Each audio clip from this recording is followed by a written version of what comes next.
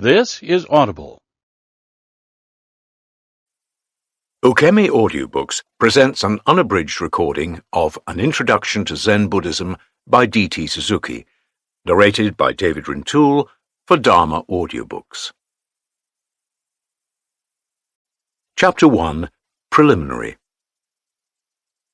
Buddhism, in its course of development, has completed a form which distinguishes itself from its original type, so greatly indeed that we are justified in emphasizing its historical division into two schools, Hinayana and Mahayana, or the lesser vehicle and the greater vehicle of salvation. As a matter of fact, the Mahayana, with all its varied formulae, is no more than a developed form of Buddhism and traces back its final authority to its Indian founder, the great Buddha Shakyamuni. When this developed form of the Mahayana was introduced into China and then into Japan, it achieved further development in these countries. This achievement was no doubt due to the Chinese and Japanese Buddhist leaders who knew how to apply the principles of their faith to the ever-varying conditions of life and to the religious needs of the people. And this elaboration and adaptation on their part has still further widened the gap that has already been in existence between the Mahayana and its type. To be accurate, the fundamental ideas of the Mahayana are expounded in the Prajnaparamita group of Buddhist literature, the earliest of which must have appeared at the latest within 300 years of the Buddha's death. The germs are no doubt in the writings belonging to Buddhism. Only their development, that is, a conscious grasp of them as most essential in the teachings of the founder, could not be effected without his followers actually living the teachings for some time through the variously changing conditions of life. Thus, enriched in experience and matured in reflection, the Indian Buddhists came to have the Mahayana form of Buddhism as distinguished from its primitive or original form. In India, two Mahayana schools are known, the Madhyamika of Nagarjuna and the Vinyaptimatra or Yogacara of Asanga and Vasubandhu. In China, more schools developed, the Tendai, Tiantai, the Kegon, Avatamsaka, the Jodo, Qingtu, the Zen, Chan, etc. In Japan we have besides these the Hokke, the Shingon, the Shin, the Ji, etc. All these schools or sects belong to the Mahayana wing of Buddhism. End of footnote. At present, the Mahayana form may be said not to display, superficially at least, those features most conspicuously characteristic of original Buddhism. For this reason, there are people who would declare that this branch of Buddhism is in reality no Buddhism in the sense that the latter is commonly understood. My contention, however, is this: anything that has life in it is an organism, and it is in the very nature of an organism that it never remains in the same state of existence. An acorn is quite different, even as a young oak with tender leaves just out of its protective shell is quite different from a full-grown tree so stately and gigantic and towering up to the sky. But throughout these varying phases of change, there is a continuation of growth and unmistakable marks of identity, whence we know that one and the same plant has passed through many stages of becoming. The so-called primitive Buddhism is the seed. Out of it, Far Eastern Buddhism has come into existence with the promise of still further growth. Scholars may talk of historical Buddhism, but my subject here is to see Buddhism not only in its historical development, but from the point of view of its still vitally concerning us as a quickening spiritual force in the Far East. Among the many sects of Buddhism that have grown up, especially in China and Japan, we find a unique order claiming to transmit the essence and spirit of Buddhism directly from its author, and this not through any secret document or by means of any mysterious rite. This order is one of the most significant aspects of Buddhism, not only from the point of view of its historical importance and spiritual vitality, but from the point of view of its most original and stimulating manner of demonstration. The doctrine of the Buddha heart, Buddha Hridaya, is its scholastic name, but more commonly it is known as Zen. That Zen is not the same as dhyana, though the term Zen is derived from the Chinese transliteration channa, zenna in Japanese, of the original Sanskrit, will be explained later on. This school is unique in various ways in the history of religion. Its doctrines, theoretically stated, may be said to be those of speculative mysticism, but they are presented and demonstrated in such a manner that only those initiates who, after long training, have actually gained an insight into the system can understand their ultimate signification. To those who have not acquired this penetrating knowledge, that is, to those who have not experienced Zen in their everyday active life, its teachings, or rather its utterances, assume quite a peculiar, uncouth, and even enigmatical aspect. Such people, looking at Zen more or less conceptually, consider Zen utterly absurd and ludicrous, or deliberately making itself unintelligible in order to guard its apparent profundity against outside criticism. But, according to the followers of Zen, its apparently paradoxical statements are not artificialities contrived to hide themselves behind a screen of obscurity, but simply because the human tongue is not an adequate organ for expressing the deepest truths of Zen. The latter cannot be made the subject of logical exposition. They are to be experienced in the inmost soul, when they become, for the first time, intelligible. In point of fact, no plainer and more straightforward expressions than those of Zen have ever been made by any other branch of human experience. Coal is black. This is plain enough. But Zen protests coal is not black. This is also plain enough, and indeed even plainer than the first positive statement when we come right down to the truth of the matter. Personal experience, therefore, is everything in Zen. No ideas are intelligible to those who have no backing of experience. This is a platitude. A baby has no ideas, for its mentality is not yet so developed as to experience anything in the way of ideas.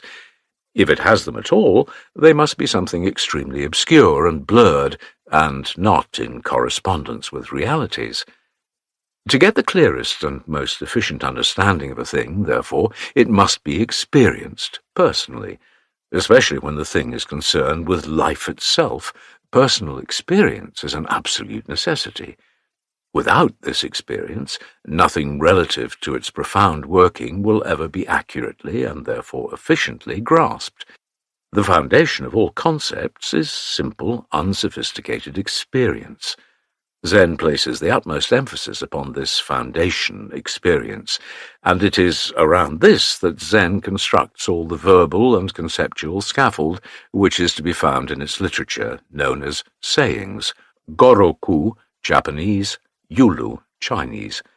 Though the scaffold affords a most useful means to reach the inmost reality, it is still an elaboration and artificiality. We lose its whole significance when it is taken for a final reality. The nature of the human understanding compels us not to put too much confidence in the superstructure.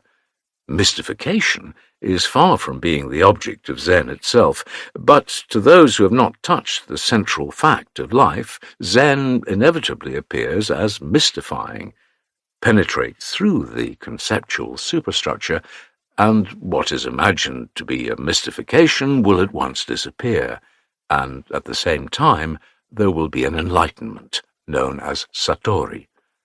Zen, therefore, most strongly and persistently insists on an inner spiritual experience. It does not attach any intrinsic importance to the sacred sutras or to their exegeses by the wise and learned. Personal experience is strongly set against authority and objective revelation, and as the most practical method of attaining spiritual enlightenment, the followers of Zen propose the practice of dhyana, known as zazen in Japanese. Footnote: za means to sit, and zazen may be summarily taken as meaning to sit in meditation. What it exactly signifies will be seen later in connection with the description of the meditation hall, Zendo, Japanese, Chantang, Chinese. End of footnote. A few words must be said here in regard to the systematic training by Zen of its followers in the attainment of the spiritual insight, which has been referred to before as the foundation experience of Zen. For this is where Zen preeminently distinguishes itself from other forms of mysticism. To most mystics, such spiritual experience, so intensely personal, comes as something sporadic, isolated, and unexpected. Christians use prayer, or mortification, or contemplation, so-called, as the means of bringing this on themselves, and leave its fulfillment to divine grace. But as Buddhism does not recognize a supernatural agency in such matters, the Zen method of spiritual training is practical and systematic. From the beginning of its history in China, there has been such a tendency, well marked, but as time went on, a regular system has finally come into existence, and the Zen school at present has a thoroughgoing method for its followers to train themselves in the attainment of their object. Herein lies the practical merit of Zen. While it is highly speculative on the one hand, its methodical discipline on the other hand produces most fruitful and beneficial results on moral character. We sometimes forget its highly abstract character when it is expressed in connection with the facts of our everyday practical life.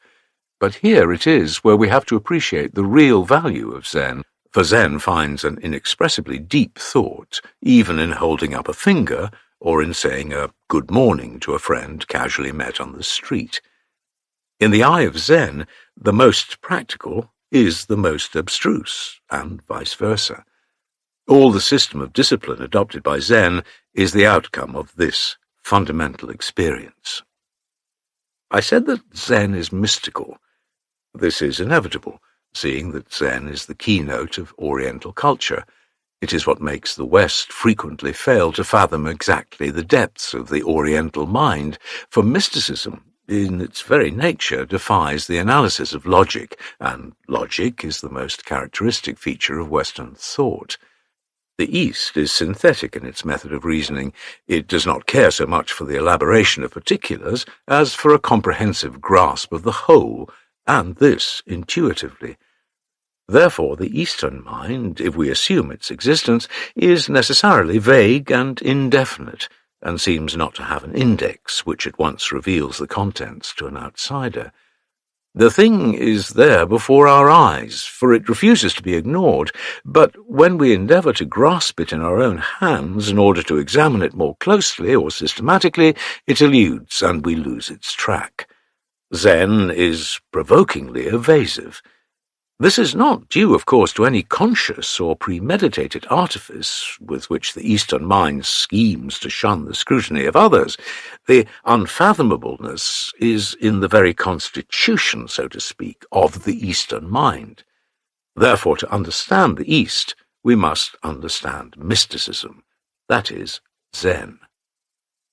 It is to be remembered, however, that there are various types of mysticism, rational and irrational, speculative and occult, sensible and fantastic. When I say that the East is mystical, I do not mean that the East is fantastic, irrational, and altogether impossible to bring within the sphere of intellectual comprehension. What I mean is simply that in the working of the Eastern mind there is something calm, quiet, silent, undisturbable, which appears as if always looking into eternity. This quietude and silence, however, does not point to mere idleness or inactivity. The silence is not that of the desert shorn of all vegetation, nor is it that of a corpse forever gone to sleep and decay. It is the silence of an eternal abyss, in which all contrasts and conditions are buried.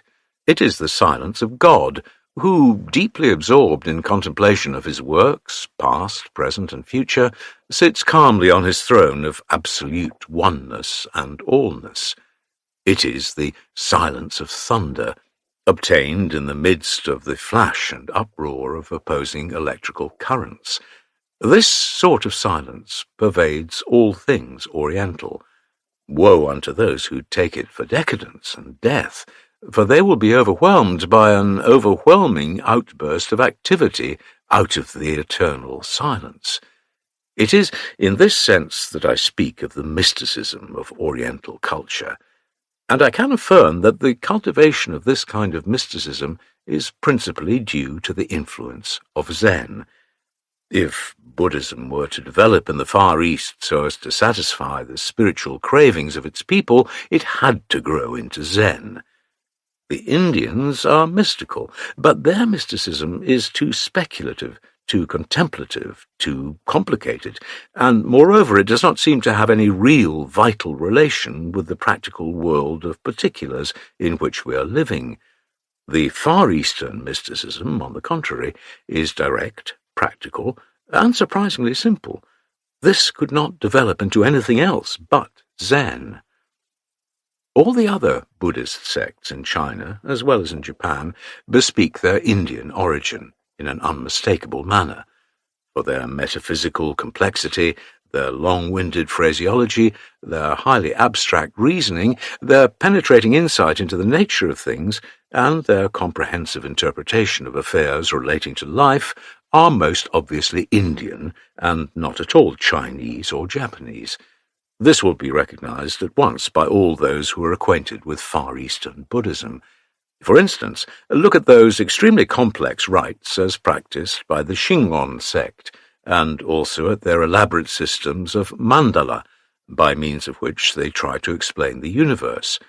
No Chinese or Japanese mind would have conceived such an intricate network of philosophy without being first influenced by Indian thought. Then observe how highly speculative is the philosophy of the Madhyamika, the Tendai, Chentai in Chinese, or Kegon, Avatamska, or Gandavyuha in Sanskrit. Their abstraction and logical acumen are truly amazing. These facts plainly show that those sects of Far Eastern Buddhism are at bottom foreign importations. But when we come to Zen, after a survey of the general field of Buddhism, we are compelled to acknowledge that its simplicity, its directness, its pragmatic tendency, and its close connection with everyday life stand in remarkable contrast to the other Buddhist sects. Undoubtedly, the main ideas of Zen are derived from Buddhism, and we cannot but consider it a legitimate development of the latter, but this development has been achieved in order to meet the requirements peculiarly characteristic of the psychology of the Far Eastern people. The spirit of Buddhism has left its highly metaphysical superstructure in order to become a practical discipline of life. The result is Zen. Therefore, I make bold to say that in Zen are found systematized, or rather crystallized, all the philosophy, religion, and life itself of the Far Eastern people, especially of the Japanese. Chapter 2. What is Zen? Before proceeding to expound the teachings of Zen at some length in the following pages, let me answer some of the questions which are frequently raised by critics concerning the real nature of Zen. Is Zen a system of philosophy, highly intellectual and profoundly metaphysical, as most Buddhist teachings are? I have already stated that we find in Zen all the philosophy of the East crystallized, but this ought not to be taken as meaning that Zen is a philosophy in the ordinary application of the term. Zen is decidedly not a system founded upon logic and analysis.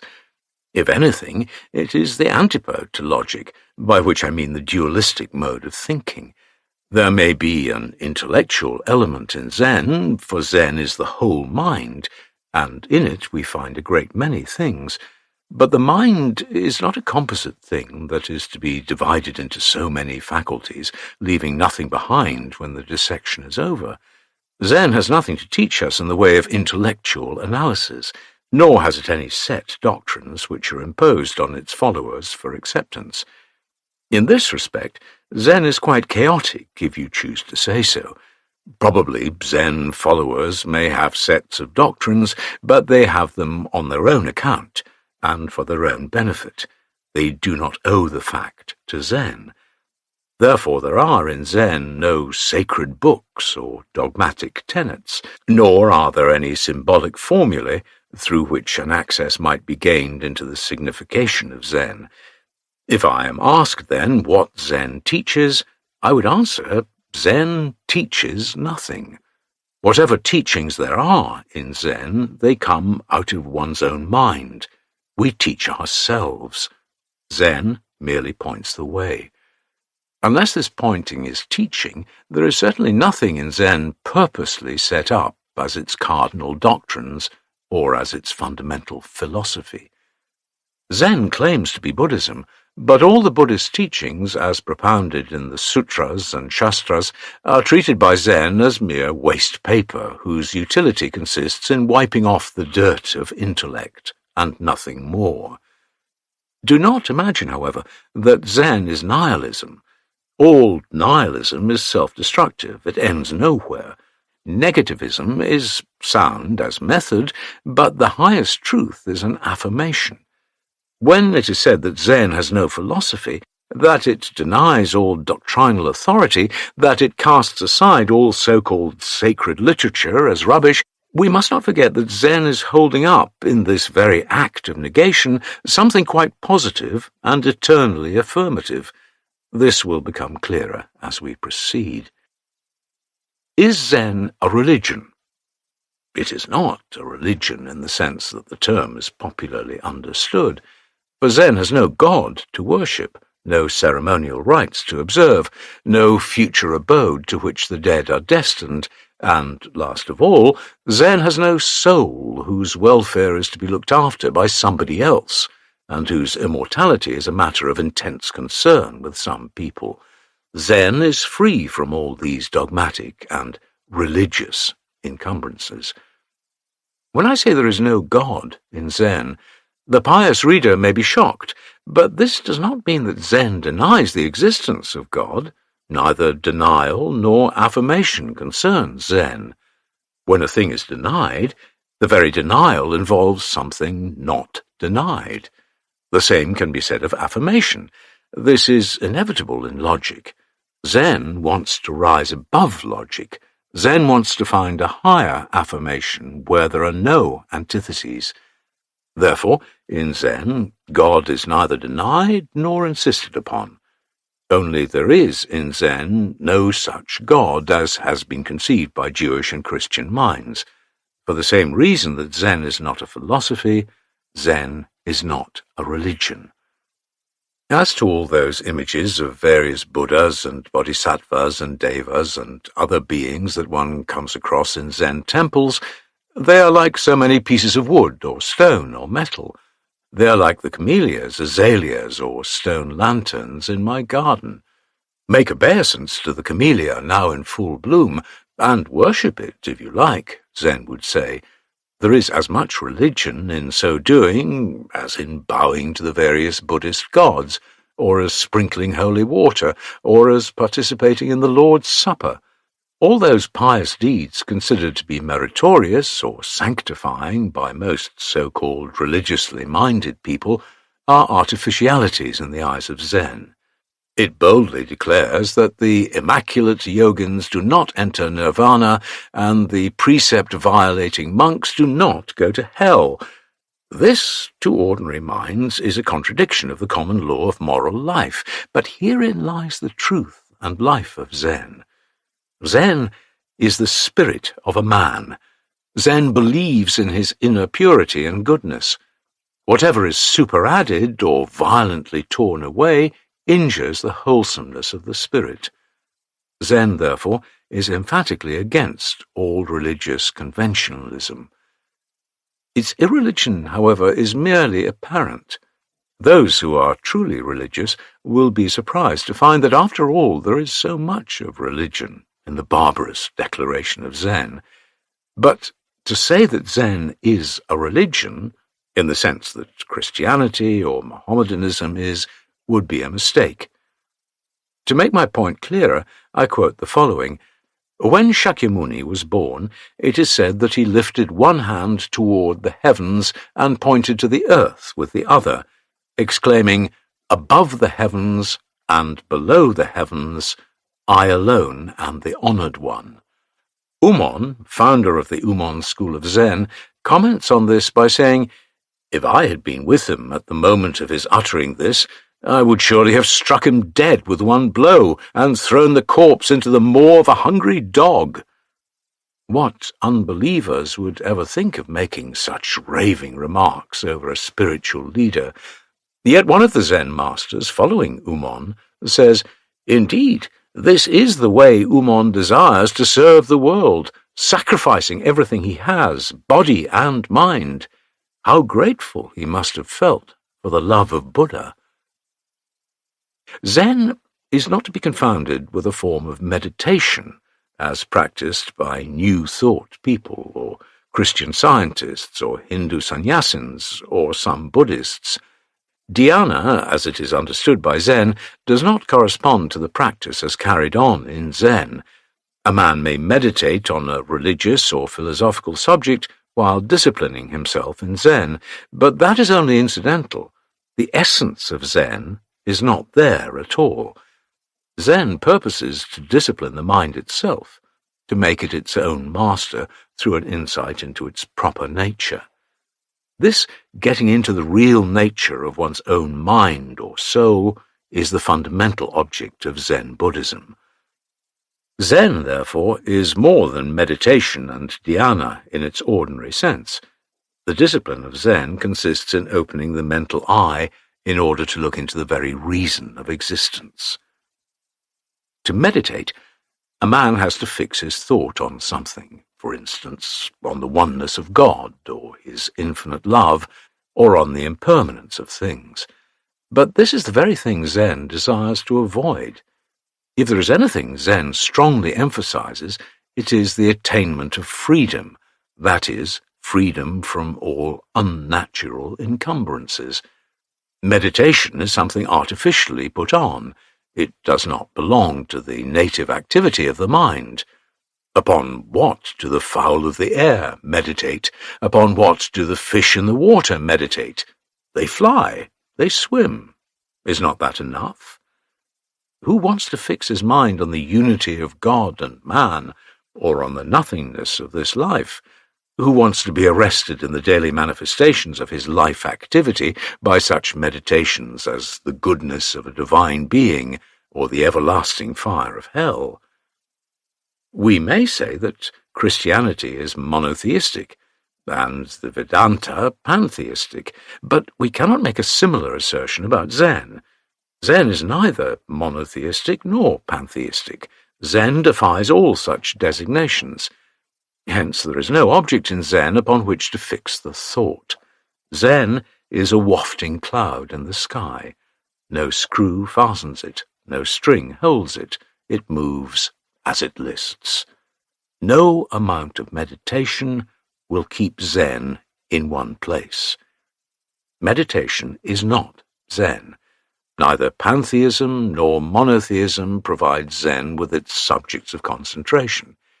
If Zen is monotheistic, it may tell its followers to meditate on the oneness of things, where all differences and inequalities, enveloped in the all-illuminating brightness of the divine light, are obliterated. If Zen were pantheistic, it would tell us that every meanest flower in the field reflects the glory of God. But what Zen says is, after all things are reduced to oneness, where would that one be reduced? Zen wants to have one's mind free and unobstructed. Even the idea of oneness or allness is a stumbling block and a strangling snare which threatens the original freedom of the spirit. Zen, therefore, does not ask us to concentrate our thought on the idea that a dog is God, or that 3 pounds of flax are divine. When Zen does this, it commits itself to a definite system of philosophy, and there is no more Zen. Zen just feels fire warm and ice cold, because when it freezes we shiver and welcome fire. The feeling is all in all, as Faust declares. All our theorization fails to touch reality. But the feeling here must be understood in its deepest sense, or in its purest form. Even to say that this is the feeling means that Zen is no more there. Zen defies all concept-making. That is why Zen is difficult to grasp. Whatever meditation Zen may propose, then, will be to take things as they are, to consider Snow white and the raven black. When we speak of meditation, we in most cases refer to its abstract character. That is, meditation is known to be concentration of the mind on some highly generalized proposition, which is, in the nature of things, not always closely and directly connected with the concrete affairs of life. Zen perceives or feels and does not abstract nor meditate. Zen penetrates and is finally lost in the immersion. Meditation, on the other hand, is outspokenly dualistic and consequently inevitably superficial.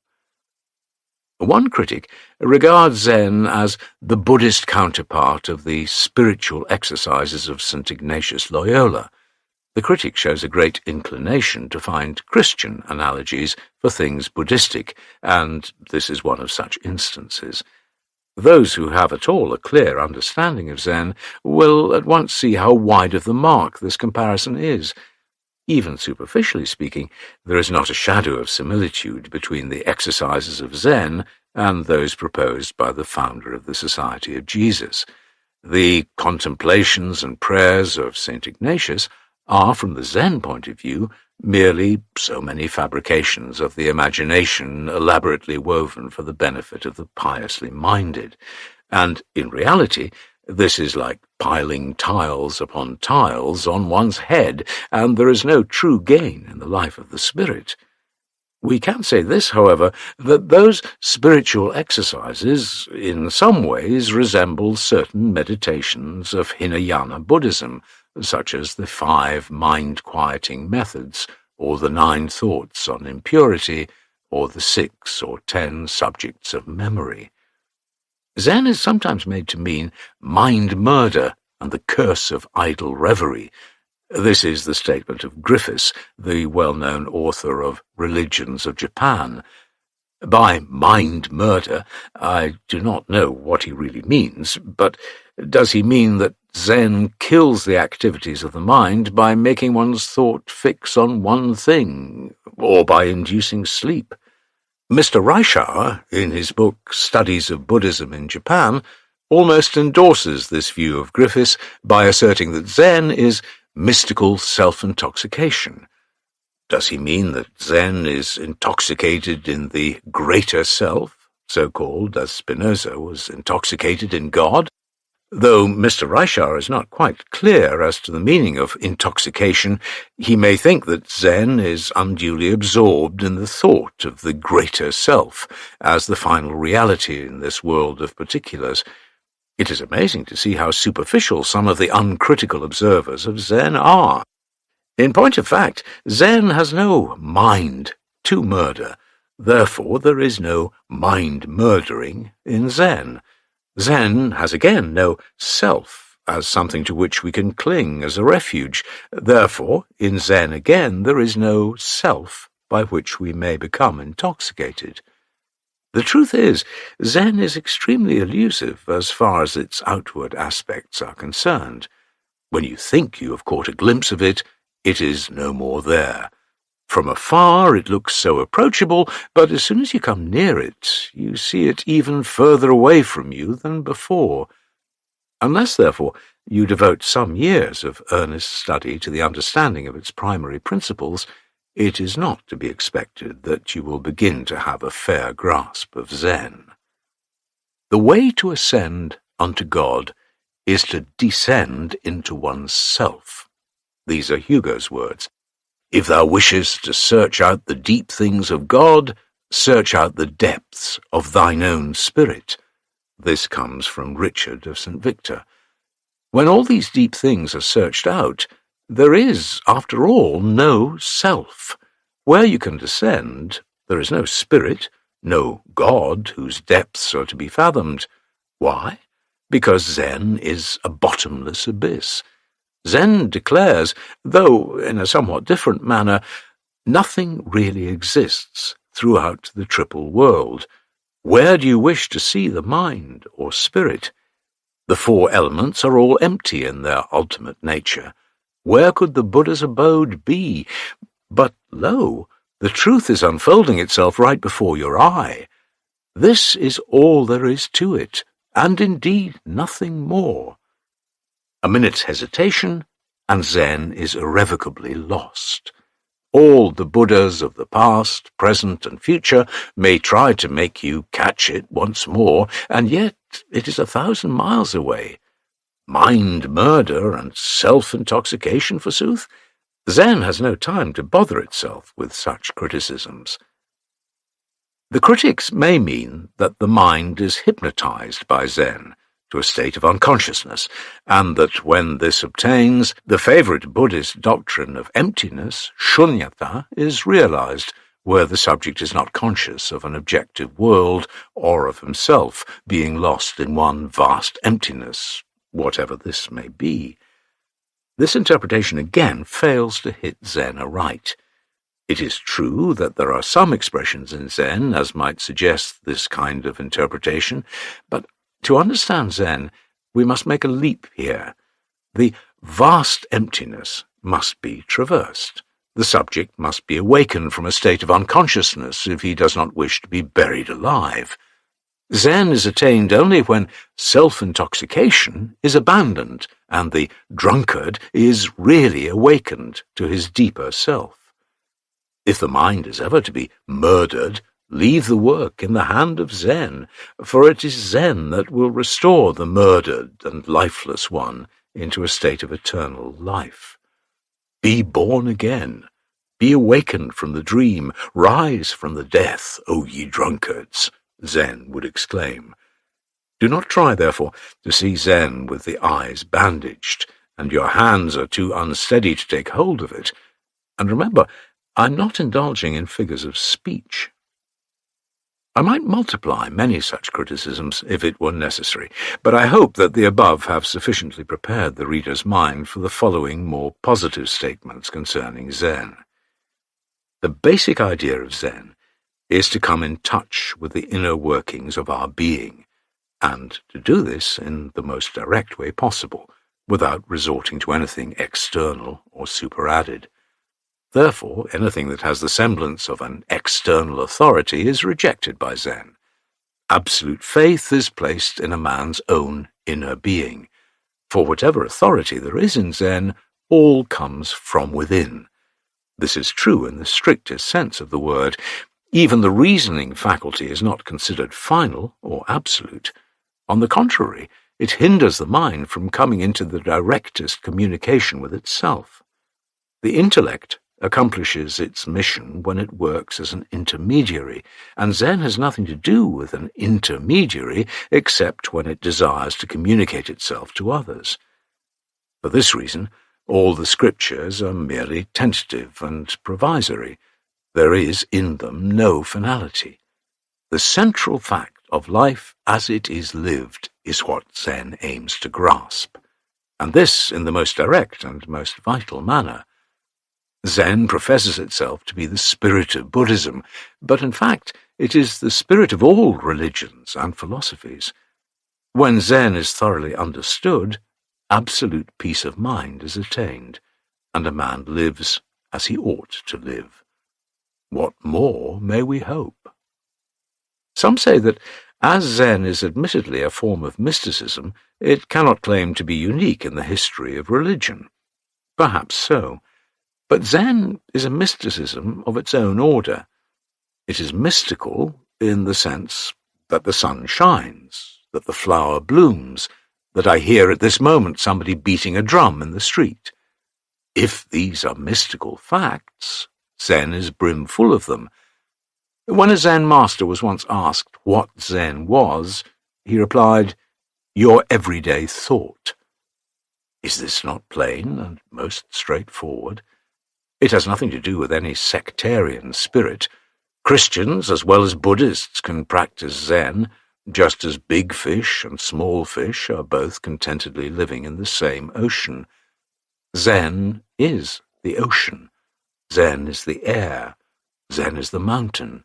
Zen is thunder and lightning, the spring flower, summer heat, and winter snow. Nay, more than that, Zen is the man.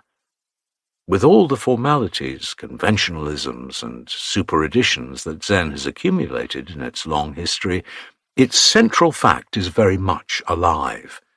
The special merit of Zen lies in this, that we are still able to see into this ultimate fact without being biased by anything. As has been said before, what makes Zen unique, as it is practiced in Japan, is its systematic training of the mind. Ordinary mysticism has been too erratic a product, and apart from one's ordinary life. This Zen has revolutionized. What was up in the heavens, Zen has brought down to earth. With the development of Zen, mysticism has ceased to be mystical. It is no more than the spasmodic product of an abnormally endowed mind. For Zen reveals itself in the most uninteresting and uneventful life of a plain man of the street, recognizing the fact of living in the midst of life as it is lived. Zen systematically trains the mind to see that. It opens a man's eye to the greatest mystery as it is daily and hourly performed. It enlarges the heart to embrace eternity of time and infinity of space in its every palpitation. It makes us live in the world as if walking in the Garden of Eden. And all these spiritual feats are accomplished without resorting to any doctrines, but by simply asserting in the most direct way the truth that lies in our inner being. Whatever else Zen may be, it is practical and commonplace, and at the same time most living. An ancient master, wishing to show what Zen is, lifted one of his fingers. Another kicked a ball, and a third slapped the face of his questioner. If the inner truth that lies deep in us is thus demonstrated, is not Zen the most practical and direct method of spiritual training ever resorted to by any religion? And is not this practical method also a most original one? Indeed, Zen cannot be anything else but original and creative, because it refuses to deal with concepts, but deals with living facts of life. When conceptually understood, the lifting of a finger is one of the most ordinary incidents in everybody's life. But when it is viewed from the Zen point of view, it vibrates with divine meaning and creative vitality. So long as Zen can point out this truth in the midst of our conventional and conception-bound existence, we must say that it has its reason of being. The following quotation from a letter of Yengo, Yuan Wu in Chinese, 1566 to 1642, may answer to a certain extent the question asked in the beginning of this chapter: what is Zen? It is presented right to your face, and at this moment the whole thing is handed over to you. For an intelligent fellow, one word should suffice to convince him of the truth of it, but even then error has crept in. Much more so when it is committed to paper and ink, or given up to wordy demonstration or to logical quibble, then it slips farther away from you. The great truth of Zen is possessed by everybody. Look into your own being and seek it not through others. Your own mind is above all forms. It is free and quiet and sufficient. It eternally stamps itself in your 6 senses and 4 elements. In its light, all is absorbed. Hush the dualism of subject and object. Forget both. Transcend the intellect. Sever yourself from the understanding, and directly penetrate deep into the identity of the Buddha mind. Outside of this, there are no realities. Therefore, when Bodhidharma came from the West, he simply declared, directly pointing to one's own soul, my doctrine is unique and is not hampered by the canonical teachings. It is the absolute transmission of the true seal. Zen has nothing to do with letters, words, or sutras. It only requests you to grasp the point directly, and therein to find your peaceful abode. When the mind is disturbed, the understanding is stirred, things are recognized, notions are entertained, ghostly spirits are conjured, and prejudices grow rampant. Zen will then forever be lost in the maze. The wise Sekizo said, "Stop all your hankerings. Let the mildew grow on your lips. Make yourself like unto a perfect piece of immaculate silk. Let your one thought be eternity. Let yourself be like dead ashes, cold and lifeless. Again, let yourself be like an old censer in a deserted village shrine." Putting your simple faith in this, discipline yourself accordingly. Let your body and mind be turned into an inanimate object of nature, like a stone or a piece of wood. When a state of perfect motionlessness and unawareness is obtained, all the signs of life will depart, and also every trace of limitation will vanish. Not a single idea will disturb your consciousness, when, lo, all of a sudden you will come to realize a light abounding in full gladness. It is like coming across a light in thick darkness. It is like receiving treasure in poverty.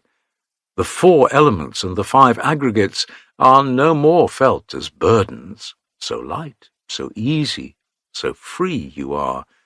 Your very existence has been delivered from all limitations. You have become open, light, and transparent. You gain an illuminating insight into the very nature of things, which now appear to you as so many fairy-like flowers, having no graspable realities. Here is manifested the unsophisticated self, which is the original face of your being. Here is shown, all bare, the most beautiful landscape of your birthplace. There is but one straight passage, open and unobstructed, through and through. This is so when you surrender all, your body, your life, and all that belongs to your inmost self. This is where you gain peace, ease, non-doing, and inexpressible delight. All the sutras and shastras are no more than communications of this fact. All the sages, ancient as well as modern, have exhausted their ingenuity and imagination to no other purpose than to point the way to this. It is like unlocking the door to a treasury. When the entrance is once gained, every object coming into your view is yours. Every opportunity that presents itself is available for your use. For are they not, however multitudinous, all possessions obtainable within the original being of yourself? Every treasure there is but waiting your pleasure and utilization. This is what is meant by once gained, eternally gained, even unto the end of time. Yet really, there is nothing gained. What you have gained is no gain, and yet there is something truly gained in this. Chapter 3. Is Zen nihilistic? In the history of Zen, Yeno, Huineng, 638 to 713, traditionally considered the 6th patriarch of the Zen sect in China, cuts a most important figure. In fact, he is the founder of Zen as distinguished from the other Buddhist sects then existing in China. The standard set up by him as the true expression of Zen faith is this stanza.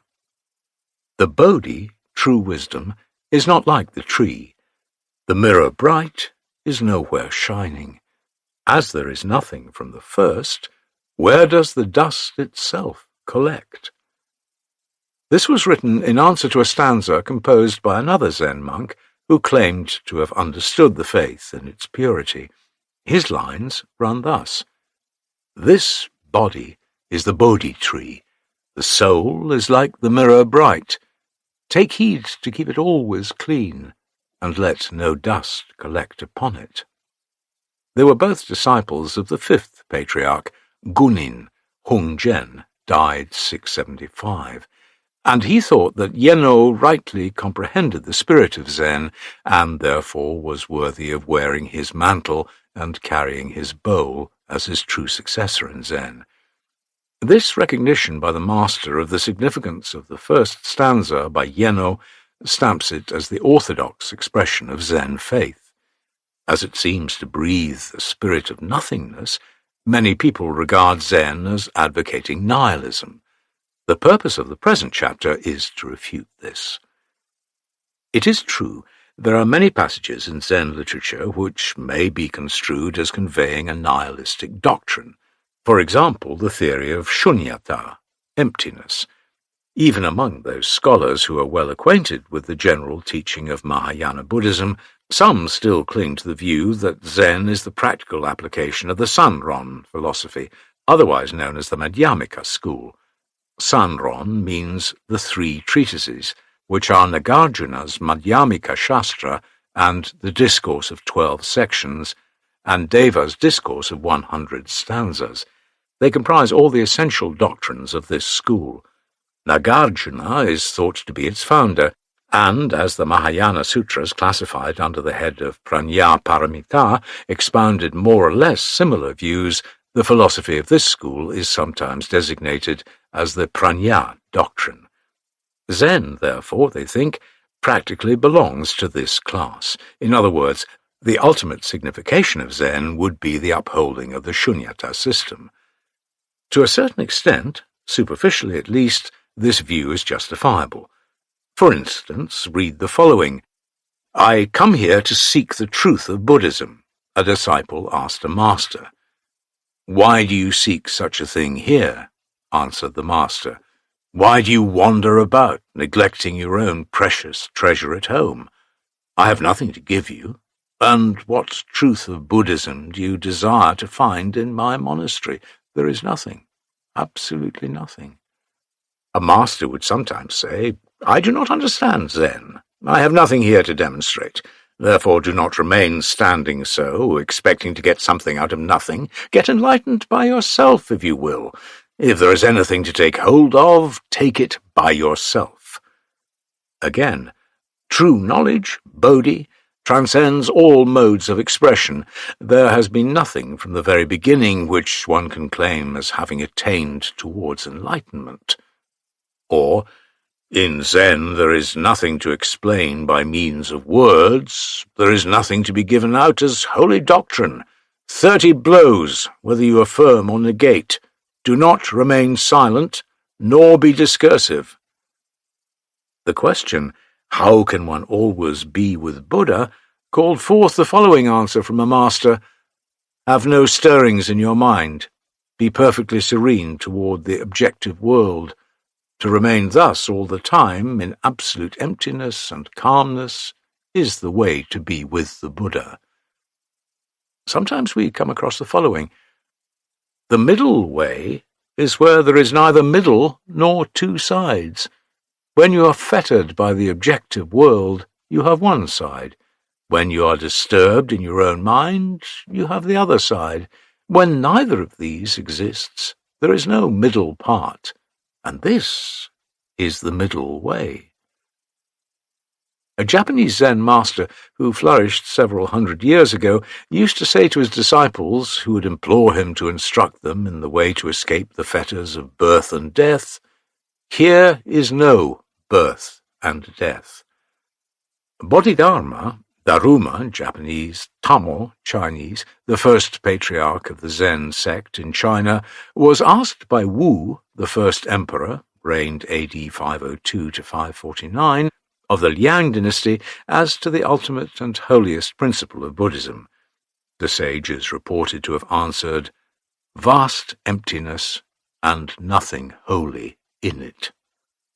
These are passages taken at random from the vast store of Zen literature, and they seem to be permeated with the ideas of emptiness, shunyata, nothingness, nasti, quietude, shanti, no thought, achinta, and other similar notions, all of which we may regard as nihilistic or as advocating negative quietism.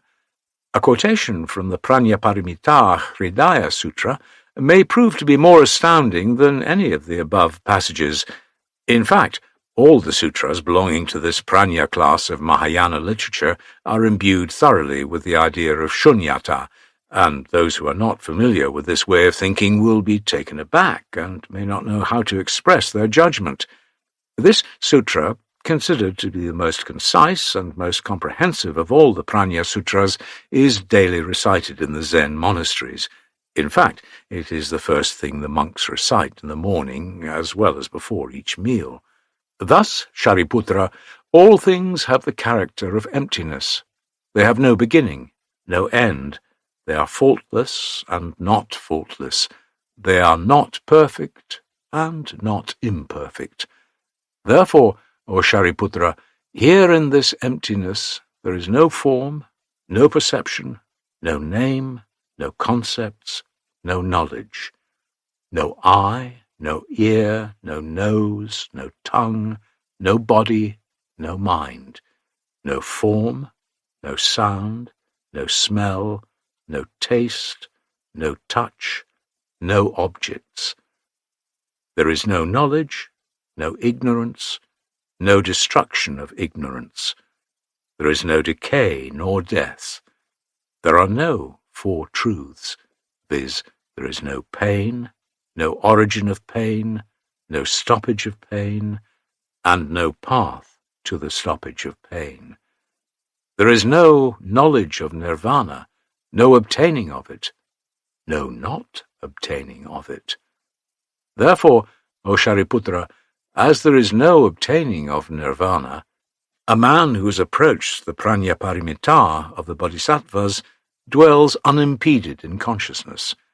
When the impediments of consciousness are annihilated, then he becomes free of all fear, is beyond the reach of change, enjoying final nirvana.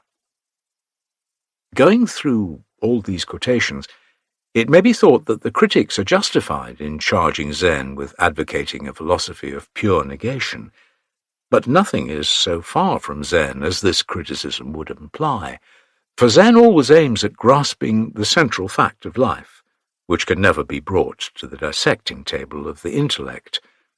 To grasp this central fact of life, Zen is forced to propose a series of negations. Mere negation, however, is not the spirit of Zen, but as we are so accustomed to the dualistic way of thinking, this intellectual error must be cut at its root.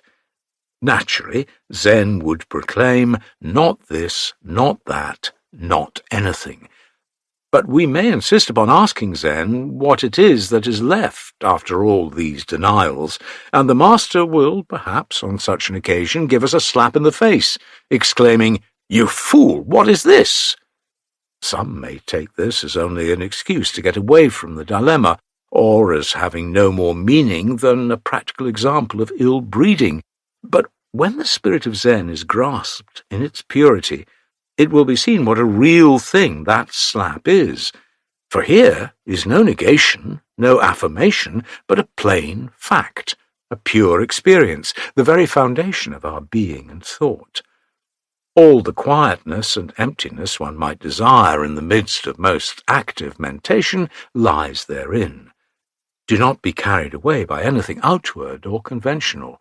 Zen must be seized with bare hands, with no gloves on. Zen is forced to resort to negation because of our innate ignorance, avidya, which tenaciously clings to the mind as wet clothes do to the body. Ignorance is all very well as far as it goes, but it must not go out of its proper sphere. Ignorance is another name for logical dualism. White is snow and black is the raven. But these belong to the world and its ignorant way of talking. If we want to get to the very truth of things, we must see them from the point where this world has not yet been created, where the consciousness of this and that has not yet been awakened, and where the mind is absorbed in its own identity, that is, in its serenity and emptiness. This is a world of negations, but leading to a higher or absolute affirmation, an affirmation in the midst of negations. Snow is not white, the raven is not black, yet each in itself is white or black. This is where our everyday language fails to convey the exact meaning as conceived by Zen. Apparently, Zen negates, but it is always holding up before us something which indeed lies right before our own eyes, and if we do not pick it up by ourselves, it is our own fault.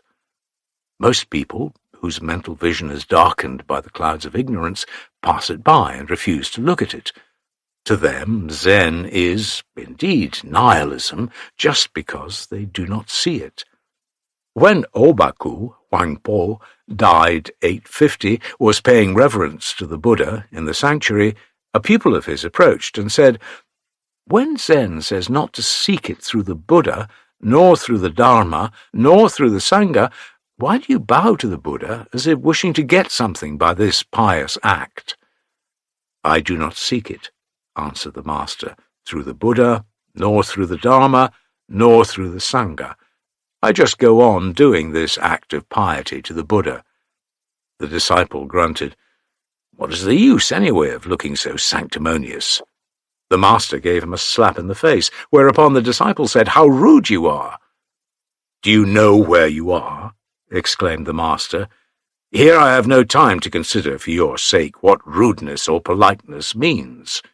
With this, another slap was given. Intelligent readers will see in this attitude of Obaku something he is anxious to communicate in spite of his apparent brusqueness to his disciple. He forbids outwardly, and yet in the spirit he is affirming. This must be comprehended if Zen is to be at all understood. The attitude of Zen towards the formal worship of God may be gleaned more clearly from Joshu's, Chaochu 778-897, remarks given to a monk who was bowing reverently before Buddha. When Joshu slapped the monk, the latter said, "Is it not a laudable thing to pay respect to Buddha?" "Yes," answered the master, "but it is better to go without even a laudable thing." Does this attitude savour of anything nihilistic and iconoclastic? Superficially, yes.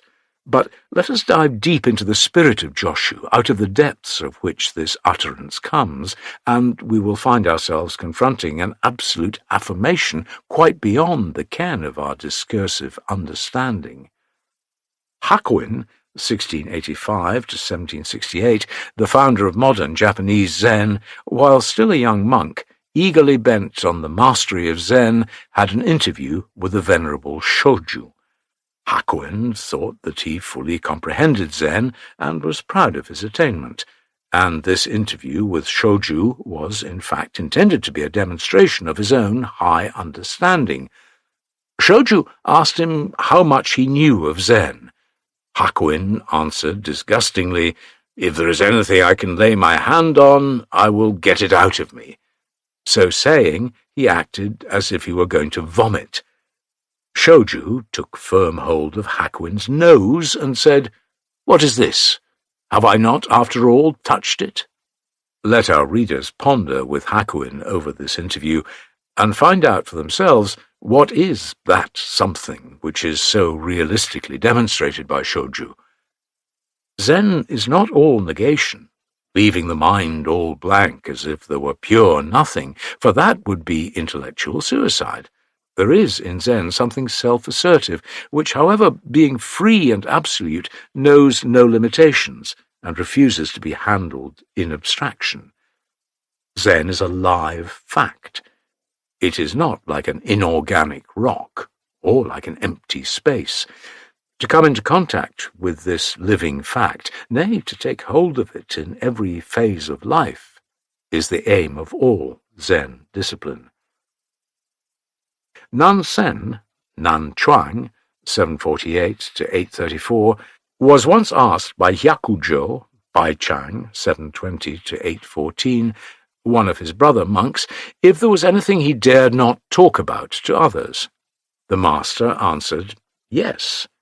Whereupon the monk continued, "What then is this something you do not talk about?"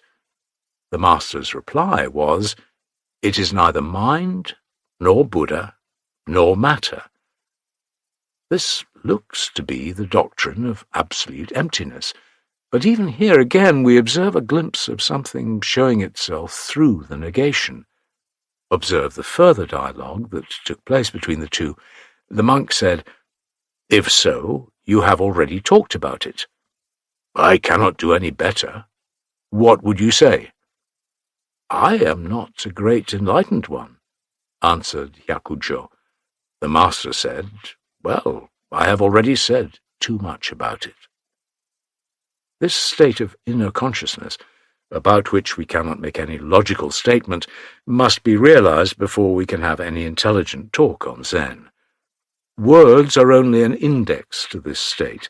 Through them we are enabled to get into its signification, but do not look to words for absolute guidance.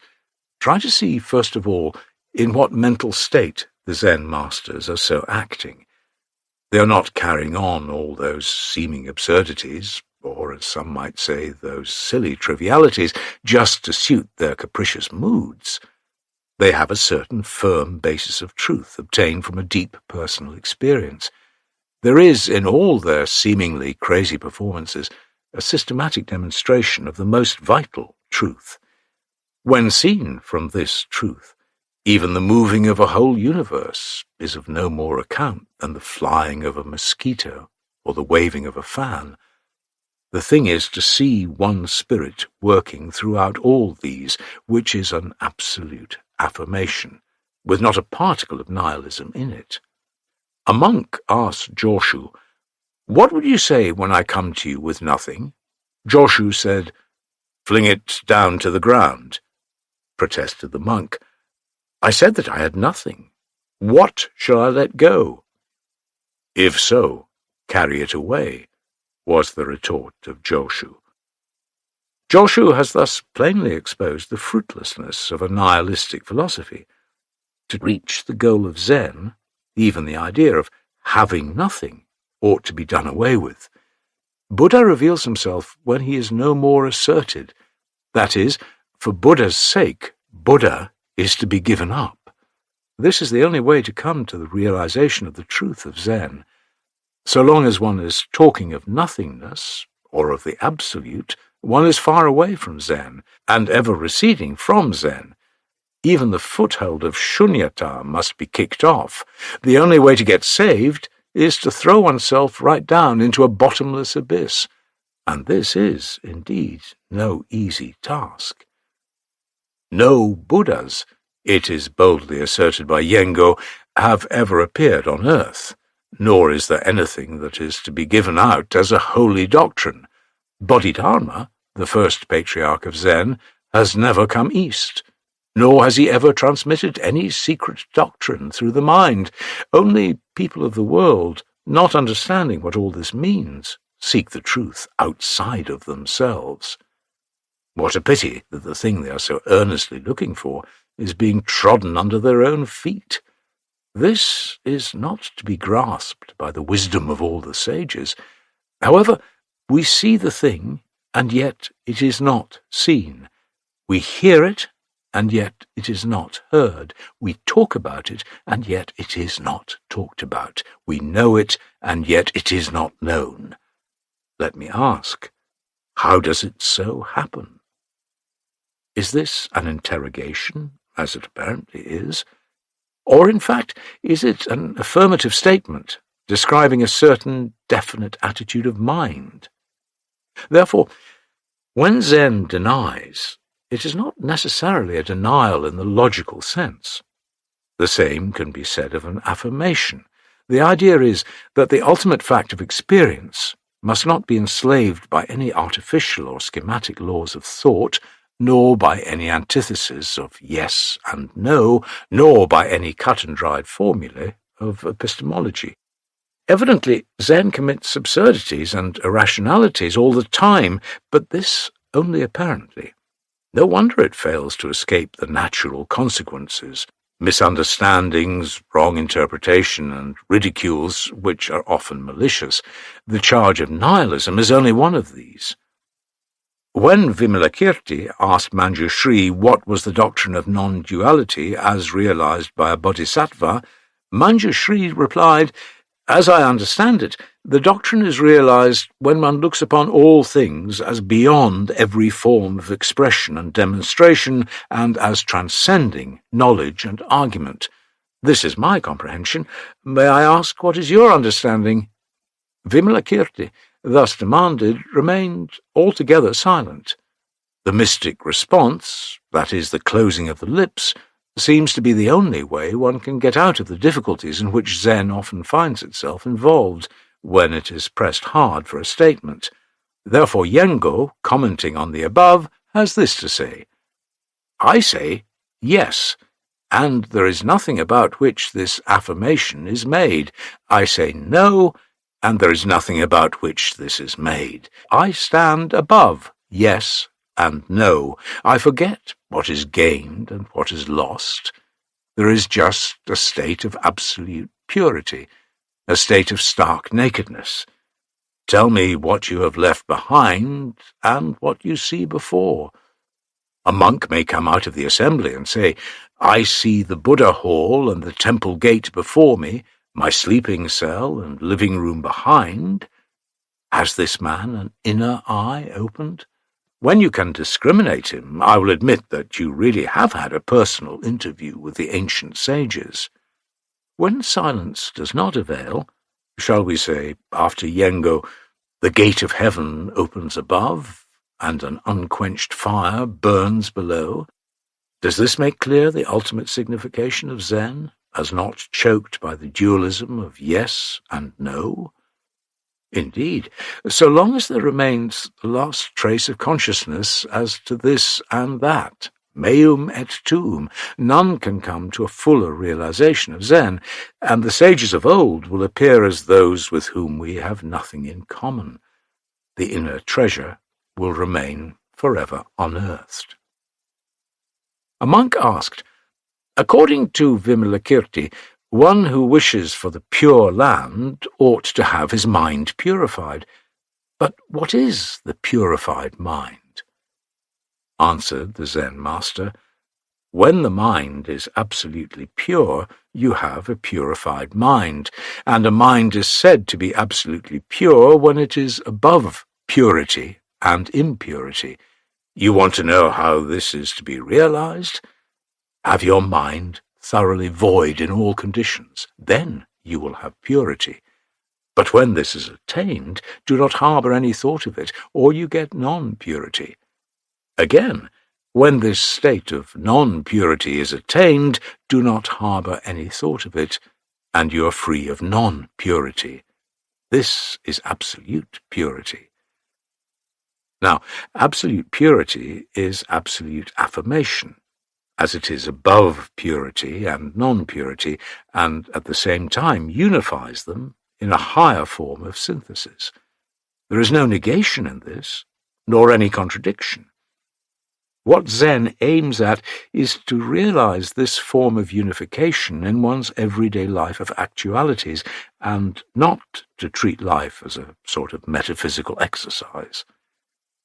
In this light, all Zen questions and answers, mondo, are to be considered. There are no quibblings, no playing at words, no sophistry. Zen is the most serious concern in the world. Let me conclude this chapter with the following quotation from one of the earliest Zen writings. Doko, Dao Kuang, a Buddhist philosopher and a student of the Vinyaptimatra, absolute idealism, came to a Zen master and asked, with what frame of mind should one discipline oneself in the truth? Said the Zen master, there is no mind to be framed, nor is there any truth in which to be disciplined. If there is no mind to be framed, and no truth in which to be disciplined, why do you have a daily gathering of monks who are studying Zen and disciplining themselves in the truth? The master replied, I have not an inch of space to spare, and where could I have a gathering of monks? I have no tongue, and how would it be possible for me to advise others to come to me? The philosopher then exclaimed, how can you tell me a lie like that to my face? When I have no tongue to advise others, Is it possible for me to tell a lie? Said Doko despairingly, I cannot follow your reasoning. Neither do I understand myself, concluded the Zen master. Chapter 4. Illogical Zen. Empty-handed I go, and behold, the spade is in my hands. I walk on foot, and yet on the back of an ox I am riding. When I pass over the bridge, lo, the water floweth not, but the bridge doth flow. This is the famous gatha of Zhenye, Shanhui, AD 497 to 469, who is commonly known as Fudaishi, and it summarily gives the point of view as entertained by the followers of Zen. Though it by no means exhausts all that Zen teaches, it indicates graphically the way toward which Zen tends. Those who desire to gain an intellectual insight, if possible, into the truth of Zen must first understand what this stanza really means.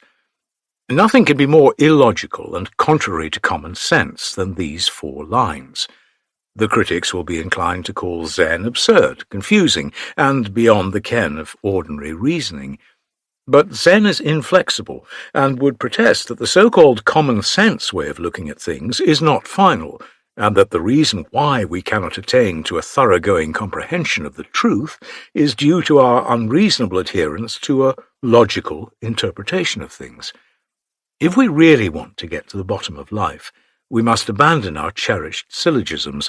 We must acquire a new way of observation whereby we can escape the tyranny of logic and the one-sidedness of our everyday phraseology. However paradoxical it may seem, Zen insists that the spade must be held in your empty hands, and that it is not the water but the bridge that is flowing under your feet. These are not, however, the only irrational statements Zen makes. There are many more equally staggering ones. Some may declare Zen irrevocably insane or silly. Indeed, what would our readers say to such assertions as the following? When Tom drinks, Dick gets tipsy. Who is the teacher of all the Buddhas, past, present, and future? John the cook. Last night a wooden horse neighed, and a stone man cut capers. Lo, a cloud of dust is rising from the ocean, and the roaring of the waves is heard over the land. Sometimes Zen will ask you such questions as the following. It is pouring now. How would you stop it? When both hands are clapped, a sound is produced. Listen to the sound of one hand. If you have heard the sound of one hand, can you make me hear it too? When we see about us mountains towering high and seas filling hollow places, why do we read in the sacred sutras that the Dharma is sameness, and there is nothing high, nothing low? Have the followers of Zen lost their senses, or are they given up to deliberate mystification? Have all these statements no inner meaning, no edifying signification, except to produce confusion in our minds? What is Zen, through these apparent trivialities and irrationalities, really driving us to comprehend? The answer is simple. Zen wants us to acquire an entirely new point of view, whereby to look into the mysteries of life and the secrets of nature. This is because Zen has come to the definite conclusion that the ordinary logical process of reasoning is powerless to give final satisfaction to our deepest spiritual needs. We generally think that A is absolute, and that the proposition A is not A, or A is B, is unthinkable. We have never been able to break through these conditions of the understanding. They have been too imposing. But now Zen declares that words are words and no more.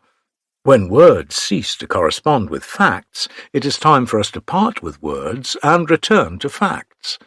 As long as logic has its practical value, it is to be made use of, but when it fails to work, or when it tries to go beyond its proper limits, we must cry, halt. Ever since the awakening of consciousness, we have endeavored to solve the mysteries of being and to quench our thirst for logic through the dualism of A and not A, that is, by calling a bridge, by making the water flow and the dust arise from the earth.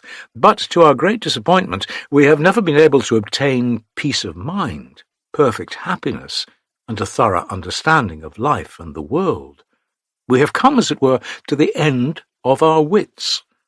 No further steps could we take which would lead us to a broader field of reality. The inmost agonies of the soul could not be expressed in words when, lo, light comes over our entire being. This is the beginning of Zen, for we now realize that A is not A after all, that logic is one-sided, that illogicality, so-called, is not, in the last analysis, necessarily illogical. What is superficially irrational has, after all, its own logic, which is in correspondence with the true state of things. Empty-handed I go, and behold, the spade is in my hands. By this we are made perfectly happy, for strangely, this contradiction is what we have been seeking for all the time, ever since the dawning of the intellect. The dawning of the intellect did not mean the assertion of the intellect, but the transcending of itself. The meaning of the proposition A is realized only when A is not A. To be itself is not to be itself. This is the logic of Zen, and satisfies all our aspirations. The flower is not red, the willow is not green. This is regarded by Zen devotees as most refreshingly satisfying. So long as we think logic final, we are chained.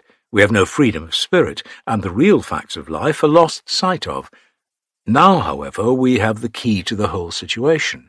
We are master of realities. Words have given up their domination over us. If we are pleased to call a spade not a spade, we have the perfect right to do so. A spade need not always remain a spade, and, moreover, this, according to the Zen master, expresses more correctly the state of reality, which refuses to be tied up to names. This breaking up of the tyranny of name and logic is at the same time spiritual emancipation, for the soul is no longer divided against itself. By acquiring the intellectual freedom, the soul is in full possession of itself. Birth and death no longer torment it, for there are no such dualities anywhere. We live even through death. Hitherto, we have been looking at things in their contradicting and differentiating aspect, and have assumed an attitude towards them in accordance with that view, that is, more or less antagonistic. But this has been revolutionized. We have at last attained the point where the world can be viewed, as it were, from within. Therefore, the iron trees are in full bloom, and in the midst of pouring rain I am not wet. The soul is thus made whole, perfect, and filled with bliss. Zen deals with facts, and not with their logical, verbal, prejudiced, and lame representations. Direct simplicity is the soul of Zen, hence its vitality, freedom, and originality. Christianity speaks of simplicity of heart, and so do other religions, but this does not always mean to be simple-hearted, or to be a simple Simon. In Zen it means not to get entangled in intellectual subtleties, not to be carried away by philosophical reasoning that is so often ingenuous and full of sophistry. It means, again, to recognize facts as facts, and to know that words are words and nothing else.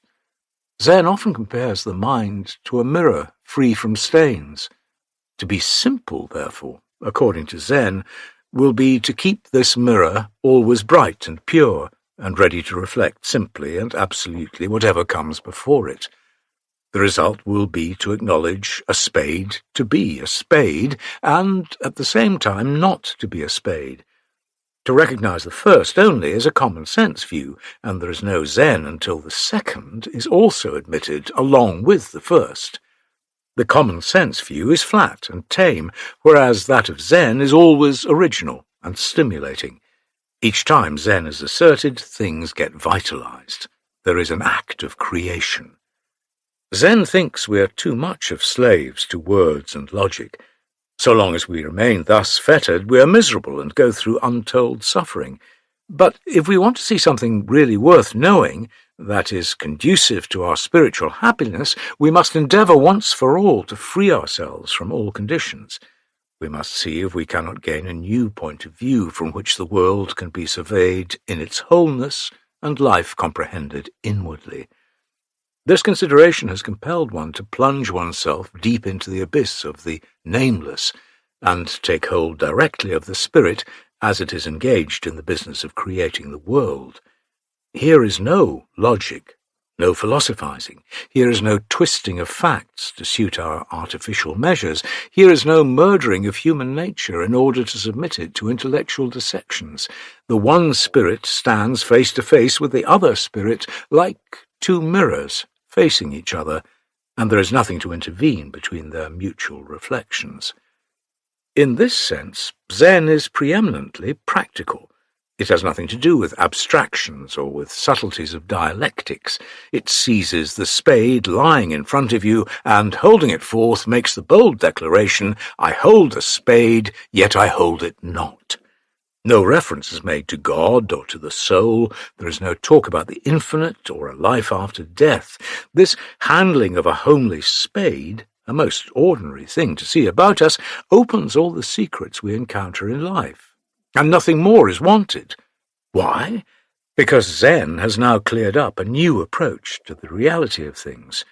When a humble flower in the crannied walls is understood, the whole universe and all things in it and out of it are understood. In Zen, the spade is the key to the whole riddle. How fresh and full of life it is, the way Zen grapples with the knottiest questions of philosophy. A noted Christian father of the early Middle Ages once exclaimed, "O poor Aristotle, thou who hast discovered for the heretics the art of dialectics, the art of building up and destroying, the art of discussing all things and accomplishing nothing, so much ado about nothing indeed. See how philosophers of all ages contradict one another. After spending all their logical acumen and analytical ingenuity on the so-called problems of science and knowledge, no wonder the same old wise man, wanting to put a stop once for all to all such profitless discussions, has boldly thrown the following bomb right into the midst of those sand-builders. Certum est quia impossibile est. You are certain that it is impossible, or more logically, credo quia absurdum est. I believe that it is absurd. Is this not an unqualified confirmation of Zen?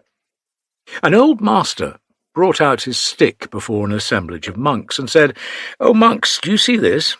If you see it, what is it you see? Would you say it is a stick? If you do, you are ordinary people, you have no Zen. But if you say, we do not see any stick, then I would say, here, I hold one, and how can you deny the fact?" There is no trifling in Zen.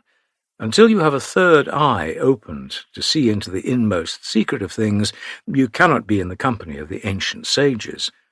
What is this third eye that sees the stick and yet sees it not? Where does one get this illogical apprehension of things? Zen says, Buddha preached 49 years, and yet his broad tongue never once moved. Can one talk without moving one's tongue? Why this absurdity? The explanation given by Gensha, Swansha, 831 to 908, follows, all those piously inclined profess to bless others in every possible way, but when they come across 3 kinds of invalids, how would they treat them? The blind cannot see even if a stick or a mallet is produced. The deaf cannot hear, however fine the preaching may be, and the dumb cannot talk, however much they are urged to do so. But if these people severally suffering cannot somehow be benefited, what good is there, after all, in Buddhism? The explanation does not seem to explain anything, after all. Perhaps Butsugen's comment may throw more light on the subject. He said to his disciples, "You each have a pair of ears. What have you ever heard with them? You each have one tongue. What have you ever preached with it? Indeed, you have never talked, you have never heard, you have never seen. From whence, then, do all these forms, voices, odours, and tastes come? That is to say, where does this world come from? If this remark still leaves us where we were before, let us see whether Umon, one of the greatest of Zen masters who ever lived, can help us. A monk came to Umon and asked to be enlightened upon the above remark by Gensha. Umon ordered him first to salute him in the formal way. When the monk stood up after prostrating himself on the ground, Umon pushed him with his stick, and the monk stepped back. The master said, "You are not blind, then?" He now told the monk to come forward, which he did. The master said, "You are not deaf, then?" He finally asked the monk if he understood what all this was about, and the latter replied, "No, sir." Umon then concluded, "You are not dumb, then?" With all these comments and gestures, are we still travelling through a terra incognita? If so, there is no other way but to go back to the beginning and repeat the stanza. Empty-handed I go, and behold the spade is in my hands. I walk on foot, and yet on the back of an ox I am riding. A few more words. The reason why Zen is so vehement in its attack on logic, and why the present work treats first of the illogical aspect of Zen, is that logic has so pervasively entered into life as to make most of us conclude that logic is life, and without it, life has no significance.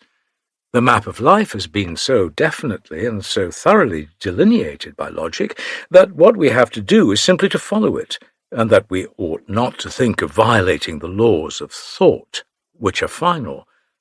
Such a general view of life has come to be held by most people, though I must say that in point of fact they are constantly violating what they think inviolable. That is to say, they are holding a spade and yet not holding it. They are making the sum of 2 and 2, sometimes 3, sometimes 5. Only they are not conscious of this fact, and imagine that their lives are logically or mathematically regulated. Zen wishes to storm this citadel of topsy-turvydom and to show that we live psychologically and biologically, and not logically. In logic, there is a trace of effort and pain. Logic is self-conscious. So is ethics, which is the application of logic to the facts of life. An ethical man performs acts of service which are praiseworthy, but he is all the time conscious of them, and moreover he may often be thinking of some future reward.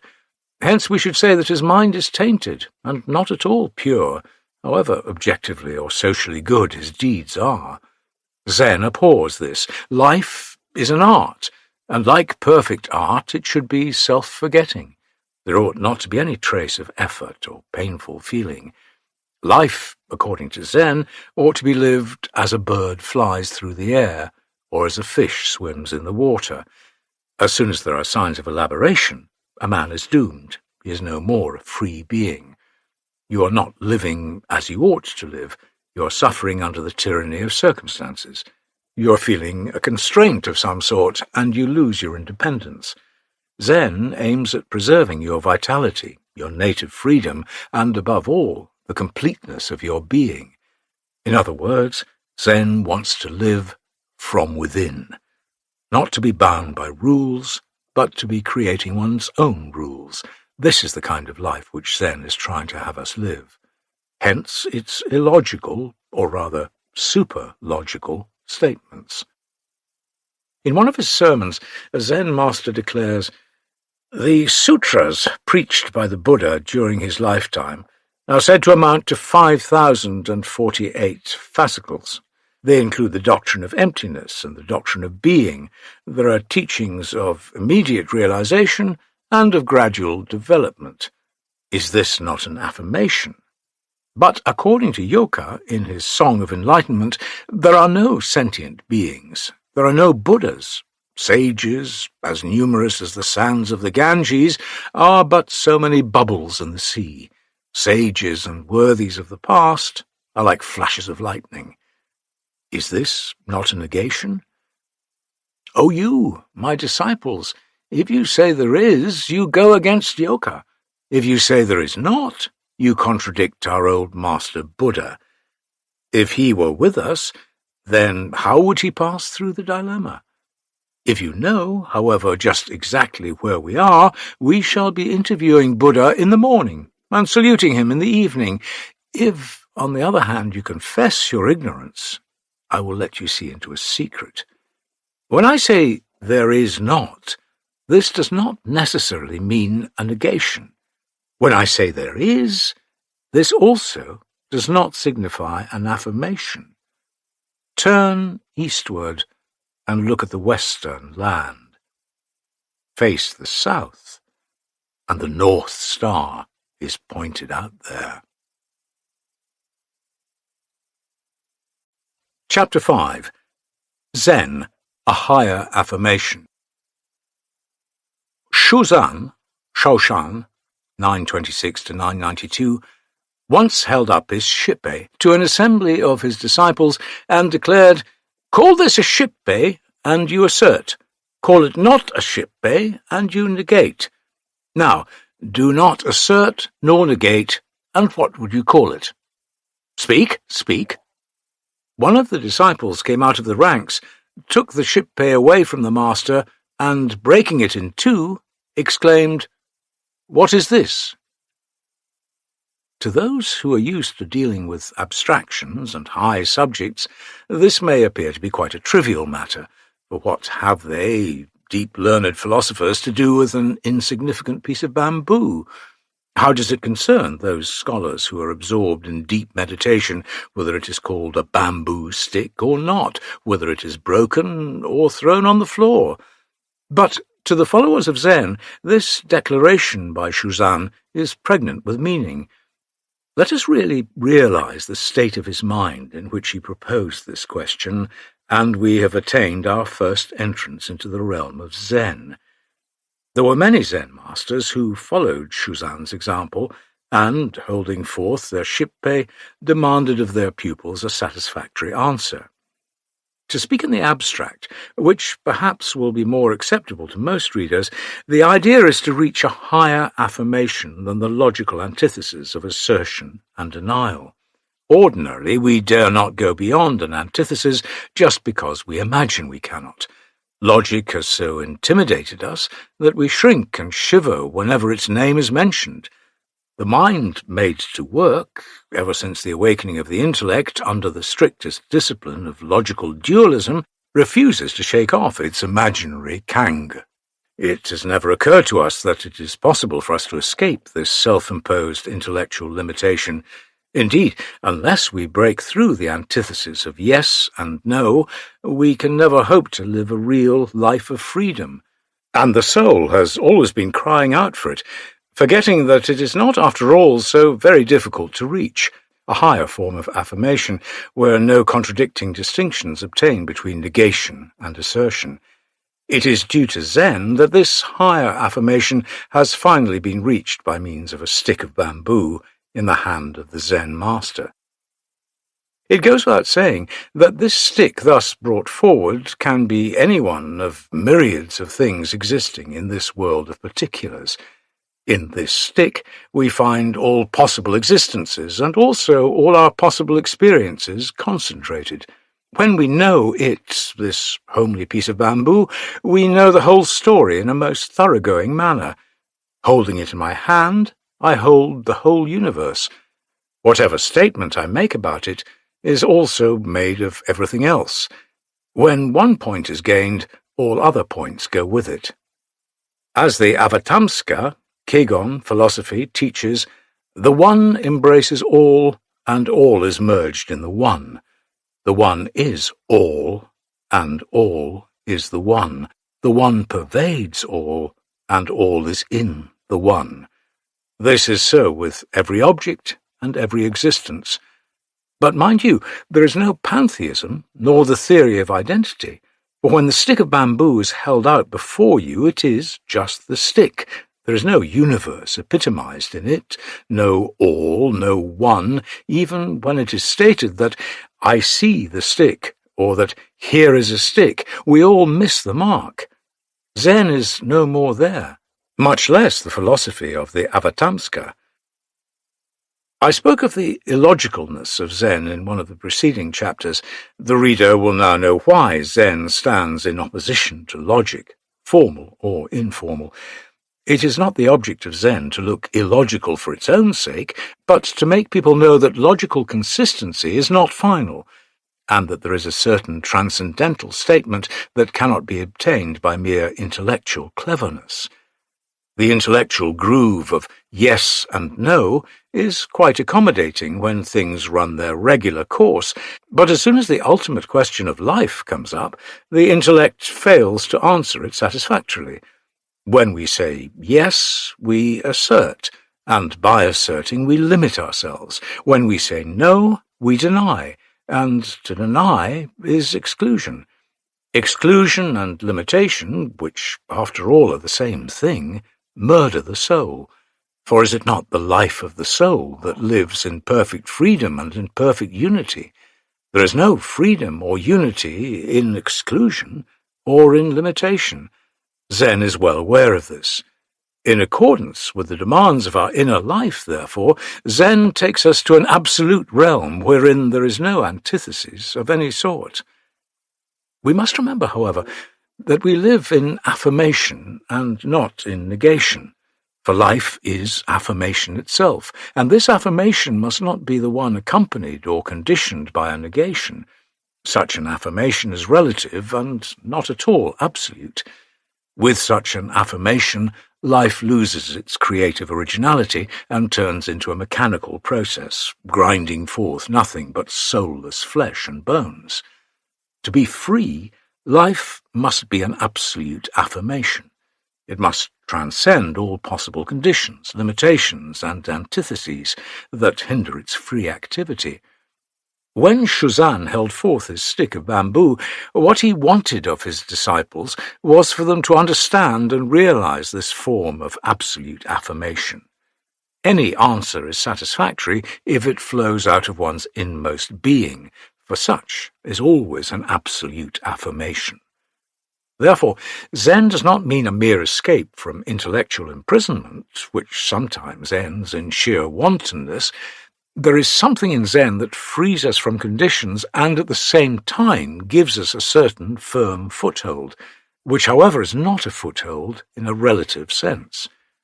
The Zen master endeavors to take away all footholds from the disciple which he has ever had since his first appearance on earth, and then to supply him with one that is really no foothold. If the stick of bamboo is not to the purpose, anything that comes handy will be made use of. Nihilism is not Zen, for this bamboo stick or anything else cannot be done away with as words and logic can. This is the point we must not overlook in the study of Zen.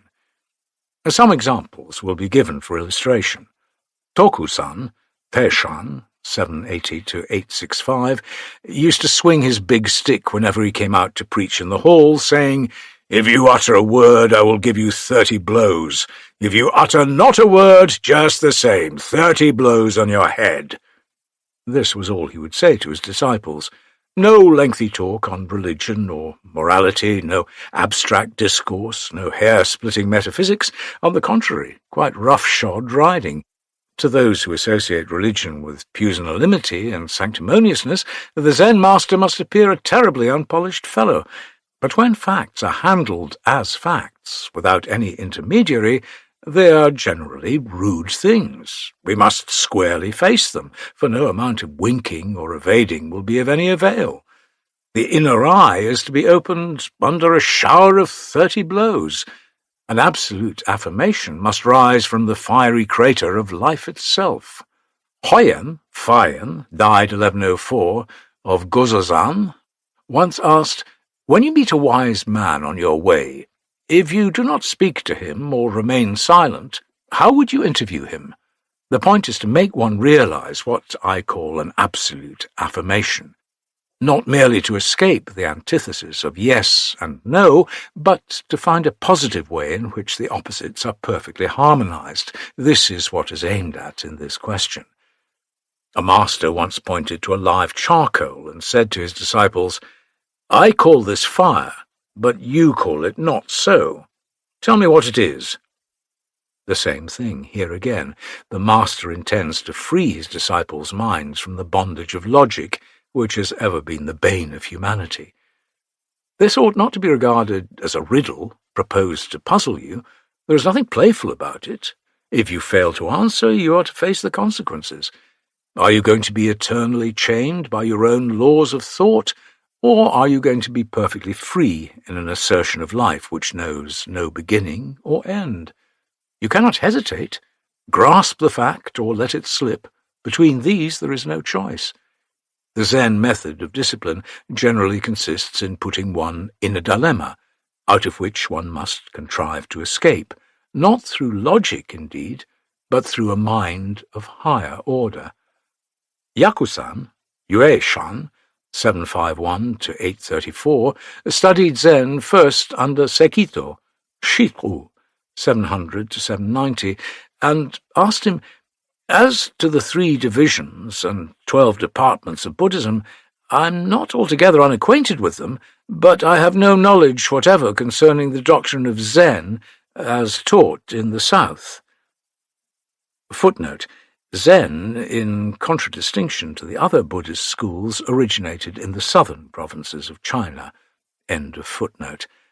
Its followers assert it to be the doctrine of directly pointing at the mind and attaining Buddhahood through a perception of its real nature. If this is so, how may I be enlightened? Sekito replied, "Assertion prevails not, nor does denial. When neither of them is to the point, what would you say?" Yakusan remained meditative, as he did not grasp the meaning of the question. The master then told him to go to Madaishi of Jiangxi, who might be able to open the monk's eye to the truth of Zen. Thereupon, the monk Yakusan went to the new teacher with the same problem. His answer was, "I sometimes make one raise the eyebrows or wink, while at other times to do so is altogether wrong." Yakusan at once comprehended the ultimate purport of this remark. When Baso asked, "What makes you come to this?" Yakusan replied, "When I was with Sekito, it was like a mosquito biting at an iron bull." Was this a satisfactory reason or explanation? How strange, this so-called affirmation.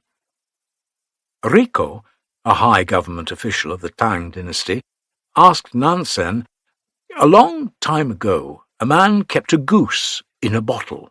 It grew larger and larger until it could not get out of the bottle any more. He did not want to break the bottle, nor did he wish to hurt the goose. How would you get it out?" The master called out, "Oh, officer!" To which Riko at once responded, "Yes, there it is out." This was the way Nansen produced the goose out of its imprisonment. Did Riko get his higher affirmation? Kyogen said, "Suppose a man climbing up a tree takes hold of a branch by his teeth, and his whole body is thus suspended. His hands are not holding anything, and his feet are off the ground. Now another man comes along and asks the man in the tree as to the fundamental principle of Buddhism. If the man in the tree does not answer, he is neglecting the questioner, but if he tries to answer, he will lose his life. How can he get out of this predicament?" While this is put in the form of a fable, its purport is like those already mentioned. If you open your mouth trying to affirm or to negate, you are lost. Zen is no more there, but merely remaining silent will not do either. A stone lying there is silent. A flower in bloom under the window is silent, but neither of them understands Zen. There must be a certain way in which silence and eloquence become identical, that is, where negation and assertion are unified in a higher form of statement. When we attain to this, we know Zen. What, then, is an absolute affirmative statement? When Hyakujo, by Chang, 720 to 814, wished to decide who would be the next chief of Takwei-shan Monastery, he called in 2 of his chief disciples, and producing a pitcher, which a Buddhist monk generally carries about him, said to them, "Do not call it a pitcher, but tell me what it is." The first one replied, "It cannot be called a piece of wood." The abbot did not consider the reply quite to the mark. Thereupon the second one came forward, lightly pushed the pitcher down, and, without making any remark, quietly left the room.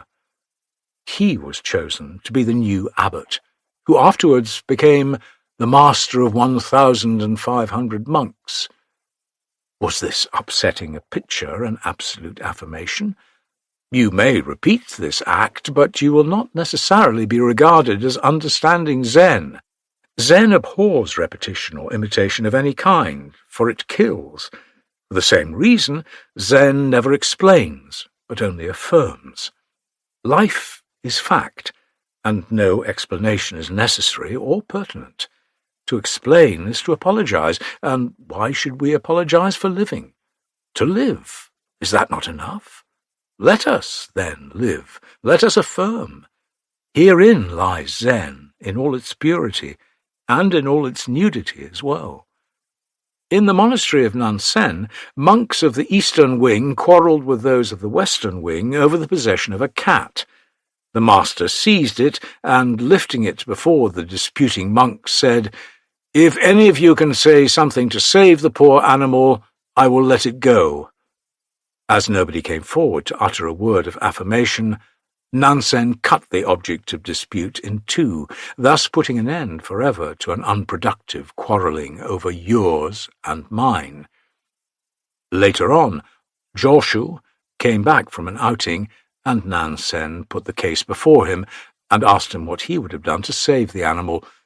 Joshu, without further ado, took off his straw sandals, and, putting them on his head, went out. Seeing this, Nansen said, "If you were here at the time, you would have saved the cat." What does all this mean? Why was a poor innocent creature sacrificed? What has Joshu's placing his sandals over his head to do with the quarrelling? Did Nansen mean to be irreligious and inhuman by killing a living being? Was Joshu really a fool to play such a strange trick? And then, absolute denial and absolute affirmation, are these really two? There is something fearfully earnest in both these actors, Joshu and Nansen. Unless this is apprehended, Zen is indeed a mere farce. The cat certainly was not killed to no purpose. If any of the lower animals is ever to attain Buddhahood, this cat was surely the one so destined. The same Joshu was once asked by a monk, "All things are reducible to the one. Where is this one to be reduced?" The master's reply was, "When I was in Tsin district, I had a monk's robe made that weighed 7 chin." This is one of the most noted sayings ever uttered by a Zen master. One may ask, is this what is meant by an absolute affirmation? What possible connection is there between a monk's robe and the oneness of things? Let me ask, you believe that all things exist in God, but where is the abode of God? Is it in Joshu's 7-chin cassock? When you say that God is here, he can no more be there. But you cannot say that he is nowhere, for by your definition God is omnipresent. So long as we are fettered by the intellect, we cannot interview God as he is. We seek him everywhere, but he ever flies away from us. The intellect desires to have him located, but it is in his very nature that he cannot be limited. Here is a great dilemma to put to the intellect, and it is an inevitable one. How shall we find the way out? Joshu's priestly robe is not ours. His way of solution cannot be blindly followed, for each of us must beat out his own track. If someone comes to you with the same question, how will you answer it? And are we not at every turn of life confronted with the same problem? And is it not ever pressing for an immediate and most practical solution? Guté's, a disciple of Chen Lung of the 9th century's favourite response to any question put to him was to lift one of his fingers. His little boy attendant imitated him, and whenever the boy was asked by strangers as to the teaching of the master, he would lift his finger. Learning of this, the master one day called the boy in and cut off his finger. The boy, in fright and pain, tried to run away, but was called back when the master held up his finger. The boy tried to imitate the master, as was his wont, but the finger was no more there, and then suddenly the significance of it all dawned upon him. Copying is slavery. The letter must never be followed, only the spirit is to be grasped. Higher affirmations live in the spirit, and where is the spirit? Seek it in your everyday experience, and therein lies abundance of proof for all you need. We read in a sutra, there was an old woman on the east side of the town who was born when the Buddha was born, and they lived in the same place throughout all their lives. The old woman did not wish to see the Buddha. If he ever approached, she tried in every way to avoid him, running up and down, hiding herself hither and thither. But one day, finding it impossible to flee from him, she covered her face with her hands, and lo, the Buddha appeared between each of her 10 fingers. Let me ask, who is this old lady? Absolute affirmation is the Buddha. You cannot fly away from it, for it confronts you at every turn, but somehow you do not recognize it until you, like Gutei's little boy, lose a finger. It is strange, but the fact remains that we are like those who die of hunger while sitting beside the rice bag, or rather like those who die of thirst while standing thoroughly drenched in the middle of the river. One master goes a step further and says that we are the rice itself and the water itself. If so, we cannot truthfully say that we are hungry or thirsty, for from the very beginning nothing has been wanting in us. A monk came to Sozan, 840 to 901, asking him to be charitable, as he was quite destitute. Sozan called out, "Oh, my venerable sir!" to which the monk immediately responded. Then said Sozan, "You have already had 3 big bowlfuls of rich, home-made chu, liquor, and yet you insist that it has never yet wetted your lips."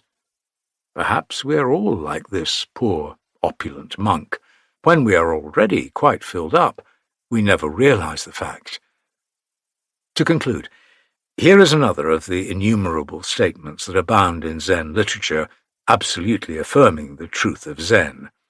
Sihai, Tsingping, 845 to 919, asked Suibi, Suiwei, what is the fundamental principle of Buddhism? Wait, said Suibi. When there is no one around, I will tell you. After a while, Seihei repeated the request, saying, There is no one here now. Pray enlighten me. Coming down from his chair, Suibi took the anxious inquirer into the bamboo grove, but said nothing. When the latter pressed for a reply, Suibi whispered, How high these bamboos are, and how short those over there. Chapter 6. Practical Zen. 1. So far, Zen has been discussed from the intellectual point of view, in order to see that it is impossible to comprehend Zen through this channel. In fact, it is not doing justice to Zen to treat it thus philosophically. Zen abhors media, even the intellectual medium. It is primarily and ultimately a discipline and an experience which is dependent on no explanation. For an explanation wastes time and energy and is never to the point. All that you get out of it is a misunderstanding and a twisted view of the thing. When Zen wants you to taste the sweetness of sugar, it will put the required article right into your mouth, and no further words are said. The followers of Zen would say, a finger is needed to point at the moon, but what a calamity it would be if one took the finger for the moon. This seems improbable, but how many times we are committing this form of error we do not know. Ignorance alone often saves us from being disturbed in our self-complacency. The business of a writer on Zen, however, cannot go beyond the pointing at the moon, as this is the only means permitted to him in the circumstances, and everything that is within his power will be done to make the subject in hand as thoroughly comprehensible as it is capable of being so made. When Zen is metaphysically treated, the reader may get somewhat discouraged about its being at all intelligible, since most people are not generally addicted to speculation or introspection. Let me approach it from quite a different point, which is perhaps more genuinely Zen-like. When Joshu was asked what the Tao, or the truth of Zen, was, he answered, "Your everyday life, that is the Tao. In other words, a quiet, self-confident and trustful existence of your own. This is the truth of Zen. And what I mean when I say that Zen is preeminently practical. It appeals directly to life, not even making reference to a soul or to God or to anything that interferes with or disturbs the ordinary course of living. The idea of Zen is to catch life as it flows. There is nothing extraordinary or mysterious about Zen. I raise my hand, I take a book from the other side of this desk, I hear the boys playing ball outside my window, I see the clouds blown away beyond the neighbouring woods. In all these I am practicing Zen. I'm living Zen. No wordy discussion is necessary, nor any explanation. I do not know why, and there is no need of explaining, but when the sun rises, the whole world dances with joy, and everybody's heart is filled with bliss. If Zen is at all conceivable, it must be taken hold of here. Therefore, when Bodhidharma was asked who he was, he said, "I do not know." This was not because he could not explain himself, nor was it because he wanted to avoid any verbal controversy, but just because he did not know what or who he was, save that he was what he was, and could not be anything else. The reason was simple enough. When Nangaku, Nanyue, 677-744, was approaching the sixth patriarch and was questioned, "What is it that thus walks toward me?" he did not know what to answer. For 8 long years he pondered the question, when one day it dawned upon him, and he exclaimed, "Even to say it is something does not hit the mark." This is the same as saying, "I do not know." Sekito once asked a disciple, Yaku-san, "What are you doing here?" "I am not doing anything," answered the latter. "If so, you're idling your time away." "Is not idling away the time doing something?" was Yaku-san's response. Sekito still pursued him. "You say you are not doing anything. Who then is this one who is doing nothing?" Yaku-san's reply was not the same as that of Bodhidharma. "Even the wisest know it not." There is no agnosticism in it, nor mysticism either, if this is understood in the sense of mystification. A plain fact is stated here in plain language. If it does not seem so to the reader, it is because he has not attained to this state of mind which enabled Bodhidharma or Sekito to make the statement.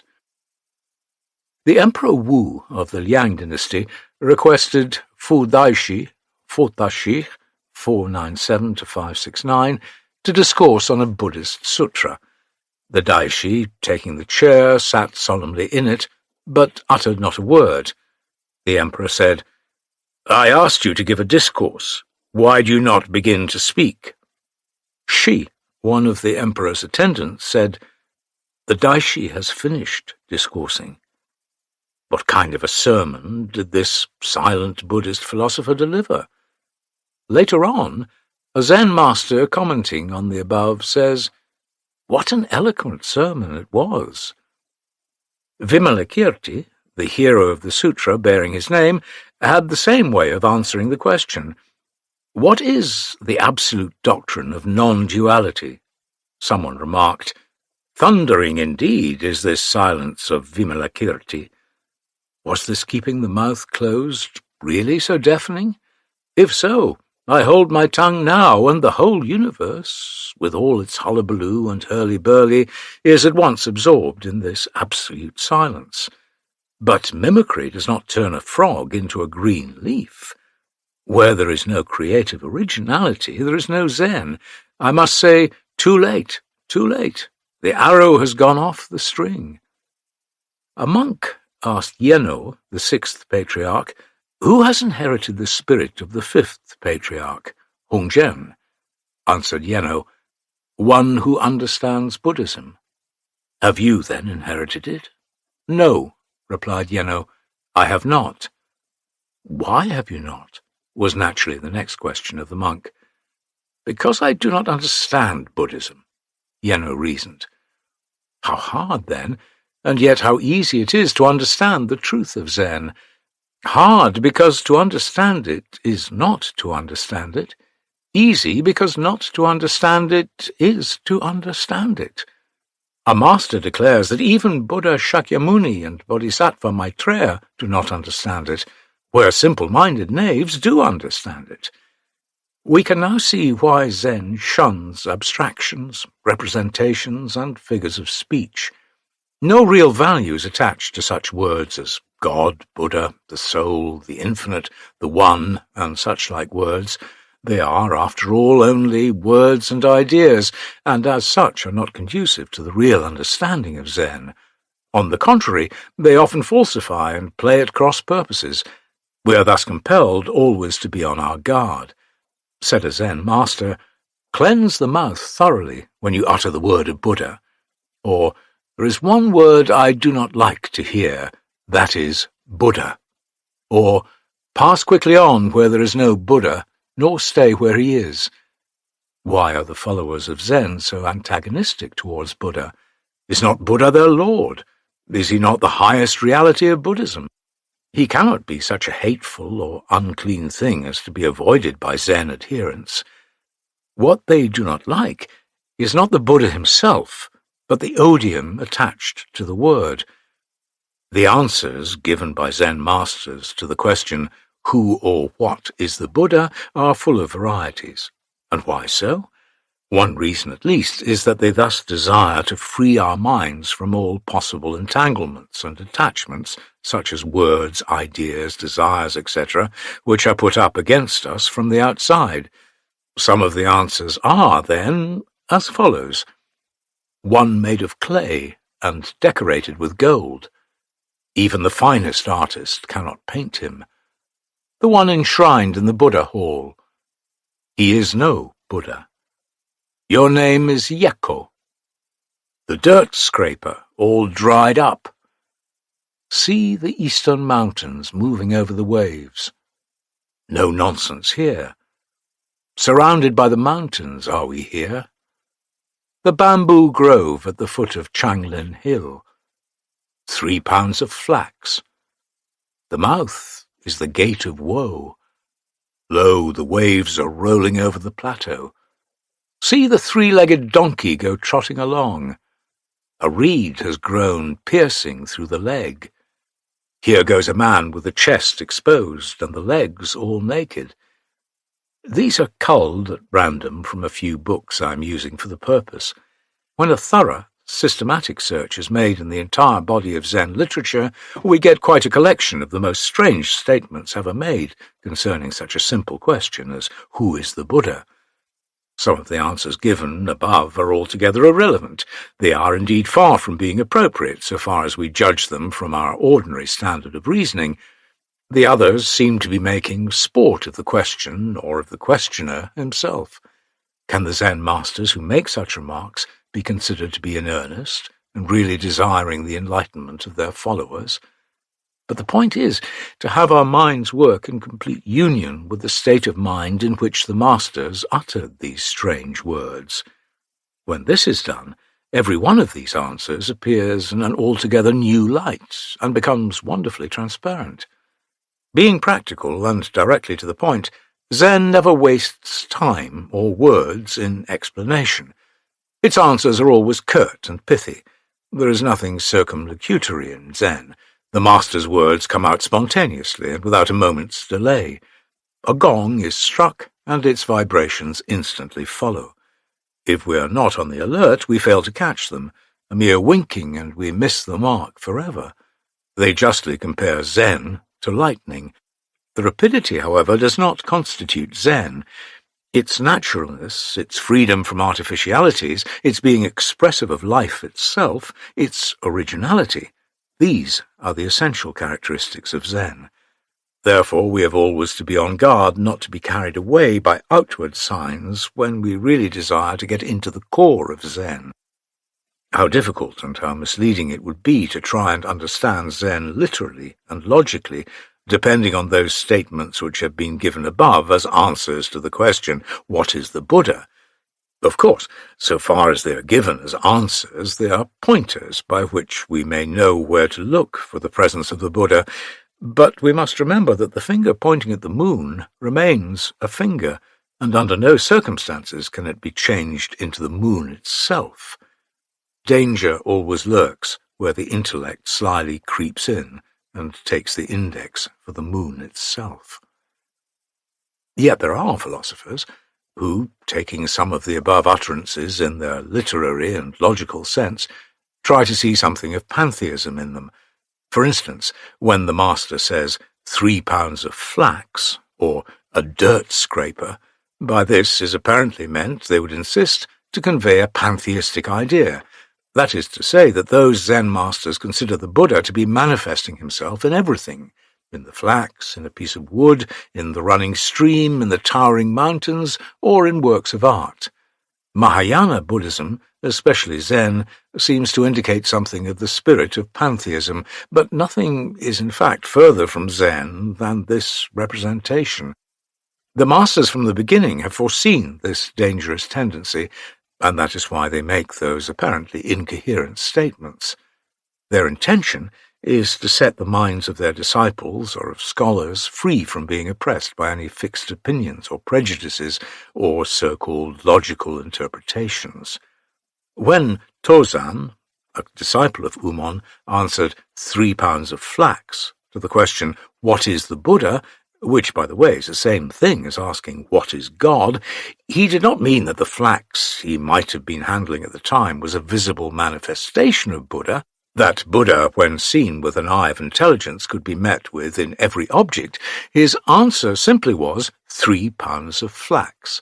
He did not imply anything metaphysical in this plain, matter-of-fact utterance. These words came out of his inmost consciousness as water flows out of a spring, or as a bud bursts forth in the sun. There was no premeditation or philosophy on his part. Therefore, if we want to grasp the meaning of 3 pounds of flax, we first have to penetrate into the inmost recess of Tozan's consciousness, and not to try to follow up his mouth. At another time he may give an entirely different answer, which might directly contradict the one already given. Logicians will naturally be nonplussed. They may declare him altogether out of mind. But the students of Zen will say, "It is raining so gently. See how fresh and green the grass is." And they know well that their answer is in full accord with Tozan's 3 pounds of flax. The following will perhaps show further that Zen is not a form of pantheism. If we understand by this any philosophy that identifies the visible universe with the highest reality, called God or mind or otherwise, and states that God cannot exist independent of his manifestations. In fact, Zen is something more than this. In Zen there is no place for time-wasting philosophical discussion. But philosophy is also a manifestation of life activity, and therefore Zen does not necessarily shun it. When a philosopher comes to be enlightened, the Zen master is never loath to meet him on his own ground. The earlier Zen masters were comparatively tolerant towards the so-called philosophers, and not so impatient as in the case of Rinzai, Linchi, died 867, or Tokusan, Teshan, 780 to 865, whose dealings with them were swift and most direct.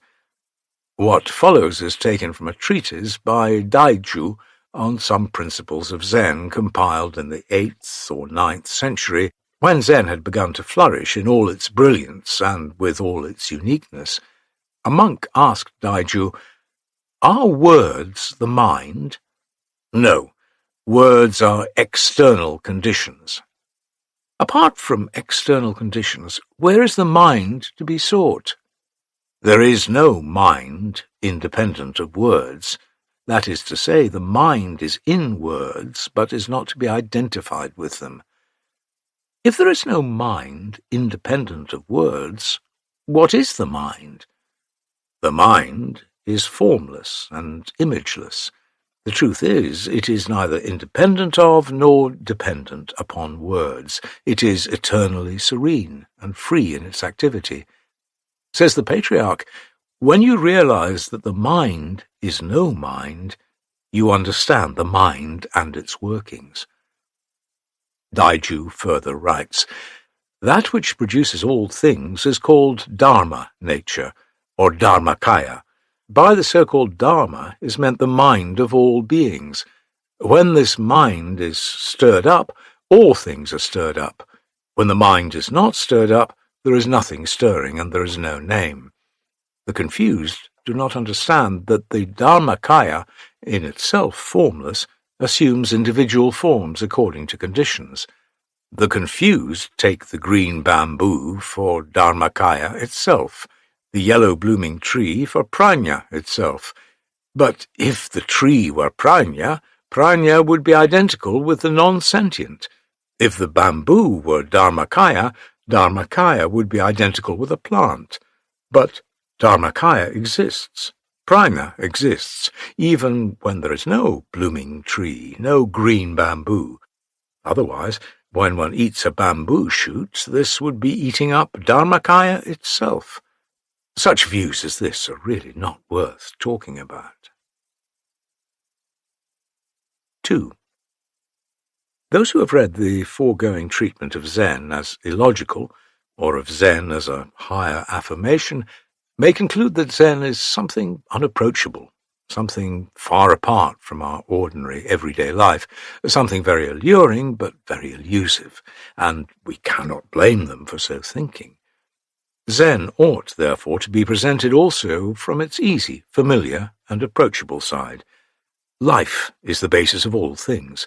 Apart from it, nothing can stand. With all our philosophy, with all our grand and enhancing ideas, we cannot escape life as we live it. Stargazers are still walking on the solid earth. What is Zen, then, when made accessible to everybody? Joshu once asked a new monk, "Have you ever been here before?" The monk answered, "Yes, sir, I have." Thereupon the master said, "Have a cup of tea." Later on, another monk came, and he asked him the same question, "Have you ever been here?" This time the answer was quite opposite. "I have never been here, sir." The old master, however, answered just as before, "Have a cup of tea." Afterwards, the Inju, the managing monk of the monastery, asked the master, "How is it that you make the same offering of a cup of tea no matter what a monk's reply is?" The old master called out, "Oh, Inju!" who at once replied, "Yes, master," whereupon Joshu said, "Have a cup of tea." Joshu, 778 to 897, was one of the most astute Zen masters during the Tang dynasty, and the development of Zen in China owes much to him. He is said to have travelled even when he was 80 years of age, his object being to perfect himself in the mastery of Zen. He died in his 120th year. Whatever utterances he made were like jewels that sparkled brightly. It was said of him, "His Zen shines upon his lips." A monk, who was still a novice, came to him and asked to be instructed in Zen. Joshu said, "Have you not had your breakfast yet?" Replied the monk, "Yes, sir, I have had it already." "If so, wash your dishes." This remark by the old master opened the novice's eye to the truth of Zen. One day he was sweeping the ground when a monk asked him, "You are such a wise and holy master. Tell me how it is that dust ever accumulates in your yard." Said the master, "It comes from the outside." Another time he was asked, "Why does this holy place attract dust?" To which his reply was, "There, another particle of dust." was a famous stone bridge at Joshu's monastery, which was one of the sights there. A stranger monk inquired of him, "I have for some time heard of your famous stone bridge, but I see no such thing here, only a plank." Said Joshu, "You see a plank and don't see a stone bridge." "Where, then, is the stone bridge?" "You have just crossed it," was the prompt reply. At another time, when Joshu was asked about this same stone bridge, his answer was, "Horses pass it, people pass it, everybody passes it." In these dialogues, do we only see trivial talks about ordinary things of life and nature?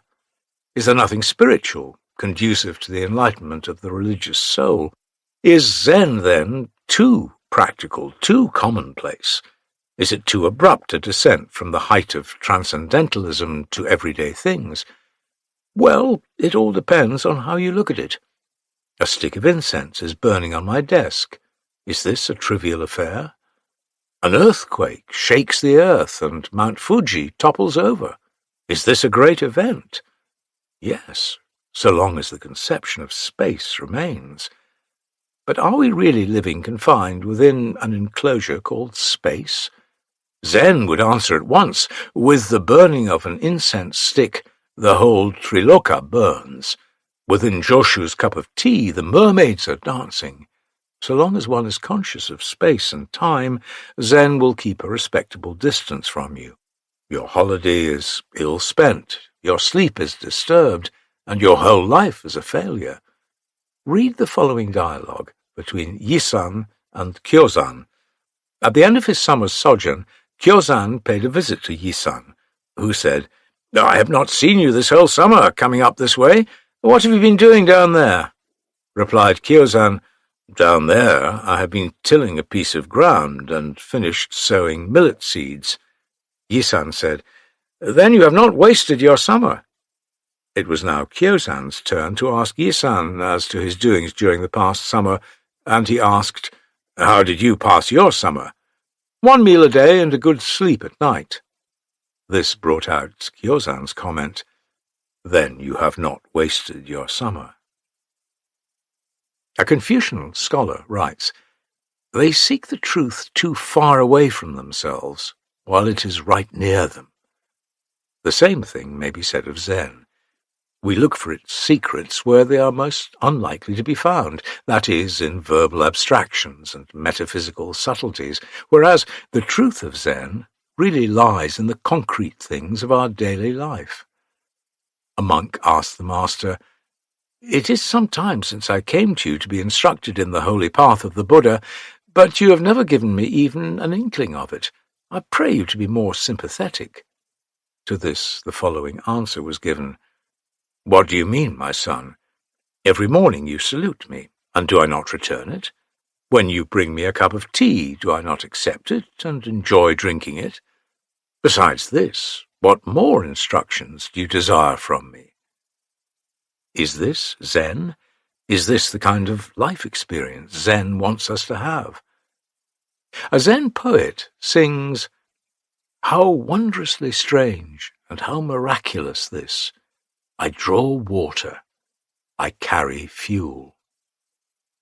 When Zen is said to be illogical and irrational, timid readers are frightened and may wish to have nothing to do with it. But I'm confident that the present chapter devoted to practical Zen will mitigate whatever harshness and uncouthness there may have been in it when it was intellectually treated. Insofar as the truth of Zen is on its practical side and not in its irrationality, we must not put too much emphasis on its irrationality. This may tend only to make Zen more inaccessible to ordinary intellects, but in order to show further what a simple and matter-of-fact business Zen is, and at the same time to emphasize the practical side of Zen, I will cite some more of the so-called cases, in which appeal is made to the most naive experience one may have in life. Naive they are, indeed, in the sense of being free from conceptual demonstration or from intellectual analysis. You see a stick raised, or you are asked to pass a piece of household furniture, or are simply addressed by your name. Such as these are the simplest incidents of life, occurring every day and being passed without any particular notice. And yet Zen is there, the Zen that is supposed to be so full of irrationalities, or, if you like to put it so full of the highest speculations that are possible to the human understanding. The following are some more of these instances, simple, direct, and practical, and yet pregnant with meaning. Sekyo asked one of his accomplished monks, "Can you take hold of empty space?" "Yes, sir," he replied. "Show me how you do it." The monk stretched out his arm and clutched at empty space. Sekyo said, "Is that the way? But after all, you've not got anything."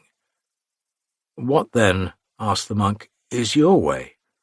The master straightway took hold of the monk's nose and gave it a hard pull, which made the latter exclaim, "Oh, how hard you pull at my nose! You're hurting me terribly." "That is the way to have good hold of empty space," said the master. When Yen Quan, one of Ma Tzu's disciples, was asked by a monk who the real Vairochana Buddha was, he told the monk to pass over a water pitcher which was nearby. The monk brought it to him, as requested, but Yen Quan now ordered it to be taken back to its former place. After obediently following the order, the monk again asked the master who the real Vairochana Buddha was. "The venerable old Buddha is no more here," was the reply. Concerning this incident, another Zen master comments, "Yes, the venerable old Buddha has long been here." If these incidents are regarded as not entirely free from intellectual complications, what would you think of the following case of Jung, died 775, the national teacher of Nanyang, who used to call his attendant 3 times a day, saying, "Oh, my attendant, my attendant!"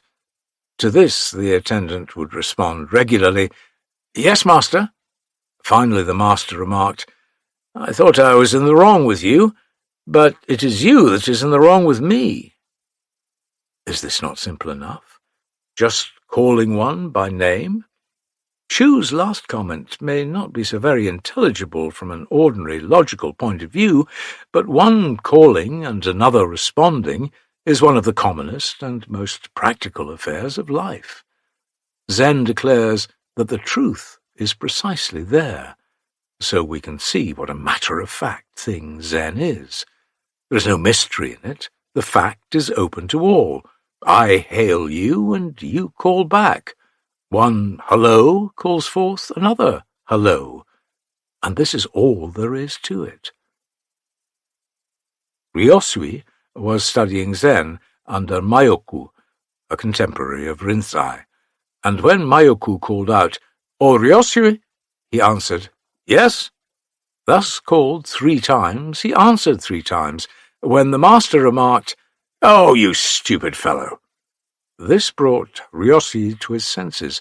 He now understood Zen and exclaimed, "Oh, master, don't deceive me any more.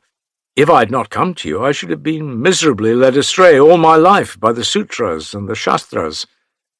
Later on, Ryosui said to some of his fellow monks who had been spending their time in the mastery of Buddhist philosophy, "All that you know, I know, but what I know, none of you know." Is it not wonderful that Ryosui could make such an utterance just by understanding the significance of his master's call? Do these examples make the subject in hand any clearer or more intelligible than before?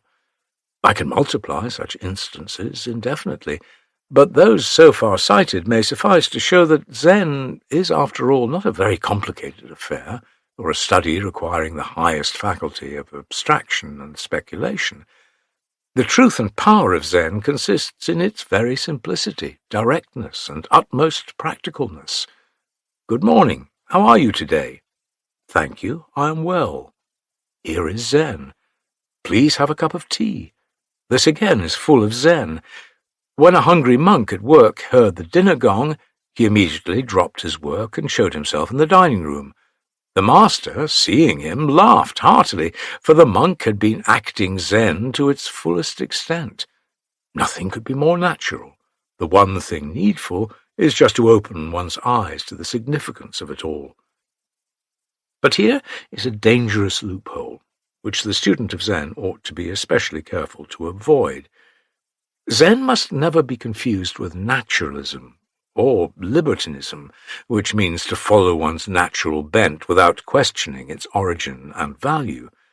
There is a great difference between human action and that of the animals, which are lacking in moral intuition and religious consciousness. The animals do not know anything about exerting themselves in order to improve their conditions, or to progress in the way to higher virtues. Sekio was one day working in the kitchen when Baso, his Zen teacher, came in and asked what he was doing. "I am herding the cow," said the pupil. "How do you attend her?" "If she goes out of the path even once, I pull her back straight away by the nose. Not a moment's delay is allowed." Said the master, "You truly know how to take care of her." This is not naturalism. Here is an effort to do the right thing. A distinguished teacher was once asked, "Do you ever make any effort to get disciplined in the truth?" "Yes, I do." "How do you exercise yourself?" "When I am hungry, I eat. When tired, I sleep." This is what everybody does. Can they be said to be exercising themselves in the same way as you do? No. Why not? Because when they eat, they do not eat, but are thinking of various other things, thereby allowing themselves to be disturbed. When they sleep, they do not sleep, but dream of 1,001 things. This is why they are not like myself. If Zen is to be called a form of naturalism, then it is so with a rigorous discipline at the back of it. It is in that sense, and not as it is understood by libertines, that Zen may be designated naturalism. The libertines have no freedom of will. They are bound hands and feet by external agencies before which they are utterly helpless. Zen, on the contrary, enjoys perfect freedom. That is, it is master of itself. Zen has no abiding place, to use a favorite expression in the Prajnaparamita Sutras. When a thing has its fixed abode, it is fettered, it is no more absolute. The following dialogue will very clearly explain this point. A monk asked, "Where is the abiding place for the mind?" "The mind," answered the master, "abides where there is no abiding."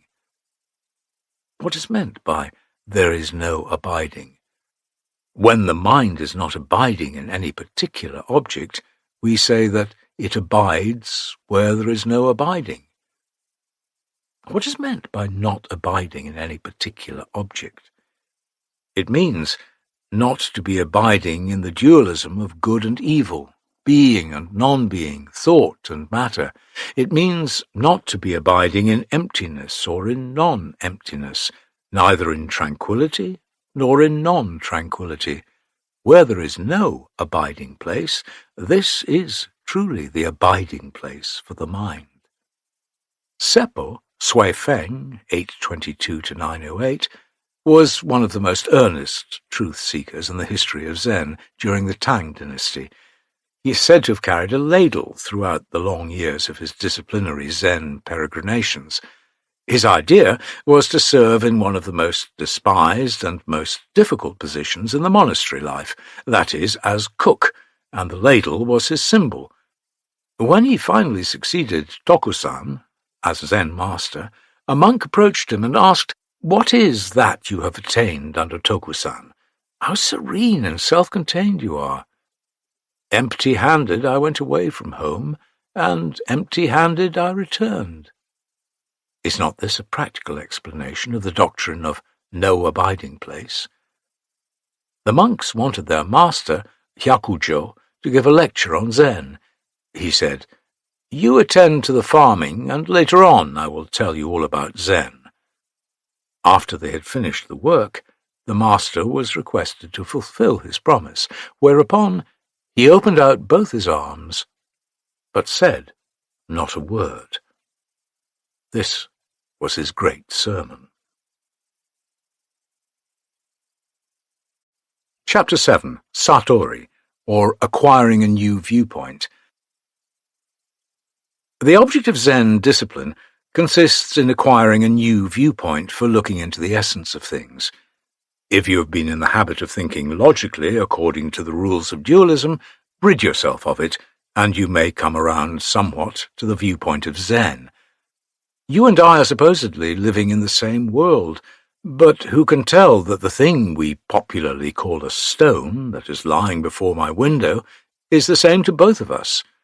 You and I sip a cup of tea. That act is apparently alike to us both, but who can tell what a wide gap there is subjectively between your drinking and my drinking? In your drinking there may be no Zen, while mine is brimful of it.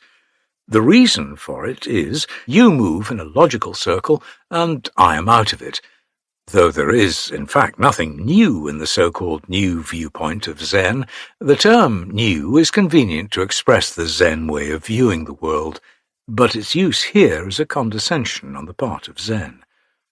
This acquiring of a new viewpoint in Zen is called satori, wu in Chinese, and its verb form is satoru. Without it there is no Zen, for the life of Zen begins with the opening of satori. Satori may be defined as intuitive looking into, in contradistinction to intellectual and logical understanding. Whatever the definition, satori means the unfolding of a new world hitherto unperceived in the confusion of a dualistic mind.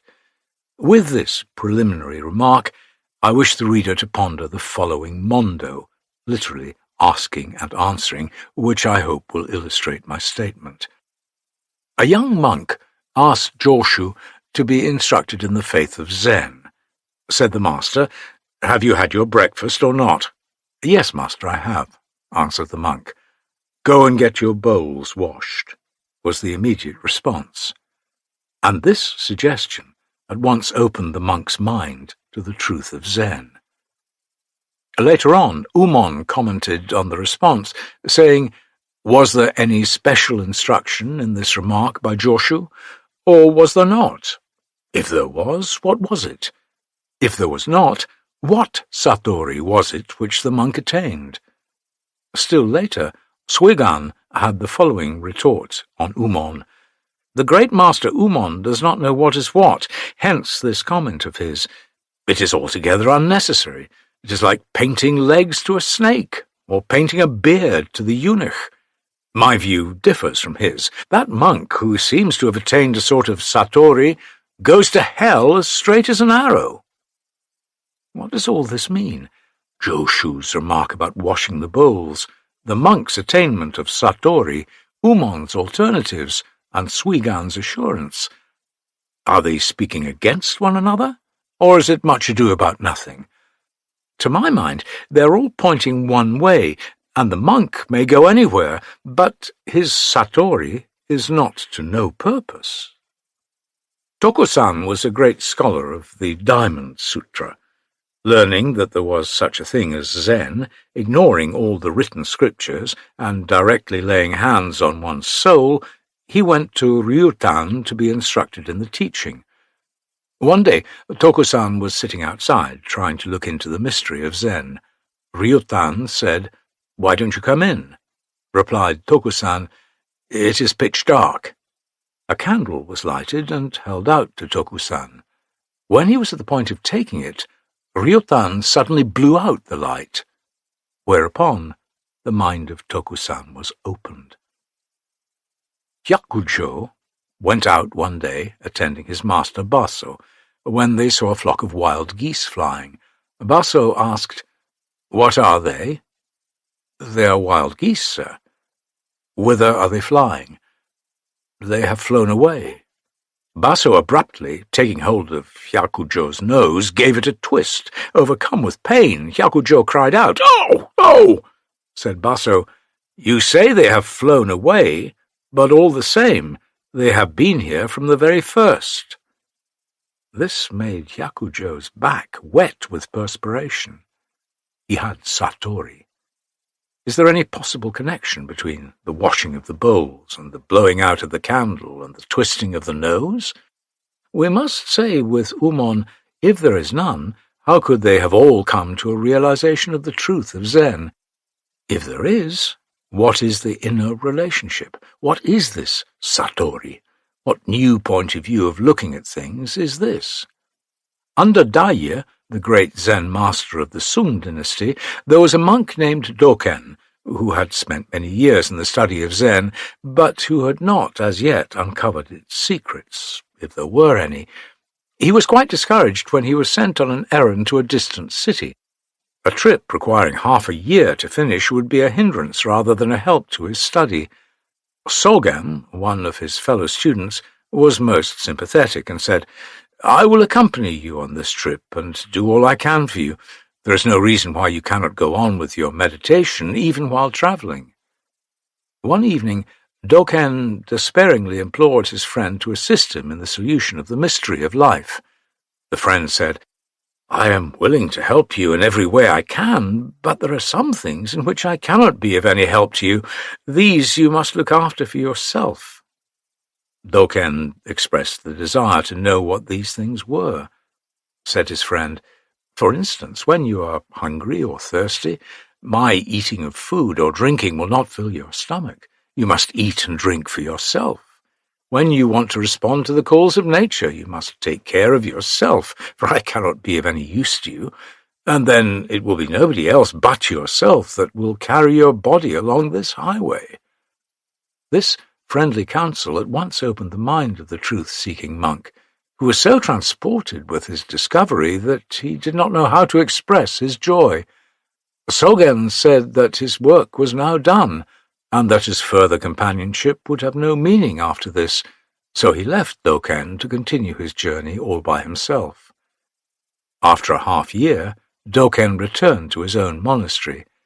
Daiye, on his way down the mountains, happened to meet Doken and at once made the following remark, "This time he knows it all." What was it, let me ask, that flashed through Doken's mind when his friend Sogen gave him such matter-of-fact advice? Kyogen was a disciple of Hyakujo. After his master's death, Kyogen went to Yisan, who had been a senior disciple of Hyakujo. Yisan asked him, "I am told that you have been studying under my late master, and also that you have remarkable intelligence. The understanding of Zen through this medium necessarily ends in intellectual analytical comprehension, which is not of much use. But nevertheless you may have had an insight into the truth of Zen. Let me have your view as to the reason of birth and death, that is, as to your own being before your parents had given birth to you." Thus asked, Kyogen did not know how to reply. He retired into his own room and assiduously made research into the notes which he had taken of the sermons given by their late master. He failed to come across a suitable passage which he might present as his own view. He returned to Yisan and implored him to teach him in the faith of Zen, but Yisan replied, "I really have nothing to impart to you, and if I tried to do so, you might have occasion to make me an object of ridicule. Besides, whatever I can tell you is my own, and can never be yours." Kyogen was disappointed, and considered him unkind. Finally, he came to the decision to burn up all his notes and memoranda, which seemed to be of no help to his spiritual welfare, and, retiring altogether from the world, to spend the rest of his life in solitude and the simple life, in accordance with Buddhist rules. He reasoned, "What is the use of studying Buddhism, which is so difficult to comprehend, and which is too subtle to receive as instruction from another? I will be a plain, homeless monk, troubled with no desire to master things too deep for thought." He left Yisan and built a hut near the tomb of Chu, the national master at Nanyang. One day he was weeding and sweeping the ground when a pebble which he had swept away struck a bamboo. The unexpected sound produced by the percussion elevated his mind to a state of satori. His joy was boundless. The question proposed by Yi-san became transparent. He felt as if meeting his lost parents. Besides, he came to realize the kindness of Yi-san in refusing him instruction, for now he realized that this experience could not have happened to him if Yi-san had been unkind enough to explain things to him. Cannot Zen be so explained that a master can lead all his pupils to enlightenment through explanation? Is Satori something that is not at all capable of intellectual analysis? Yes, it is an experience which no amount of explanation or argument can make communicable to others unless the latter themselves had it previously. If Satori is amenable to analysis, in the sense that by so doing it becomes perfectly clear to another who has never had it, that Satori will be no Satori. For a Satori turned into a concept ceases to be itself, and there will no more be a Zen experience. Therefore, all that we can do in Zen in the way of instruction is to indicate or to suggest or to show the way so that one's attention may be directed towards the goal. As to attaining the goal and taking hold of the thing itself, this must be done by one's own hands, for nobody else can do it for one. As regards the indication, it lies everywhere. When a man's mind is matured for Satori, it tumbles over one everywhere. An inarticulate sound, an unintelligent remark, a blooming flower, or a trivial incident such as stumbling is the condition or occasion that will open his mind to Satori. Apparently an insignificant event produces an effect which, in importance, is altogether out of proportion. The light touch of an igniting wire, and an explosion follows which will shake the very foundation of the earth. All the causes, all the conditions of Satori are in the mind. They are merely waiting for the maturing. When the mind is ready, for some reasons or others, a bird flies, or a bell rings, and you at once return to your original home. That is, you discover your now real self. From the very beginning, nothing has been kept from you. All that you wish to see has been there all the time before you. It was only yourself that closed the eye to the fact. Therefore there is, in Zen, nothing to explain, nothing to teach that will add to your knowledge. Unless it grows out of yourself, no knowledge is really yours. It is only a borrowed plumage. Kozankoku, a Confucian poet and statesman of the Sung, came to Kwaido to be initiated into Zen. Said the Zen master, "There is a passage in the text with which you are perfectly familiar, which fitly describes the teaching of Zen. Did not Confucius declare, 'Do you think I am hiding things from you, O my disciples? Indeed, I have nothing to hide from you.'" Kozankoku tried to answer, but Kwaido immediately checked him by saying, "No. No." The Confucian scholar felt troubled in mind, but did not know how to express himself. Some time later they were having a walk in the mountains. The wild laurel was in full bloom, and the air was redolent with its scent. Asked the Zen master, "Do you smell it?" When the Confucian answered affirmatively, Kwaido said, "There, I have nothing to hide from you." This reminder at once led Kozankoku's mind to the opening of a Satori. These examples will suffice to show what Satori is and how it unfolds itself. The reader may ask, however, after the perusal of all your explanations or indications, we are not a whit wiser. Can you not definitely describe the content of a Satori, if there is any? Your examples and statements are tentative enough, but we simply know how the wind blows. Where is the port the boat finally makes for? To this, the Zen devotee may answer, as far as content goes, there is none in either Satori or Zen that can be described or presented or demonstrated for your intellectual appreciation. For Zen has no business with ideas, and Satori is a sort of inner perception, not the perception indeed of a single individual object, but the perception of reality itself, so to speak. The ultimate destination of Satori is towards the self.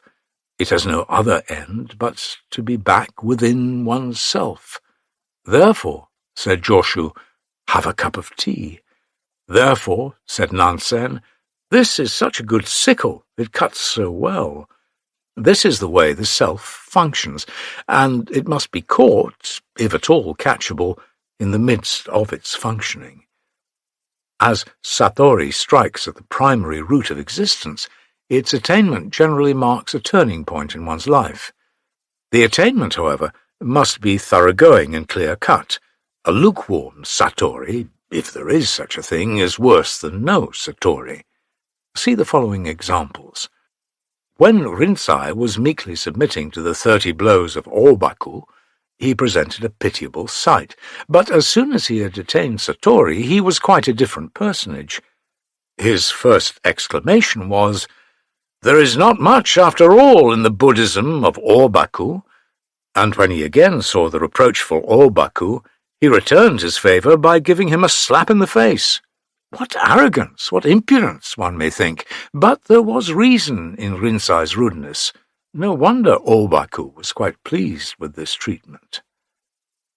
When Tokusan gained an insight into the truth of Zen, he immediately took out all his commentaries on the Diamond Sutra, once so valued and considered indispensable that he had to carry them wherever he went, and set fire to them, reducing all the manuscripts to ashes. He exclaimed, "However deep one's knowledge of abstruse philosophy, it is like a piece of hair flying in the vastness of space.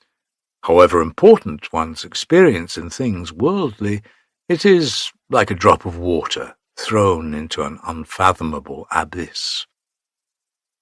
One day, following the incident of the flying geese, to which reference was made elsewhere, Baso appeared in the preaching hall and was about to speak before a congregation when Hyakujo, whose nose was literally put out of joint, came forward and began to roll up the matting which is spread before the Buddha for the master to kneel.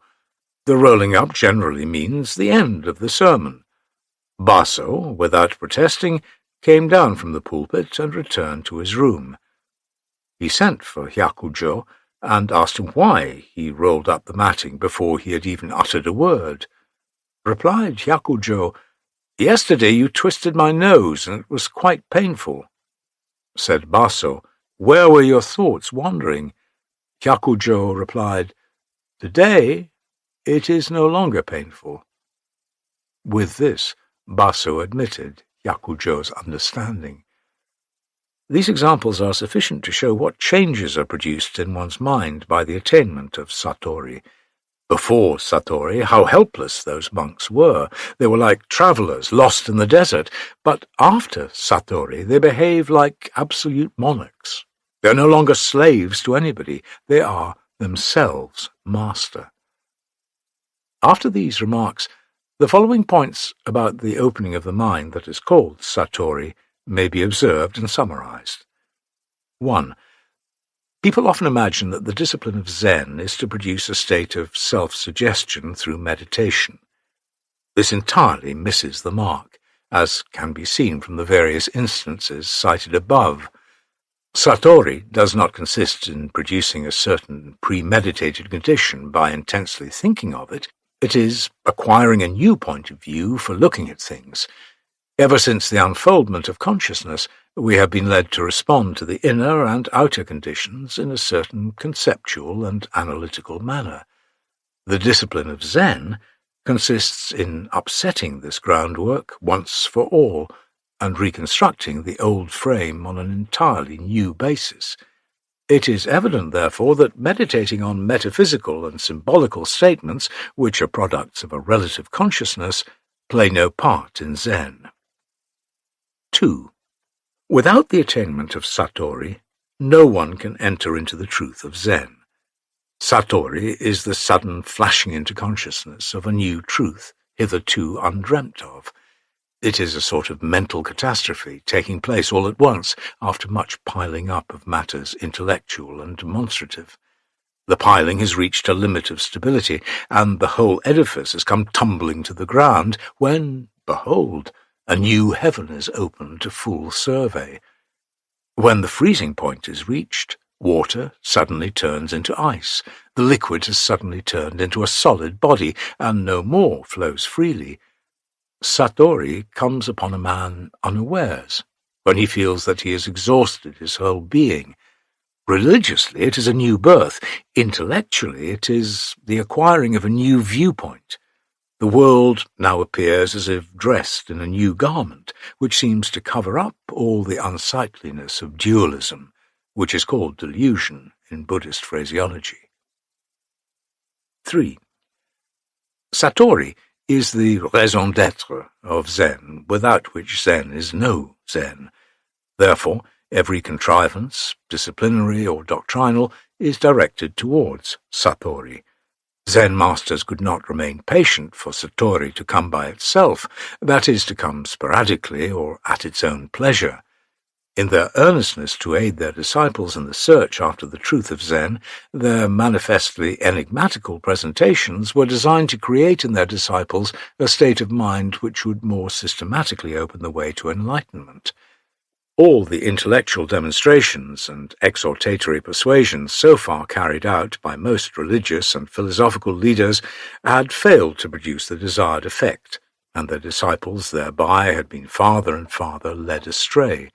Especially was this the case when Buddhism was first introduced into China, with all its Indian heritage of highly metaphysical abstractions and most complicated systems of yoga discipline, which left the more practical Chinese at a loss as to how to grasp the central point of the doctrine of Shakyamuni. Bodhidharma, the sixth patriarch Baso, and other Chinese masters noticed this fact, and the proclamation and development of Zen was the natural outcome. By them, Satori was placed above sutra learning and scholarly discussions of the Shastras, and was identified with Zen itself. Zen, therefore, without Satori, is like pepper without its pungency, but there is also such a thing as too much attachment to the experience of Satori, which is to be detested. 4. This emphasizing of Satori in Zen makes the fact quite significant that Zen is not a system of dhyana, as practiced in India and by other Buddhist schools in China. By dhyana is generally understood a kind of meditation or contemplation directed towards some fixed thought. In Hinayana Buddhism, it was the thought of transiency, while in the Mahayana it was more often the doctrine of emptiness. When the mind has been so trained as to be able to realize a state of perfect void in which there is not a trace of consciousness left, even the sense of being unconscious having departed, in other words, when all forms of mental activity are swept away clean from the field of consciousness, leaving the mind, like the sky, devoid of every speck of cloud, a mere broad expanse of blue, dhyana is said to have reached its perfection. This may be called ecstasy or trance, but it is not Zen. In Zen, there must be Satori. There must be a general mental upheaval which destroys the old accumulations of intellection and lays down the foundation for a new life. There must be the awakening of a new sense which will review the old things from a hitherto undreamt-of angle of observation. In dhyana there are none of these things, for it is merely a quieting exercise of mind. As such, dhyana doubtless has its own merit, but Zen must not be identified with it. 5. Satori is not seeking God as he is, as might be contended by some Christian mystics. Zen has from the beginning made clear and insisted upon the main thesis, which is to see into the work of creation. The Creator may be found busy moulding his universe, or he may be absent from his workshop, but Zen goes on with its own work. It is not dependent upon the support of a Creator. When it grasps the reason for living a life, it is satisfied. Hoyen, Fa-Yan, died 1104, of Goso-san, used to produce his own hand and ask his disciples why it was called a hand. When we know the reason, there is Satori and we have Zen. Whereas with the God of mysticism, there is the grasping of a definite object. When you have God, what is no God is excluded. This is self-limiting. Zen wants absolute freedom, even from God. No abiding place means that very thing. Cleanse your mouth when you utter the word Buddha amounts to the same thing. It is not that Zen wants to be morbidly unholy and godless, but that it recognizes the incompleteness of a mere name. Therefore, when Yakusan, Yue-shan, 751 to 834, was asked to give a lecture, he did not say a word, but instead came down from the pulpit and went off to his own room. Hyakujo merely walked forward a few steps, stood still, and then opened out his arms, which was his exposition of the great principle. 6. Satori is not a morbid state of mind, a fit subject for the study of abnormal psychology. If anything, it is a perfectly normal state of mind. When I speak of a mental upheaval, some may be led to consider Zen as something to be shunned by ordinary people. This is a most mistaken view of Zen, but one, unfortunately, often held by prejudiced critics. As Joshu declared, Zen is your everyday thought. It all depends on the adjustment of the hinge, whether the door opens in or opens out. Even in the twinkling of an eye, the whole affair is changed, and you have Zen, and you are as perfect and as normal as ever. More than that, you have acquired in the meantime something altogether new. All your mental activities will now be working to a different key, which will be more satisfying, more peaceful, and fuller of joy than anything you ever experienced before. The tone of life will be altered. There is something rejuvenating in the possession of Zen. The spring flowers look prettier, and the mountain stream runs cooler and more transparent. The subjective revolution that brings about this state of things cannot be called abnormal. When life becomes more enjoyable, and its expanse broadens to include the universe itself, there must be something in Satori that is quite precious and well worth one's striving after. Chapter 8. The Koan. Zen is a unique product of the Oriental mind, and its uniqueness consists, so far as its practical aspect goes, in its methodical training of the mind in order to mature it to the state of Satori, when all its secrets are revealed. Zen may be called a form of mysticism, but it differs from all other forms of it in system, in discipline, and in final attainment. By this I mean principally the koan exercise and zazen. Zazen, and its Sanskrit equivalent dhyana, means sitting cross-legged in quietude and in deep contemplation. The practice originated in India and spread all over the East. It has been going on through centuries now, and the modern followers of Zen still strictly observe it. In this respect, Zazen is the prevailing practical method of spiritual discipline in the East, but when it is used in connection with the koan, it assumes a special feature and becomes the monopoly of Zen. To explain fully what zazen or dhyana is not the object of this chapter, which is chiefly concerned with the koan as the most essential feature of Zen now practiced in the Far East. Originally, in Buddhism, dhyana was one of its three branches of discipline: shila, moral precepts; dhyana, contemplation; and prajna, wisdom. Good Buddhists are supposed to be morally observant of all the precepts laid down by the Buddha, to be thoroughly versed in the methods for keeping their inordinate passions well under control, and finally to be intellectual enough to know all the intricacies of logic in the advancement of Buddhist metaphysics. Footnote: Prajna is the highest power of intuition which sounds the depths of our soul life, and is naturally much more than merely intellectual. End of footnote. When a man lacks in any of these qualifications, he cannot be said to be a very good follower of Shakyamuni. But as time went on, differentiation took place, and some Buddhists came to emphasize one of the three more strongly than the others.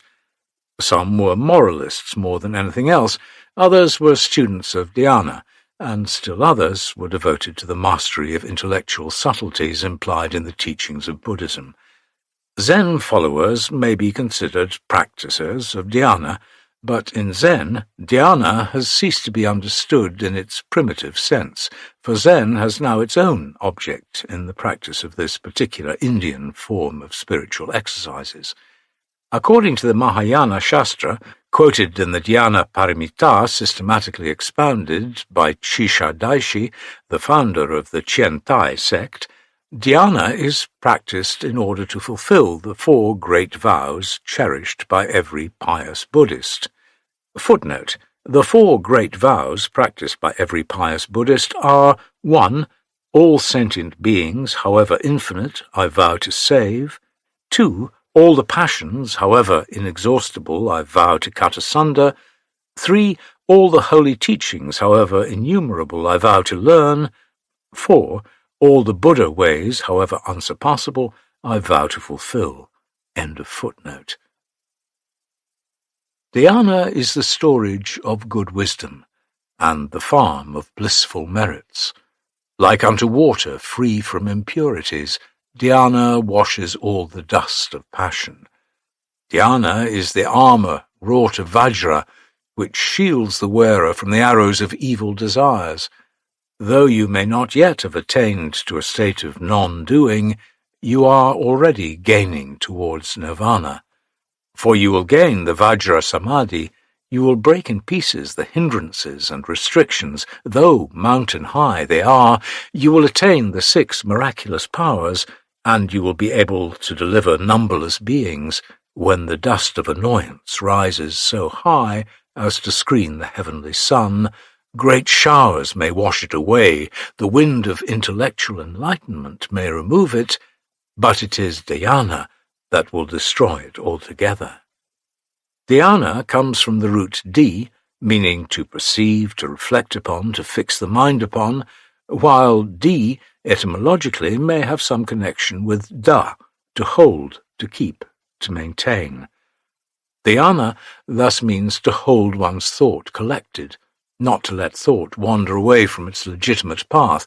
That is, it means to have the mind concentrated on a single subject of thought.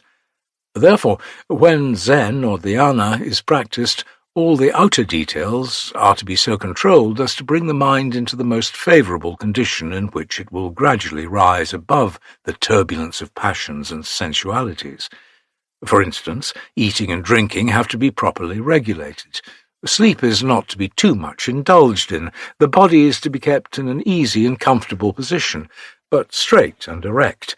And as to the control of breathing, the Indians are, as is well known, consummate artists. Next, the choice of the place where the dhyana practicer is to sit is another important consideration, and naturally such places as the market, the factory, or the business office may better be avoided.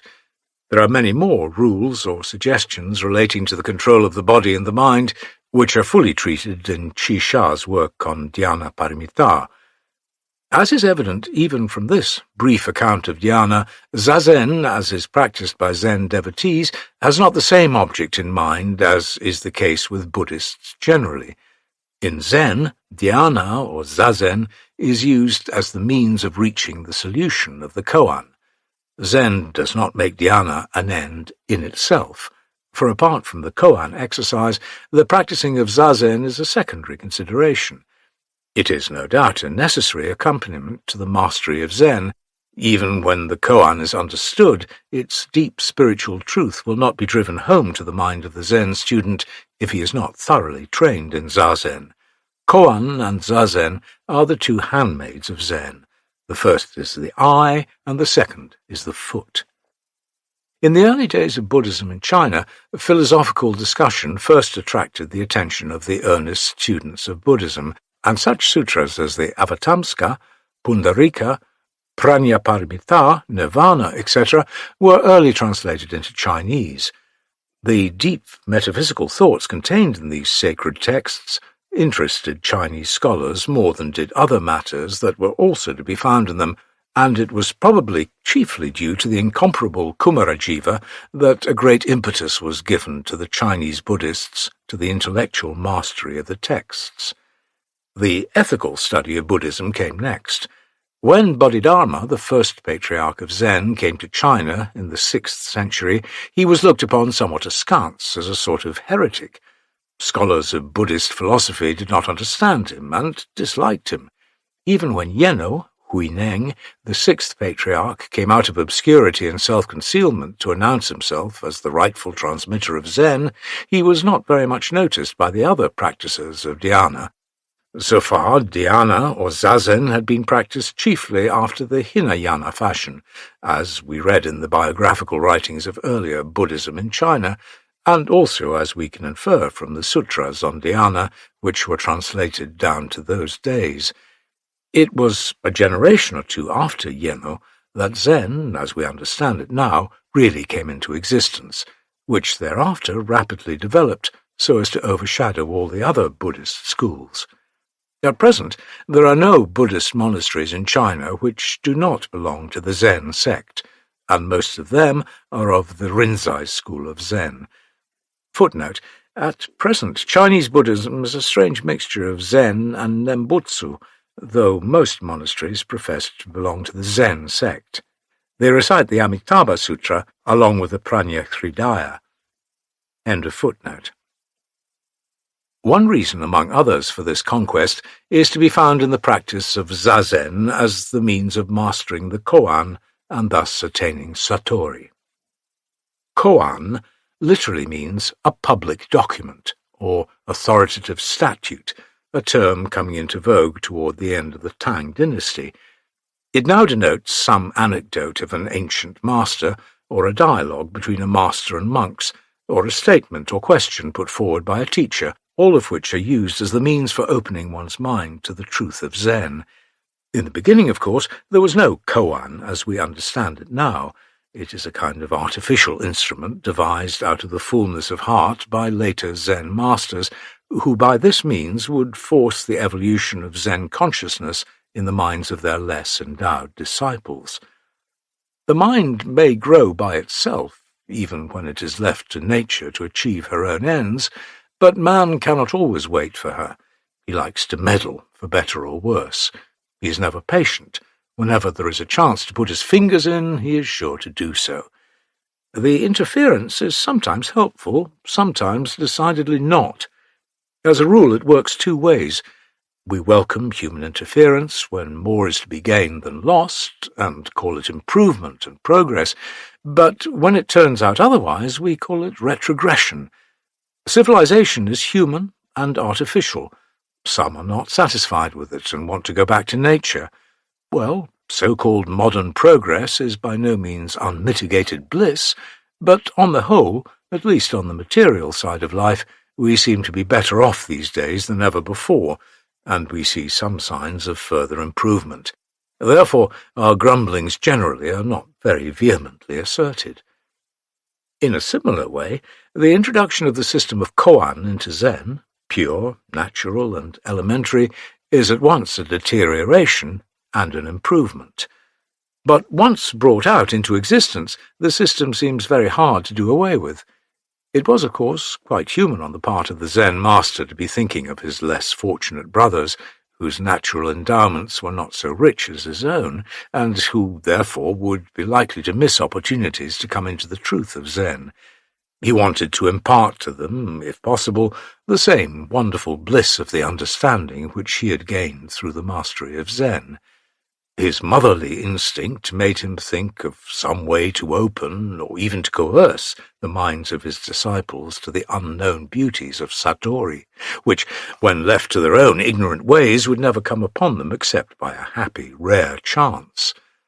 The master knew that the device of a koan was an artificiality and a superfluity, for unless Zen grew out of a man's own inner activity, it could not be truly genuine and full of creative vitality as it ought to be. But even a semblance would be a blessing when the genuine thing is so difficult and rare to have. And, moreover, it was likely, if it is left to itself, to disappear altogether out of the lore of human experience. The semblance is not necessarily a mere makeshift, but may have in it something quite true and full of possibilities, for the system of koan and zazen, when properly made use of, really does unfold the mind to the truth of Zen.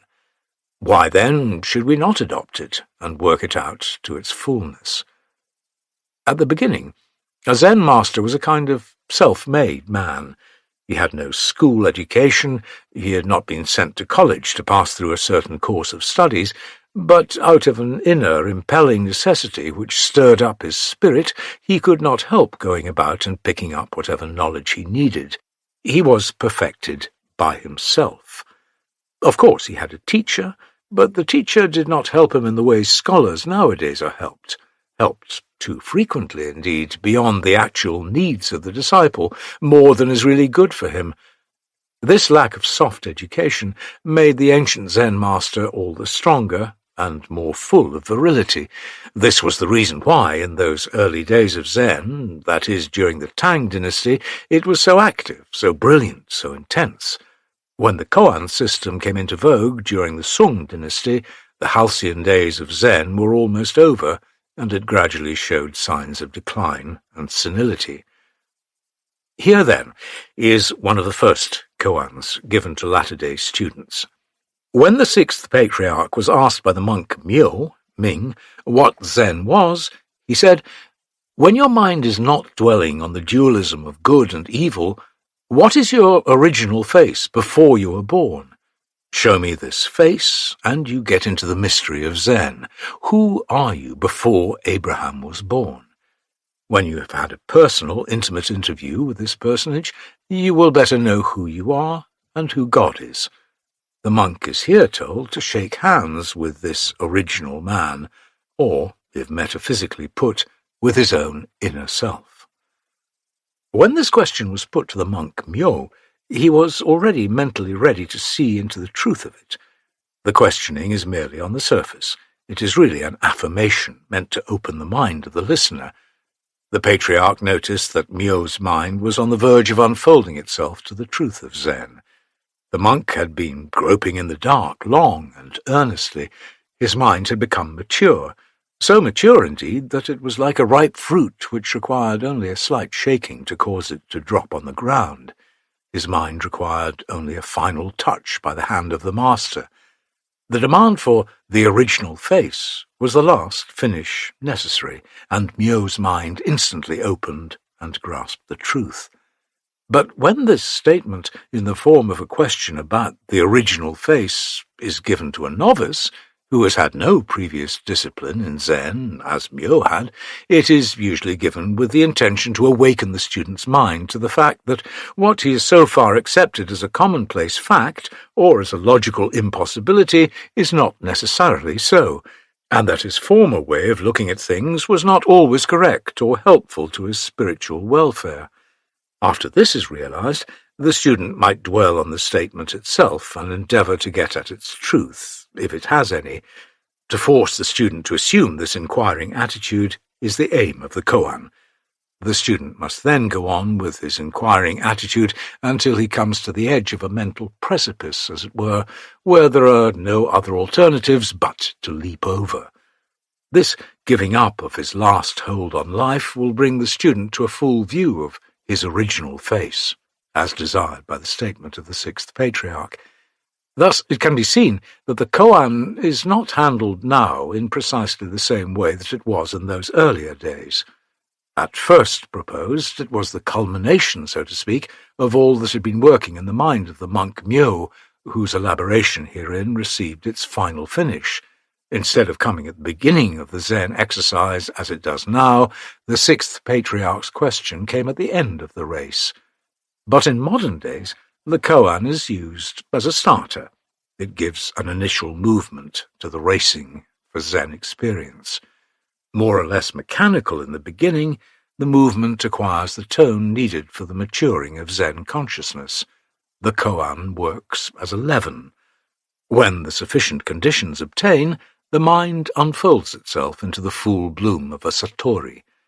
To use a koan thus instrumentally for the opening of the mind to its own secrets is characteristic of modern Zen.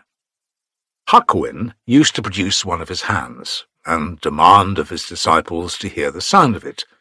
Ordinarily, a sound is heard only when two hands are clapped, and in that sense no possible sound can come from one hand alone. Hakuin wants, however, to strike at the root of our everyday experience, which is constructed on a so-called scientific or logical basis. This fundamental overthrowing is necessary in order to build up a new order of things on the basis of Zen experience. Hence this apparently most unnatural and therefore illogical demand made by Hakuin on his pupils. The former koan was about the face, something to look at, while the latter is about the sound, something that appeals to the sense of hearing. But the ultimate purport of both is the same. Both are meant to open up the secret chamber of the mind, where the devotees can find numberless treasures stored. The sense of seeing or hearing has nothing to do with the essential meaning of the koan. As the Zen masters say, the koan is only a piece of brick used to knock at the gate, an index finger pointing at the moon. It is only intended to synthesize or transcend, whichever expression you may choose, the dualism of the senses. So long as the mind is not free to perceive a sound produced by one hand, it is limited and is divided against itself. Instead of grasping the key to the secrets of creation, the mind is hopelessly buried in the relativity of things, and therefore in their superficiality. Until the mind is free from the fetters, the time never comes for it to view the whole world with any amount of satisfaction. The sound of one hand, as a matter of fact, reaches the highest heaven as well as the lowest hell, just as one's original face looks over the entire field of creation, even to the end of time. Hakuin and the sixth patriarch stand on the same platform, with their hands mutually joined. To mention another instance, when Joshu was asked about the significance of Bodhidharma's coming east, which proverbially is the same as asking about the fundamental principle of Buddhism, he replied, "The cypress tree in the courtyard." "You are talking," said the monk, "of an objective symbol." "No, I am not talking of an objective symbol." "Then," asked the monk again, "what is the ultimate principle of Buddhism?"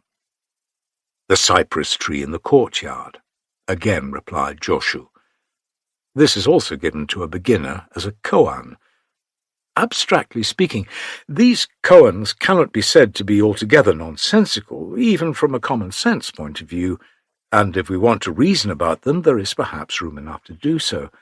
For instance, some may regard Hakuin's one hand as symbolizing the universe or the unconditioned, and Joshu's cypress tree as a concrete manifestation of the highest principle, through which the pantheistic tendency of Buddhism may be recognized. But to understand the koan thus intellectually is not Zen, nor is such metaphysical symbolism at all present here. Under no circumstances ought Zen to be confounded with philosophy. Zen has its own reason for standing for itself, and this fact must never be lost sight of. Otherwise the entire structure of Zen falls to pieces. The cypress tree is forever a cypress tree, and has nothing to do with pantheism or any other ism. Joshu was not a philosopher, even in its broadest and most popular sense. He was a Zen master through and through, and all that comes forth from his lips is an utterance directly ensuing from his spiritual experience.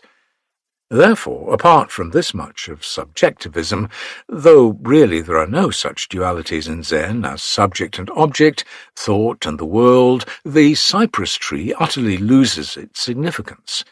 If it is an intellectual or conceptual statement, we may endeavour to understand its meaning through the ratiocinative chain of ideas as contained in it, and we may come to imagine that we have finally solved the difficulty.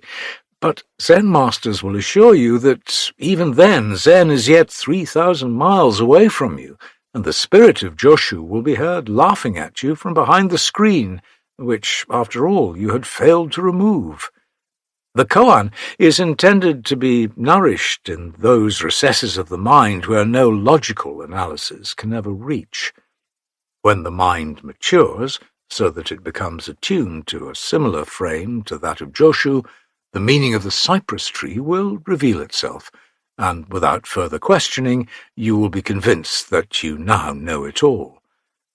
A disciple of Joshu, called Kakutetsushi, was asked after the death of his master whether he had really made the statement about the cypress tree in response to the question, "What is the fundamental principle of Buddhism?" The disciple unhesitatingly declared, "My master never made that statement." This was a direct contradiction of the fact, for everybody then knew that Joshu had made it, and the one who asked Kakutetsushi about it was himself not ignorant of it. His questioning was to see what insight this disciple of Joshu had into the meaning of the story of the cypress tree. Therefore, the questioner further pursued Tetsu by saying, "But this is asserted by everybody, and how can you deny it?" Tetsu insisted, "My master never said it, and you will do well if you do not thus disparage him." What an audacious statement! But those that know Zen know that this flat denial is the irrevocable proof that Tetsu thoroughly understood the spirit of his master. His Zen was beyond question. But from our common sense point of view, no amount of intellectual resourcefulness can be brought upon his flat denial so that it can somehow be reconciled with the plain fact itself. Zen is, therefore, quite merciless toward those critics who take the story of the cypress tree for an expression savouring of Mahayana pantheism. The koans, therefore, as we have seen, are generally such as to shut up all possible avenues to rationalization. After a few presentations of your views and the interview with the master, which is technically called Sanzen, you are sure to come to the end of your resources, and this coming to a cul-de-sac is really the true starting point in the study of Zen. No one can enter into Zen without this experience. When this point is reached, the koans may be regarded as having accomplished a half of the object for which they stand. To speak conventionally, and I think it is easier for the general reader to see Zen thus presented, there are unknown recesses in our minds which lie beyond the threshold of the relatively constructed consciousness. To designate them as subconsciousness or supraconsciousness is not correct. The word beyond is used simply because it is a most convenient term to indicate their whereabouts, but as a matter of fact, there is no beyond, no underneath, no upon in our consciousness. The mind is one indivisible whole and cannot be torn in pieces.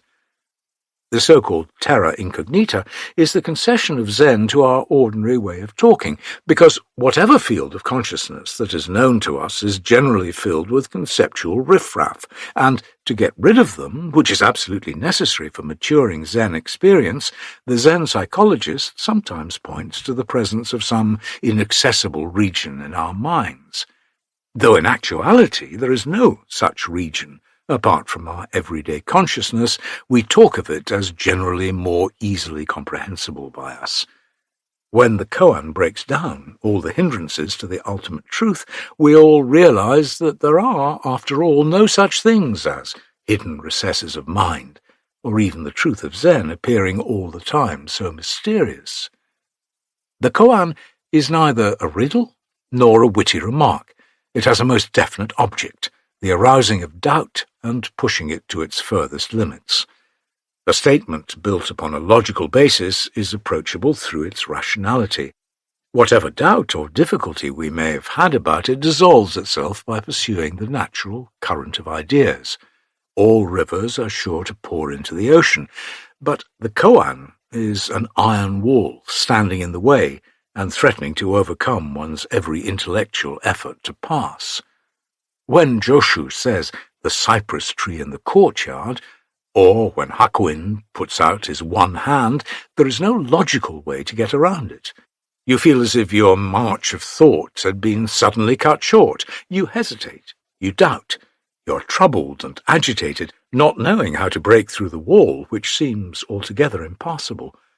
When this climax is reached, your whole personality, your inmost will, your deepest nature, determined to bring the situation to an issue, throws itself, with no thought of self or no self, of this or that, directly and unreservedly against the iron wall of the koan.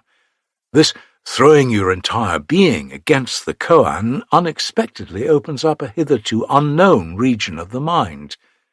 Intellectually, this is the transcending of the limits of logical dualism, but at the same time it is a regeneration, an awakening of an inner sense, which enables one to look into the actual working of things.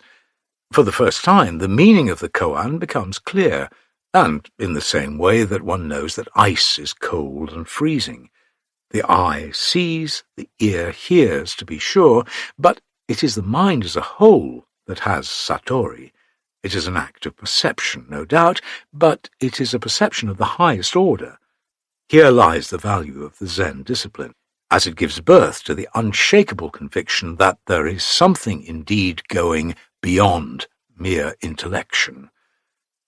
The wall of the koan, once broken through and the intellectual obstructions well cleared off, you come back, so to speak, to your everyday, relatively constructed consciousness.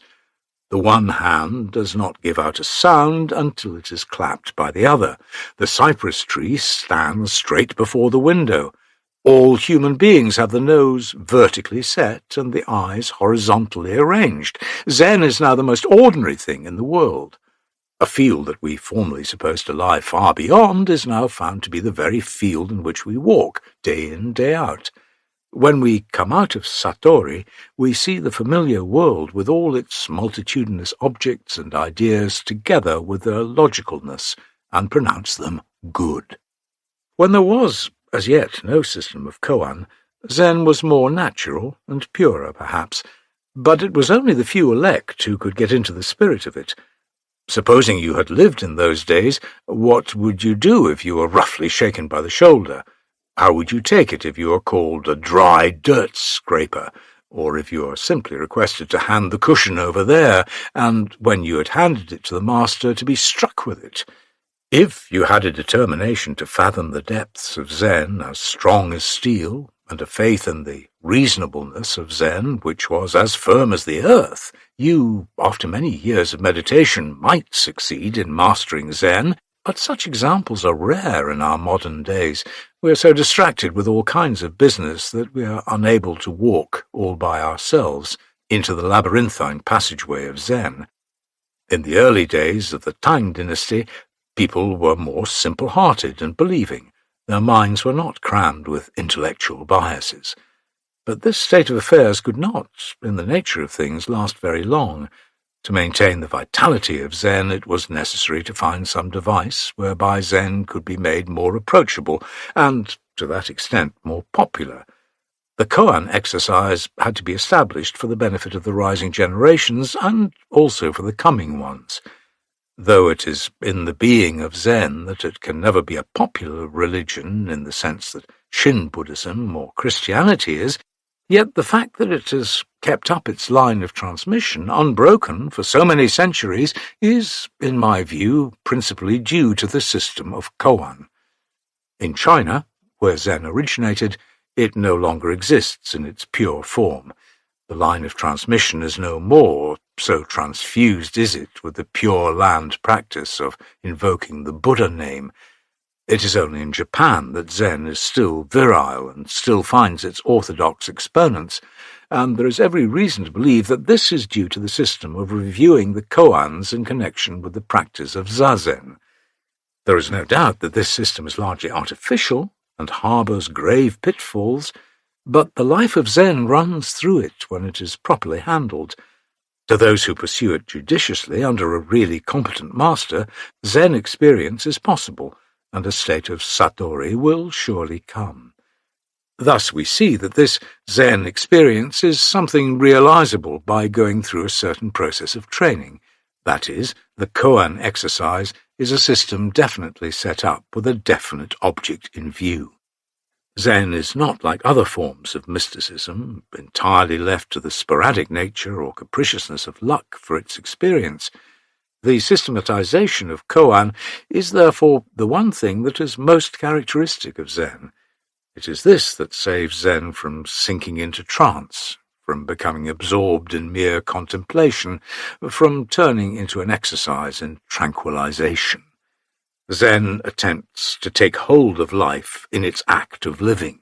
To stop the flow of life and to look into it is not the business of Zen. The constant presence of the koan before our mental vision keeps the mind always occupied, that is, in full activity. Satori is attained in the midst of this activity, and not by suppressing it, as some may imagine. How much Zen differs from meditation, as the latter is generally understood and practiced, we can now see better from what has been said above as regards the nature of the koan. The systematizing of Zen began as early as the 5 dynasties in China, that is, in the 10th century, but its completion was due to the genius of Hakuin, 1683 to 1768, who lived in the Tokugawa era. Whatever one may say against the abuses of the koan, it was the koan that saved Japanese Zen from total annihilation. Consider how Chinese Zen is faring these days.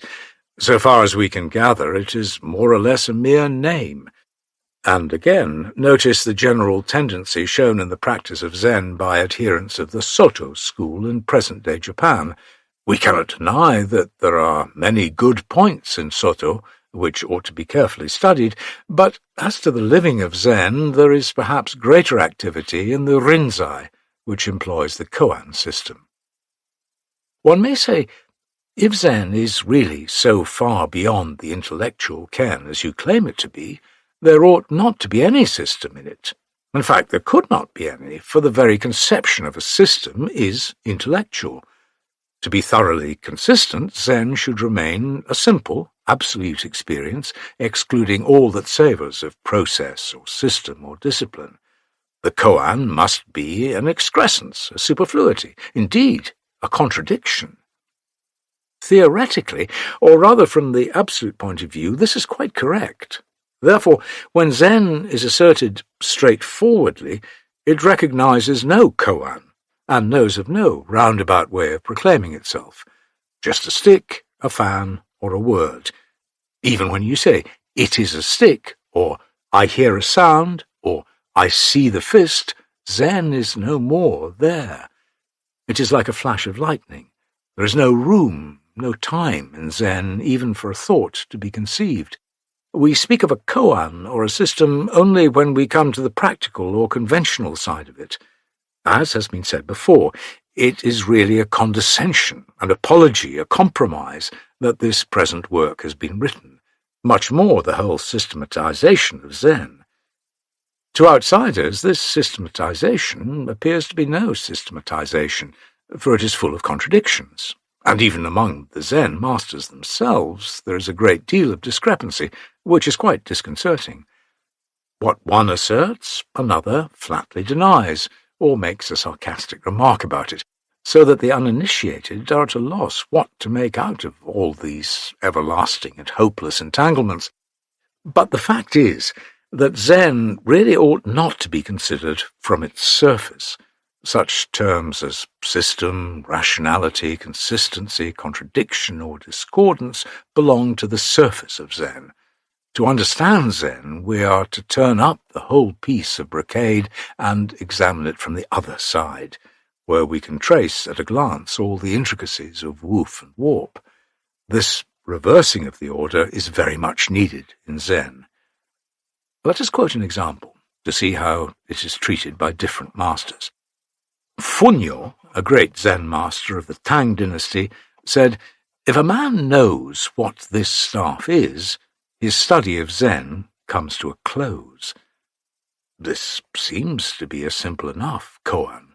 The master generally carries a long staff, which is now a kind of insignia of his religious authority, but in ancient days it was really a travelling stick that was useful in climbing mountains or fording streams. Being one of the most familiar objects, it is produced any time by a master before his congregation to illustrate a sermon. It is often the subject of a great discussion among the monks. Cho of Rokotan, another Zen master, apparently opposed the view of the preceding master, Funyo, when he declared, If a man knows what the staff is, he will go to hell as straight as an arrow flies. If this is the case, no one will be induced to study Zen. But what does Cho really mean? Ho-an, still another Zen master, makes a statement about this staff which is not radical. He is quite rational and innocent when he says, "If a man knows what the staff is, let him take it and put it up against the wall over there." Are these masters all asserting the same fact and pointing to the same truth? Or are they not only in words, but in fact and truth contradicting one another? Let us examine more masters concerning the staff.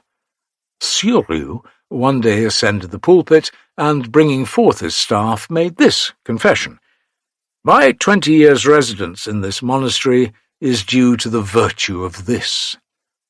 A monk stepped forward and asked, "What virtue did you gain out of that?" "Supporting myself with this, I cross the streams, I pass over the mountains. Indeed, without it, what can I do?" Later, Shokai, another master, hearing of this remark, said, "If I were he, I would not say that." "What would you say?" came quickly from the monk. Shokai now took the staff, came down to the ground, and walked away. Ho-an now makes the observation about these two masters. "Syoryu's staff was a pretty good one, but what a pity! It has a dragon's head with a snake's tail. It makes Shokai follow him up, and the result is another pity. His was like putting speckles on a painted tiger." When the monk asked what power of the staff he had got, why did he not take it out and throw it away before the congregation? Then there would have been a real dragon, a real tiger, calling forth clouds and mists. Now let me ask, why all this, shall we say, much ado about nothing? If modern Zen is a system, what kind of a system is it? It seems chaotic, and how conflicting are the master's views. Yet, from the Zen point of view, there is one current running through all these confusions, and each master is supporting the others in a most emphatic manner. An apparent contradiction in no way hinders the real endorsement. In thus mutually complementing each other, not indeed logically, but in a fashion characteristically Zen, we find the life and truth of the koan.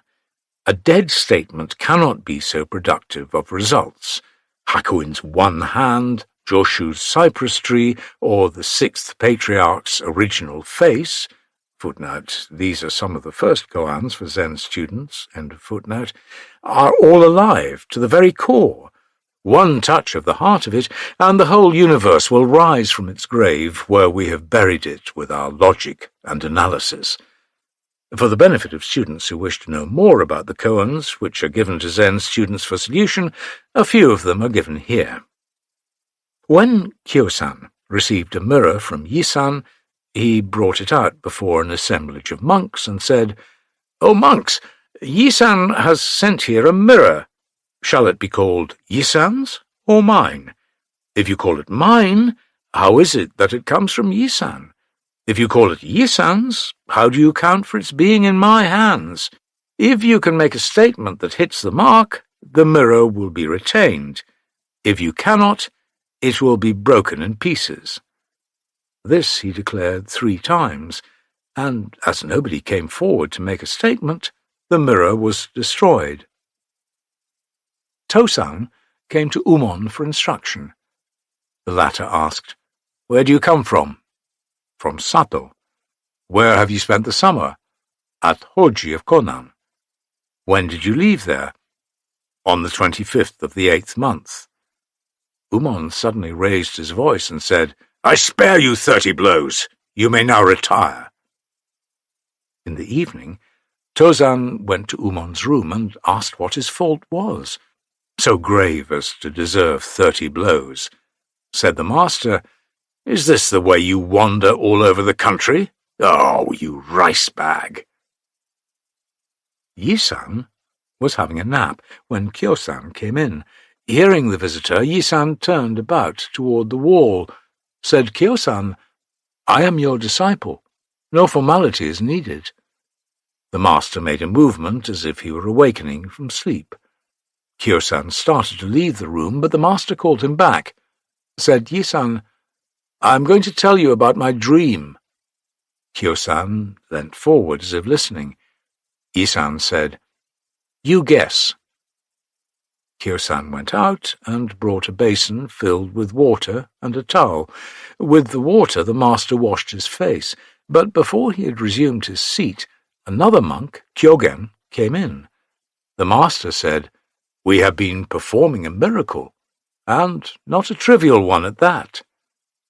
Kyogen replied, "I have been below, and know all that has been going on between you." "If so, tell me how it is," demanded the master. Kyogen then brought him a cup of tea. Yi-san remarked, "Oh, you two monks, what intelligent fellows you are! Your wisdom and miraculous deeds indeed surpass those of Shariputra and Maudgalyayana." Sekisu died, and his followers thought that the head monk ought to succeed him. But Kyoho, who had been an attendant to the late master, said, "Wait, I have a question, and the successor ought to be able to answer it. The old master used to teach us thus: stop all your hankerings, be like cold ashes and withered plants. Keep the mouth tightly closed until mould grows about it. Be like pure white linen, thoroughly immaculate. Be as cold and dead as a censer in a deserted shrine." How is this to be understood? "This," said the head monk, "illustrates a state of absolute annihilation. There you utterly fail to grasp the meaning." "Do I? If so, have an incense stick lighted.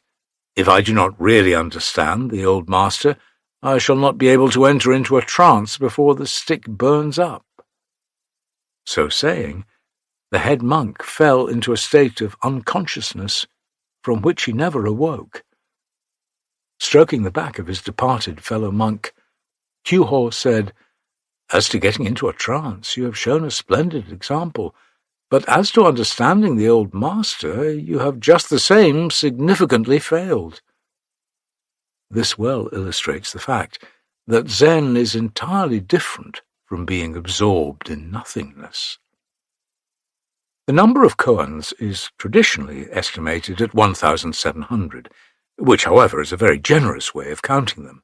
For all practical purposes, less than 10, or even less than 5, or just 1, may be sufficient to open one's mind to the ultimate truth of Zen. A thoroughgoing enlightenment, however, is attained only through the most self-sacrificing application of the mind, supported by an inflexible faith in the finality of Zen. It is not to be attained by merely climbing up the gradation of the koans one after another, as is usually practiced by followers of the Rinzai school. The number really has nothing to do with it. The necessary requirements are faith and personal effort, without which Zen is a mere bubble.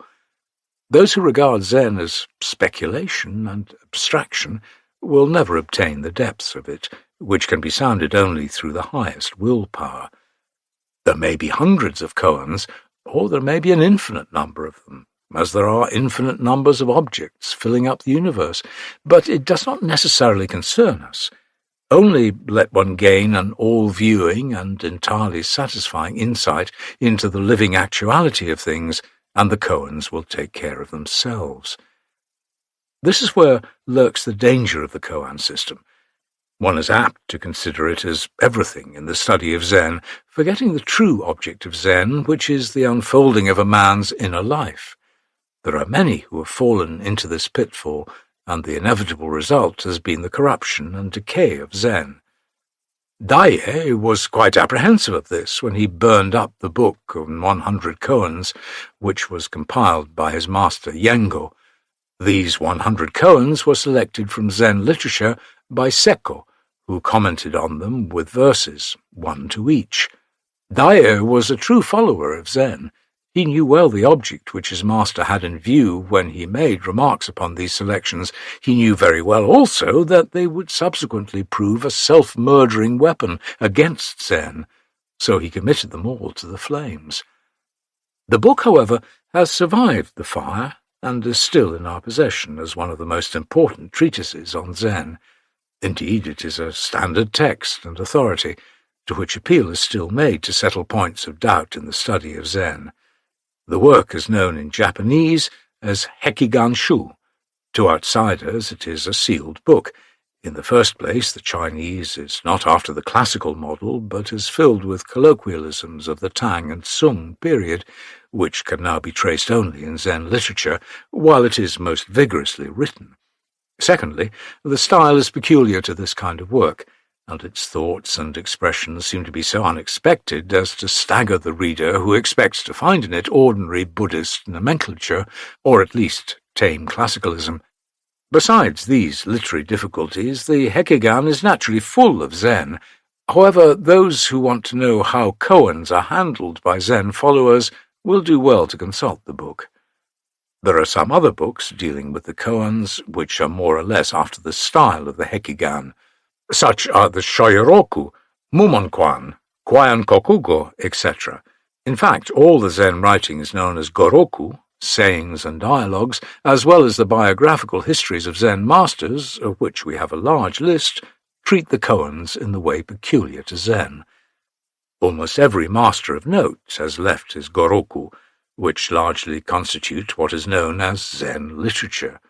Where the philosophical study of Buddhism abounds with all sorts of annotations and exegeses and analyses, which are often very detailed and complicated, Zen offers pithy remarks, epigrammatic suggestions, and ironical comments, which conspicuously contrast with the former. Another characteristic of Zen literature is its partiality to poetry. The koans are poetically appreciated or criticized. Of this, the Hekigan-shu, or Shoyoroku, are most significant examples. The first is by Sekko, as was already mentioned, and the latter is by Wanshi, who also poetically comments on a different collection of koans. Zen naturally finds its readiest expression in poetry rather than in philosophy, because it has more affinity with feeling than with intellect. Its poetic predilection is inevitable. Chapter 9. The Meditation Hall and the Monk's Life. The meditation hall, Zendo, is where Zen educates its monks. To see how it is regulated is to get a glimpse into the practical and disciplinary aspect of Zen. It is a unique institution, and most of the main monasteries in Japan of the Zen sect are provided with it. In the life of the Zen monks in the meditation hall, we are reminded of the life of the Sangha in India. The system was founded by the Chinese Zen master Hyakujo more than 1,000 years ago. He left a famous saying which had been the guiding principle of his life: "A day of no work is a day of no eating," which is to say, no eating without working. When he was thought by his devoted disciples to be too old to work in the garden, which had been his favourite occupation, they hid all his garden tools, as he would not listen to their repeated remonstrances. He then refused to eat.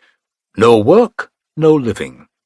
At all the meditation halls, work, especially that which is commonly regarded as menial, is the vital element in the life of the monk. It thus implies a great deal of manual labour, such as sweeping, cleaning, cooking, fuel gathering, tilling the farm, or going about begging in the villages far and near. No work is considered to be beneath their dignity, and a perfect feeling of brotherhood prevails among them. They believe in the sanctity of manual work.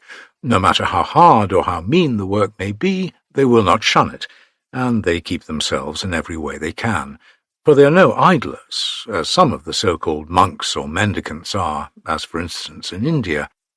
Psychologically considered, this is splendid, for muscular activity is the best remedy for the dullness of mind which may grow out of the meditative habit, and Zen is very apt to produce this undesirable effect. The trouble with most religious recluses is that their mind and body do not act in unison. Their body is always separated from their mind, and the latter from the former. They imagine that there is the body and there is the mind, and forget that this separation is merely ideational and therefore artificial. The aim of the Zen discipline being to annul this most fundamental discrimination, it is always careful to avoid any practice which tends to emphasize the idea of one-sidedness. Satori, in truth, consists in reaching the point where all our discriminatory notions are done away with, though this is by no means a state of emptiness. The sluggishness of mind, which is so frequently the product of quietistic meditation, we can thus see, is not at all conducive to the maturing of Satori, and those who want to advance in the study of Zen have naturally to be always on guard in this respect, lest it should finally altogether stop the fluidity, as it were, of mental activity.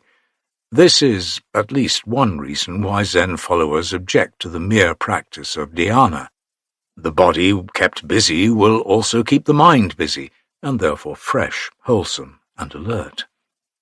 Morally, any work involving an expenditure of physical force testifies to the soundness of ideas. Especially in Zen is this true. Abstract ideas that do not reflect themselves forcibly and efficiently in practical living are regarded as of no value. Conviction must be gained through experience and not through abstraction. Moral assertion ought everywhere to be over and above intellectual judgment. That is, truth ought to be based upon one's living experience. Idle revelry is not their business, insist the followers of Zen.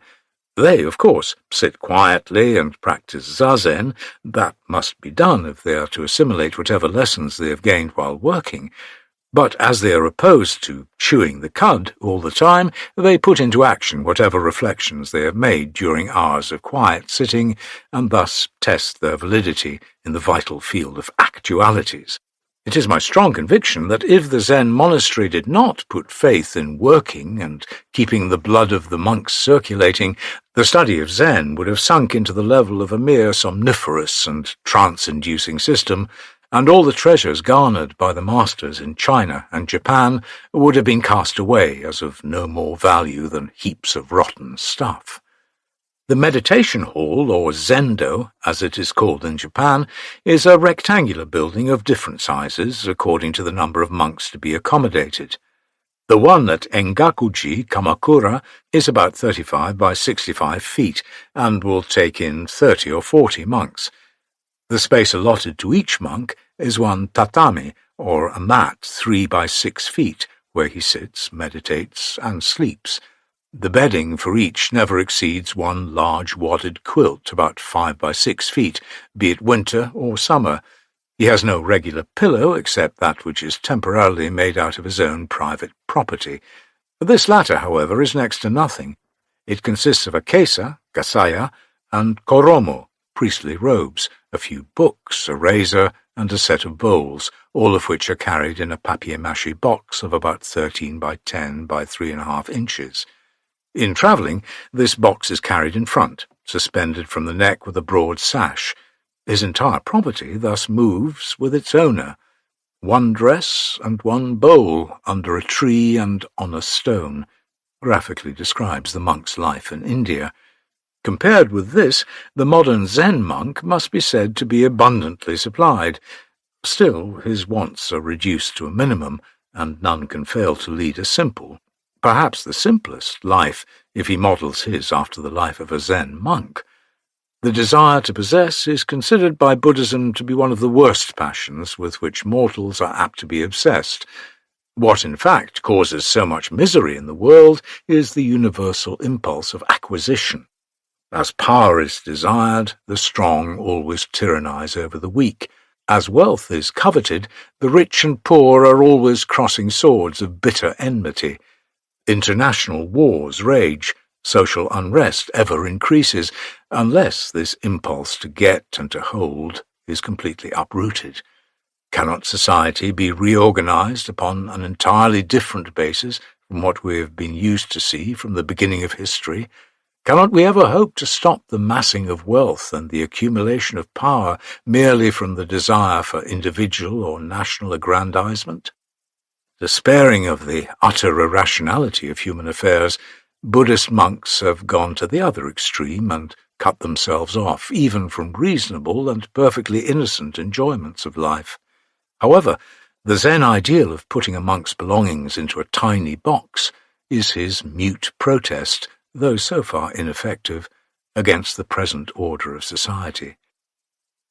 In India, the bhikshu never eats in the afternoon. He properly eats only once a day, for his breakfast, in the American or English sense, is no breakfast. The Zen monk is supposed to have no evening meal, but the climatic necessity being impossible to ignore, he has a meal after a fashion. But to ease his conscience, he calls it medicinal food.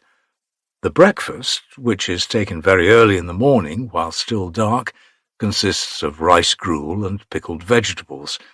The principal meal is at about 10 in the morning and consists of rice, or rice mixed with barley, vegetable soup, and pickles. In the afternoon, at 4, they have what was left from dinner, and no special cooking is done. Unless invited out, or given an extra treatment at home by some generous patron, their meals are as described above, year in, year out. Poverty and simplicity is their rule. We ought not, however, to conclude that asceticism is an ideal of life for Zen monks, for as far as the ultimate significance of Zen is concerned, it is neither asceticism nor any other ethical system. If it appears to advocate either the doctrine of suppression or that of detachment, it is merely so on the surface. For Zen, as a school of general Buddhism, inherits more or less the odium of the Hindu ascetic discipline. The central idea, however, of the monk's life is not to waste, but to make the best possible use of things as they are given us, which is also the spirit of Buddhism everywhere. In truth, the intellect, the imagination, and all the other mental faculties, as well as the physical objects that surround us, our own bodies not being excepted, are given for the unfolding and enhancing of the highest powers possessed by us, and not merely for the gratification of individual whims and desires, which are sure to conflict with and injure the interests and rights to be asserted by others. These are some of the inner ideas underlying the simplicity and poverty of the monk's life. At mealtime, a gong is struck, and the monks come out of the zendo in procession, carrying their own set of bowls to the dining room, but do not sit until the leader rings a bell. The bowls which each brings are made of wood or paper and are well lacquered. They are usually 4 or 5 in number and fit into one another like a nest. The sutra, Hridaya Sutra, and the 5 meditations are recited, and then the monks who are serving as waiters serve the soup and rice.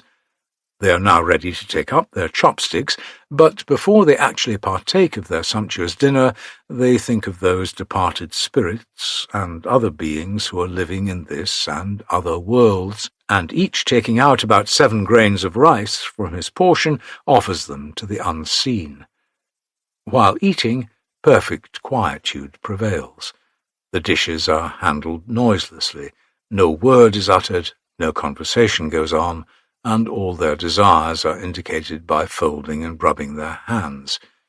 Eating is a serious affair with them. When another bowl of rice is wanted, the monk holds out his folding hands, the waiter notices it, and sits with the rice receptacle before the hungry one.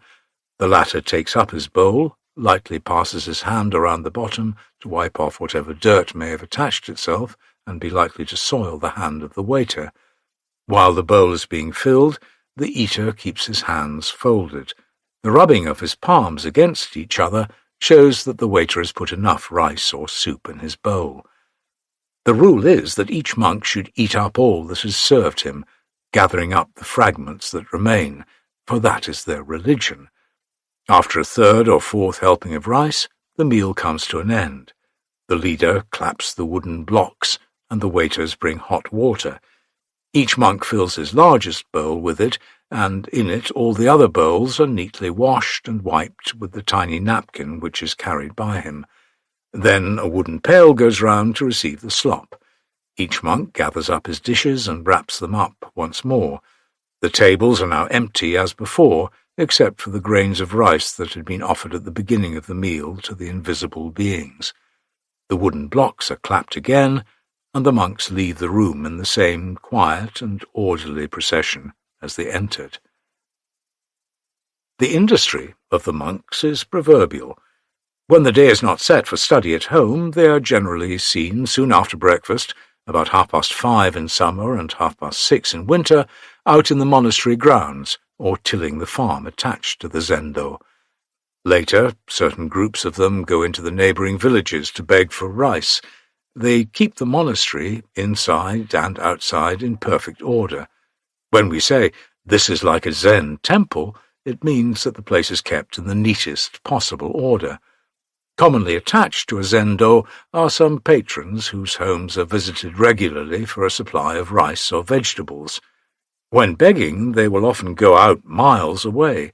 They may often be seen along a country road, pulling a cart loaded with pumpkins or potatoes or daikons.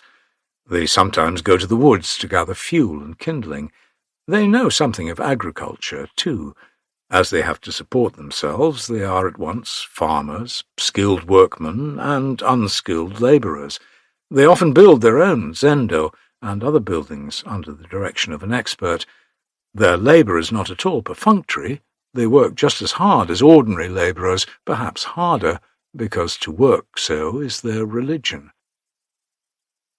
The monks are a self-governing body. They have their own cooks, proctors, managers, sextons, masters of ceremony, etc. Though the master or teacher of a zendo is its soul, he is not directly concerned with its government, which is left to the senior members of the community, whose character has been tested through many years of discipline. When the principles of Zen are discussed, one may well marvel at their deep and subtle metaphysics, and imagine what a serious, pale-faced, head-drooping, and world-forgetting group of people these monks must be.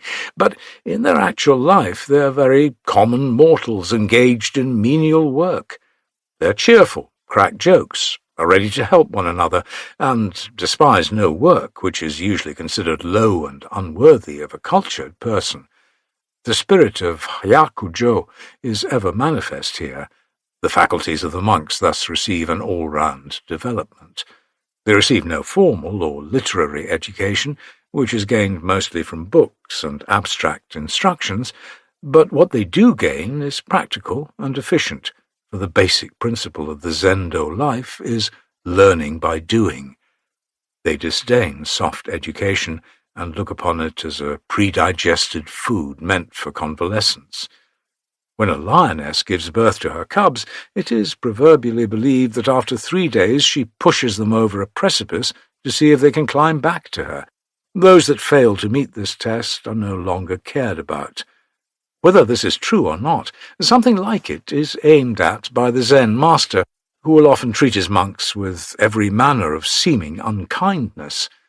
The monks often have not enough clothes for comfort, not enough food to satisfy hunger, not enough time to sleep, and to cap these they have plenty of work, both menial and spiritual.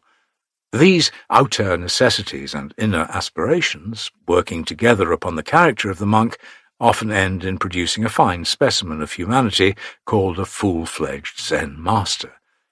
This unique system of education, which is still going on in every Rinzai Zendo, is not very well known among the laity, although there is at present the tendency for the latter to get as much information as possible of the life in the Zen monastery.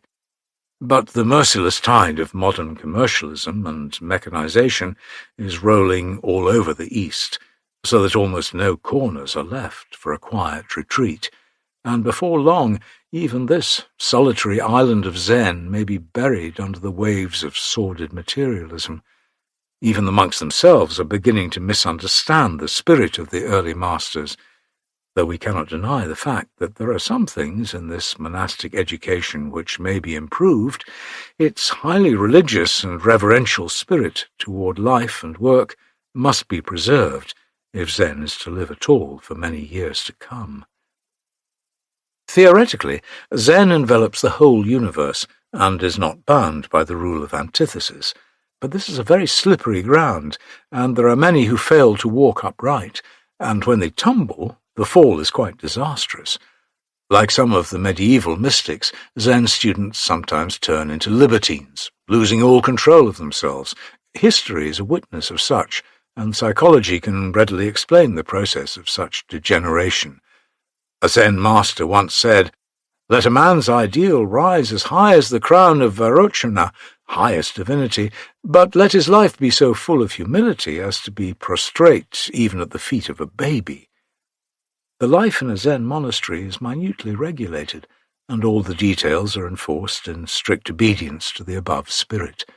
This is what has saved Zen from sinking to the level of some of the medieval mystics, and it is why the Zendo plays so great a part in the teaching of Zen. When Tanka of the Tang dynasty stopped at Yerinji in the capital, it was severely cold. So, taking down one of the Buddha images enshrined there, he made a fire of it and warmed himself. The keeper of the shrine, seeing this, was greatly incensed, and exclaimed, "How dare you burn my wooden image of the Buddha?" Tanka began to search in the ashes, as if he were looking for something, and said, "I am gathering the holy sariras from the burnt ashes." "How," said the keeper, "can you get sariras from a wooden Buddha?" Tanka retorted, "If there are no sariras to be found in it, may I have the remaining 2 Buddhas for my fire?" The shrine-keeper later lost both his eyebrows for remonstrating against this apparent impiety of Tanka, while the Buddha's wrath never fell on the latter. Though I am doubtful of its historical accuracy, this story is notable, and all Zen masters agree as to the spiritual attainments of this Buddha-desecrating Tanka. When a monk once asked his master about Tanka's idea of burning a statue of Buddha, the master replied, "When cold, we sit around the hearth with fire burning. When hot, we go to the bamboo grove by the stream." Was he then at fault or not? Whatever the merit of Tanka, from a purely Zen point of view, there is no doubt that such deeds of Tanka are to be regarded as highly sacrilegious and to be avoided by all pious Buddhists. Those who have not yet gained a thorough understanding of Zen may go to all lengths of committing every manner of excess, and even crime, this in the name of Zen, and for this reason the regulations of the monastery are very rigid, that pride of heart may depart, and the cup of humility be drunk to the dregs. When Shuko of the Ming dynasty was writing a book on the 10 laudable deeds of a monk, one of those self-assertive fellows came to him saying, "What is the use of writing such a book when in Zen there is not even the atom of a thing to be called laudable or not laudable?" Shuko answered, "The 5 aggregates, skandha, are entangling, and the 4 elements, Mahabhuta, grow rampant, and how can you say there are no evils?" The monk still insisted. "The 4 elements are ultimately all empty, and the 5 aggregates have no reality whatever." Shuko, giving him a slap in the face, said, "So many are mere learned ones. You are not the real thing yet.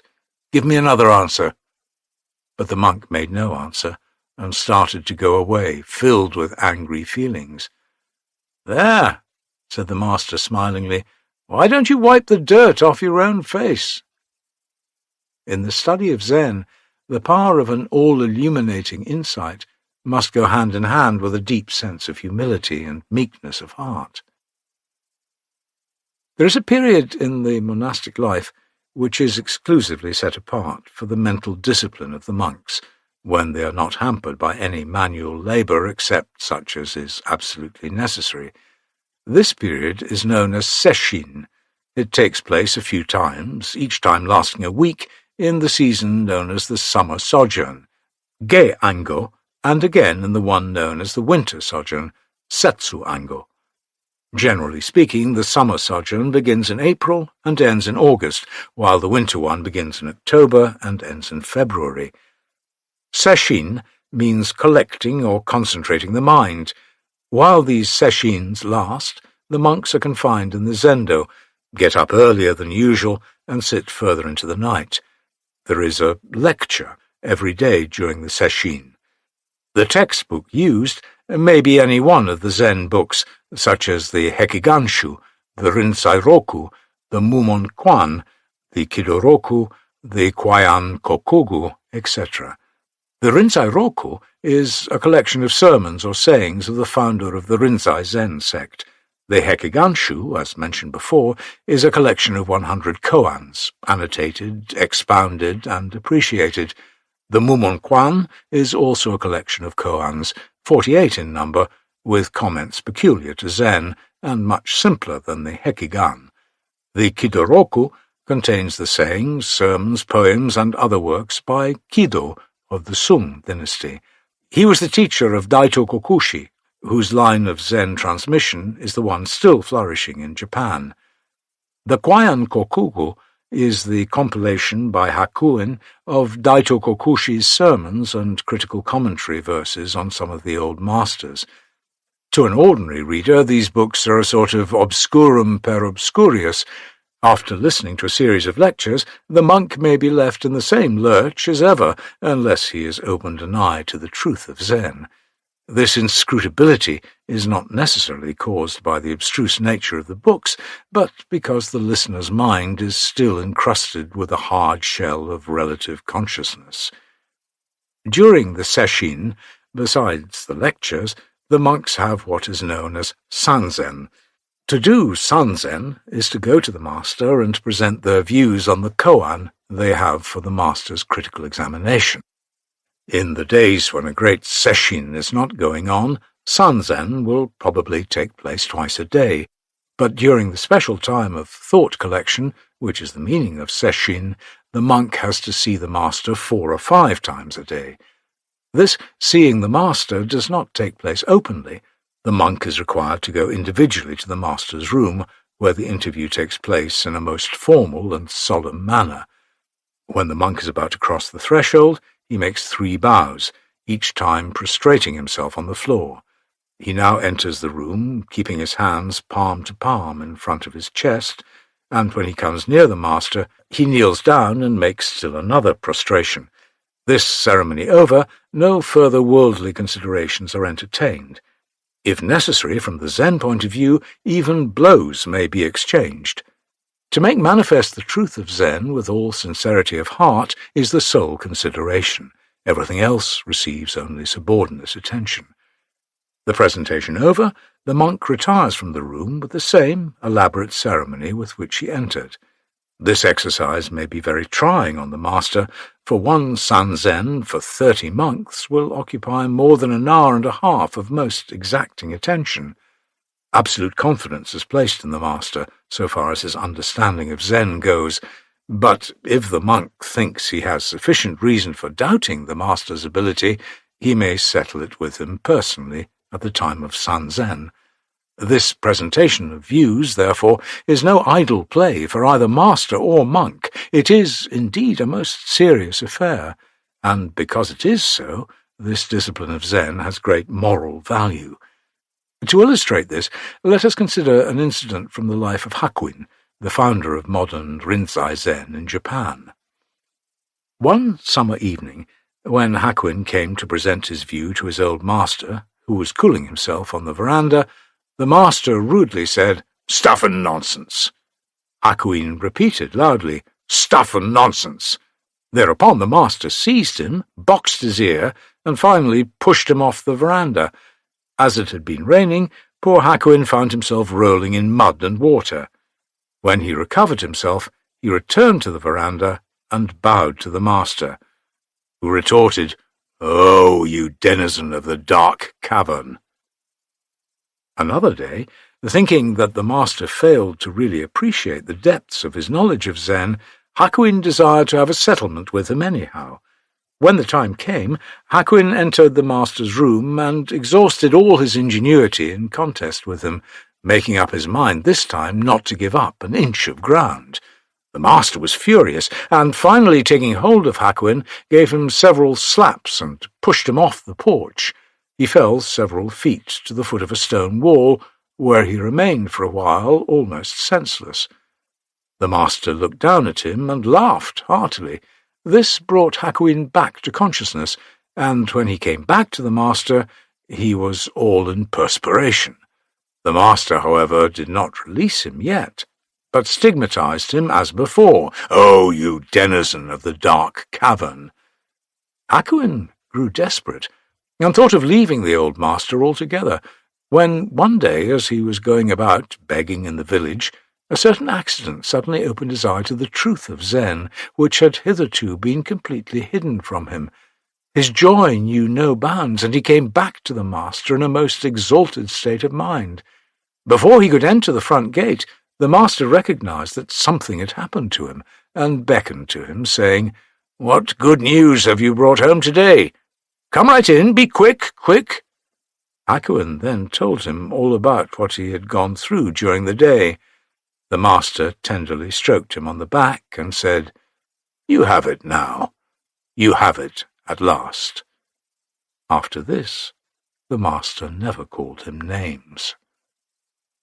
Such was the training the father of modern Japanese Zen had to go through. How terribly hard his old master Shoju was when he pushed Hakuin over the stone wall, but how motherly he was when his disciple, after so much ill treatment, finally came out triumphantly. Indeed, there is nothing lukewarm in Zen. If it is lukewarm, it is not Zen. It expects one to penetrate into the very depths of truth, and the truth can never be grasped until, stripped of all trumperies, intellectual or otherwise, one returns to one's own native nakedness. Each slap dealt by Shoju stripped Hakuin of his illusions and insincerities. In fact, we are all living under many casings of illusions and insincerities which really have nothing to do with our inmost self. To reach this inmost self, therefore, whereby the disciple gains real knowledge of Zen, the master often resorts to methods seemingly inhuman, indeed far from being kind-hearted, to say the least. In the life of the Zendo, there is no fixed period of graduation, as in public education. With some, graduation may not take place after 20 years of living there, but with ordinary abilities and a good amount of perseverance and indefatigability, a monk is able to probe within a space of 10 years into every intricacy of the teachings of Zen. To practice the principles of Zen, however, in every moment of life, that is, to become fully saturated in the spirit of Zen, is another matter. One life may be too short for it, for it is said that even Shakyamuni and Maitreya themselves are yet in the midst of self-training. To become a perfectly qualified master, a mere understanding of the truth of Zen is not sufficient. He must go through a period which is known as the long maturing of the sacred womb. The term must have come originally from Taoism, but in Zen nowadays it means, broadly speaking, living a life harmonious with the understanding. Under the direction of a competent master, a monk may finally attain to a thorough knowledge of all the mysteries of Zen, but it will be more or less intellectual, though in the highest possible sense. The monk's life, in and out, must grow in perfect unison with this attainment.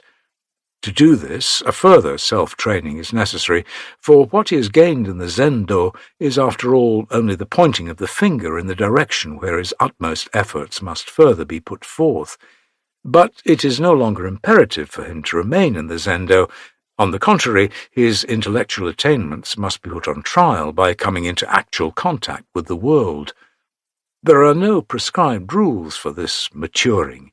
Each must act under his own discretion as he meets with the accidental circumstances of life. He may retire into the mountains and live as a solitary hermit, or he may come out into the market and be an active participant in all the affairs of the world. The sixth patriarch is said to have lived among the mountaineers for 15 years after he had left the fifth patriarch. He was quite unknown in the world when he first returned to hear a lecture by Inshu.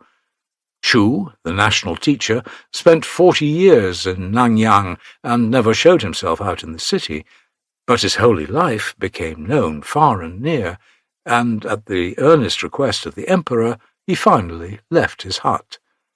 Yi San spent several years in the wilderness, living on nuts and befriending monkeys and deer. He was found out, however, and great monasteries were built about his anchorage, and he became the master of 1,500 monks. Kwanzan, the founder of the great Myoshinji in Kyoto, lived at first a retired life in Mino province, working for the villagers as a day labourer. Nobody recognized him until one day an accident disclosed his identity, and the court insisted on his founding a monastery in the capital. In the beginning of his career, Hakuin was the keeper of a deserted temple in Suruga, which was his sole heritage in the world. We can picture to ourselves the extent of its dilapidation when we read this account. There were no roofs, properly speaking, and the stars shone through at night, nor were there any decent floors. It was necessary to have a rain hat and to wear high getas if it rained, when anything was going on in the main part of the temple. All the property attached to the temple was in the hands of creditors, and the priestly belongings were mortgaged to the tradespeople. The history of Zen gives many such examples of great masters who emerged into the world after a period of retirement. The idea is not the practice of asceticism, but is the maturing, as has been properly designated, of one's moral character. Many serpents and adders are waiting at the porch, and if one fails to trample them down effectively, they raise their heads again, and the whole edifice of moral culture, built up in a vision, may collapse even in a day. Antinomianism is also a pitfall for the followers of Zen, against which constant vigil is needed. In some respects, no doubt, this kind of monastic education that prevails in the Zen-do is behind the times, but its guiding principles, such as the simplification of life, restraint of desires, not wasting a moment idly, self-independence, and what they call secret virtue, are sound for all lands and in all ages. Especially is this true of the concept of secret virtue, which is a very characteristic feature of Zen discipline. It means not to waste natural resources. It means to make full use, economic and moral, of everything that comes your way. It means to treat yourself and the world in the most appreciative and reverential frame of mind. It particularly means practicing goodness without any thought of recognition by others. A child is drowning, I get into the water, and the child is saved. That is all there is to be done in the case. What is done is done. I walk away. I never look backward, and nothing more is thought of it. A cloud passes, and the sky is as blue as ever, and as broad. Zen calls it a deed without merit, and compares it to a man's work who tries to fill up a well with snow. Jesus said, "When thou doest alms, let not thy left hand know what thy right hand doeth, that thine alms may be in secret." This is the secret virtue of Buddhism. But when the account goes on to say that thy Father who seeth in secret shall recompense thee, we see a deep cleavage between Buddhism and Christianity. As long as there is any thought of anybody, be he God or devil, knowing of our doings and making recompense, Zen would say, "You are not yet one of us." Deeds that are the product of such thought leave traces and shadows. If a spirit is tracing your doings, he will in no time get hold of you and make you account for what you have done. Zen will have none of it. The perfect garment shows no seams, inside and outside. It is one complete piece, and nobody can tell where the work began or how it was woven. In Zen, therefore, no traces of self-conceit or self-glorification are to be left behind, even after the doing of good, much less the thought of recompense, even by God. Reshi, the Chinese philosopher, describes this frame of mind in a most graphic manner. "I allowed my mind, without restraint, to think of what it pleased, and my mouth to talk about whatever it pleased. I then forgot whether this and not this was mine or others, whether the gain or loss was mine or others, nor did I know whether Lao Shangxi was my teacher and Pakao was my friend. In and out I was thoroughly transformed, and then it was that the eye became like the ear, and the ear like the nose, and the nose like the mouth, and there was nothing that was not identified. As the mind became concentrated, the form dissolved, the bones and flesh all thawed away. I did not know upon what my frame was supported, or where my feet were treading. I just moved along with the wind, east or west, like a leaf of the tree detached from its stem. I was unconscious whether I was riding on the wind or the wind riding on me. This kind of virtue is called by the German mystics poverty, and Tauler's definition is, absolute poverty is thine when thou canst not remember whether anybody has owed thee or been indebted to thee for anything, just as all things will be forgotten by thee in the last journey of death.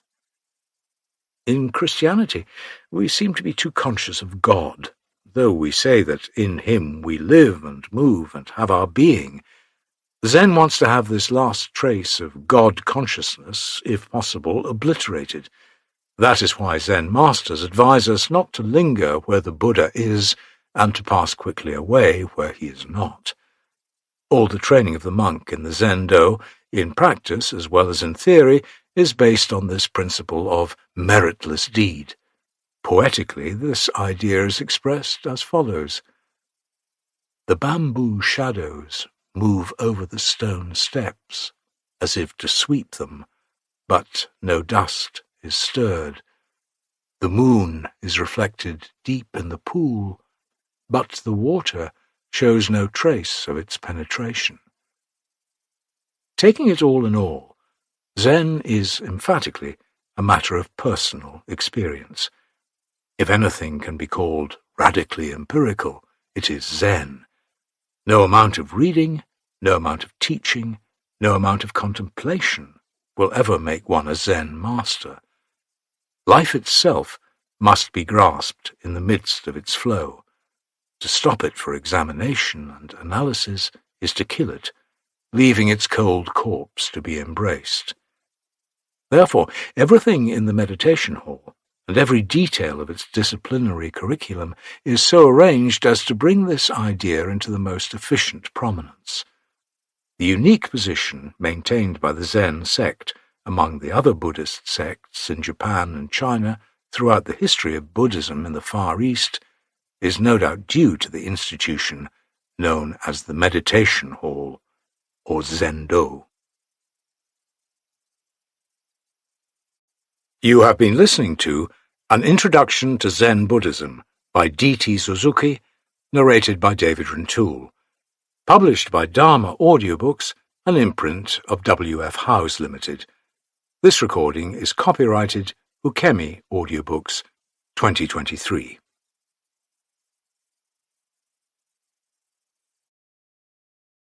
Audible hopes you have enjoyed this program.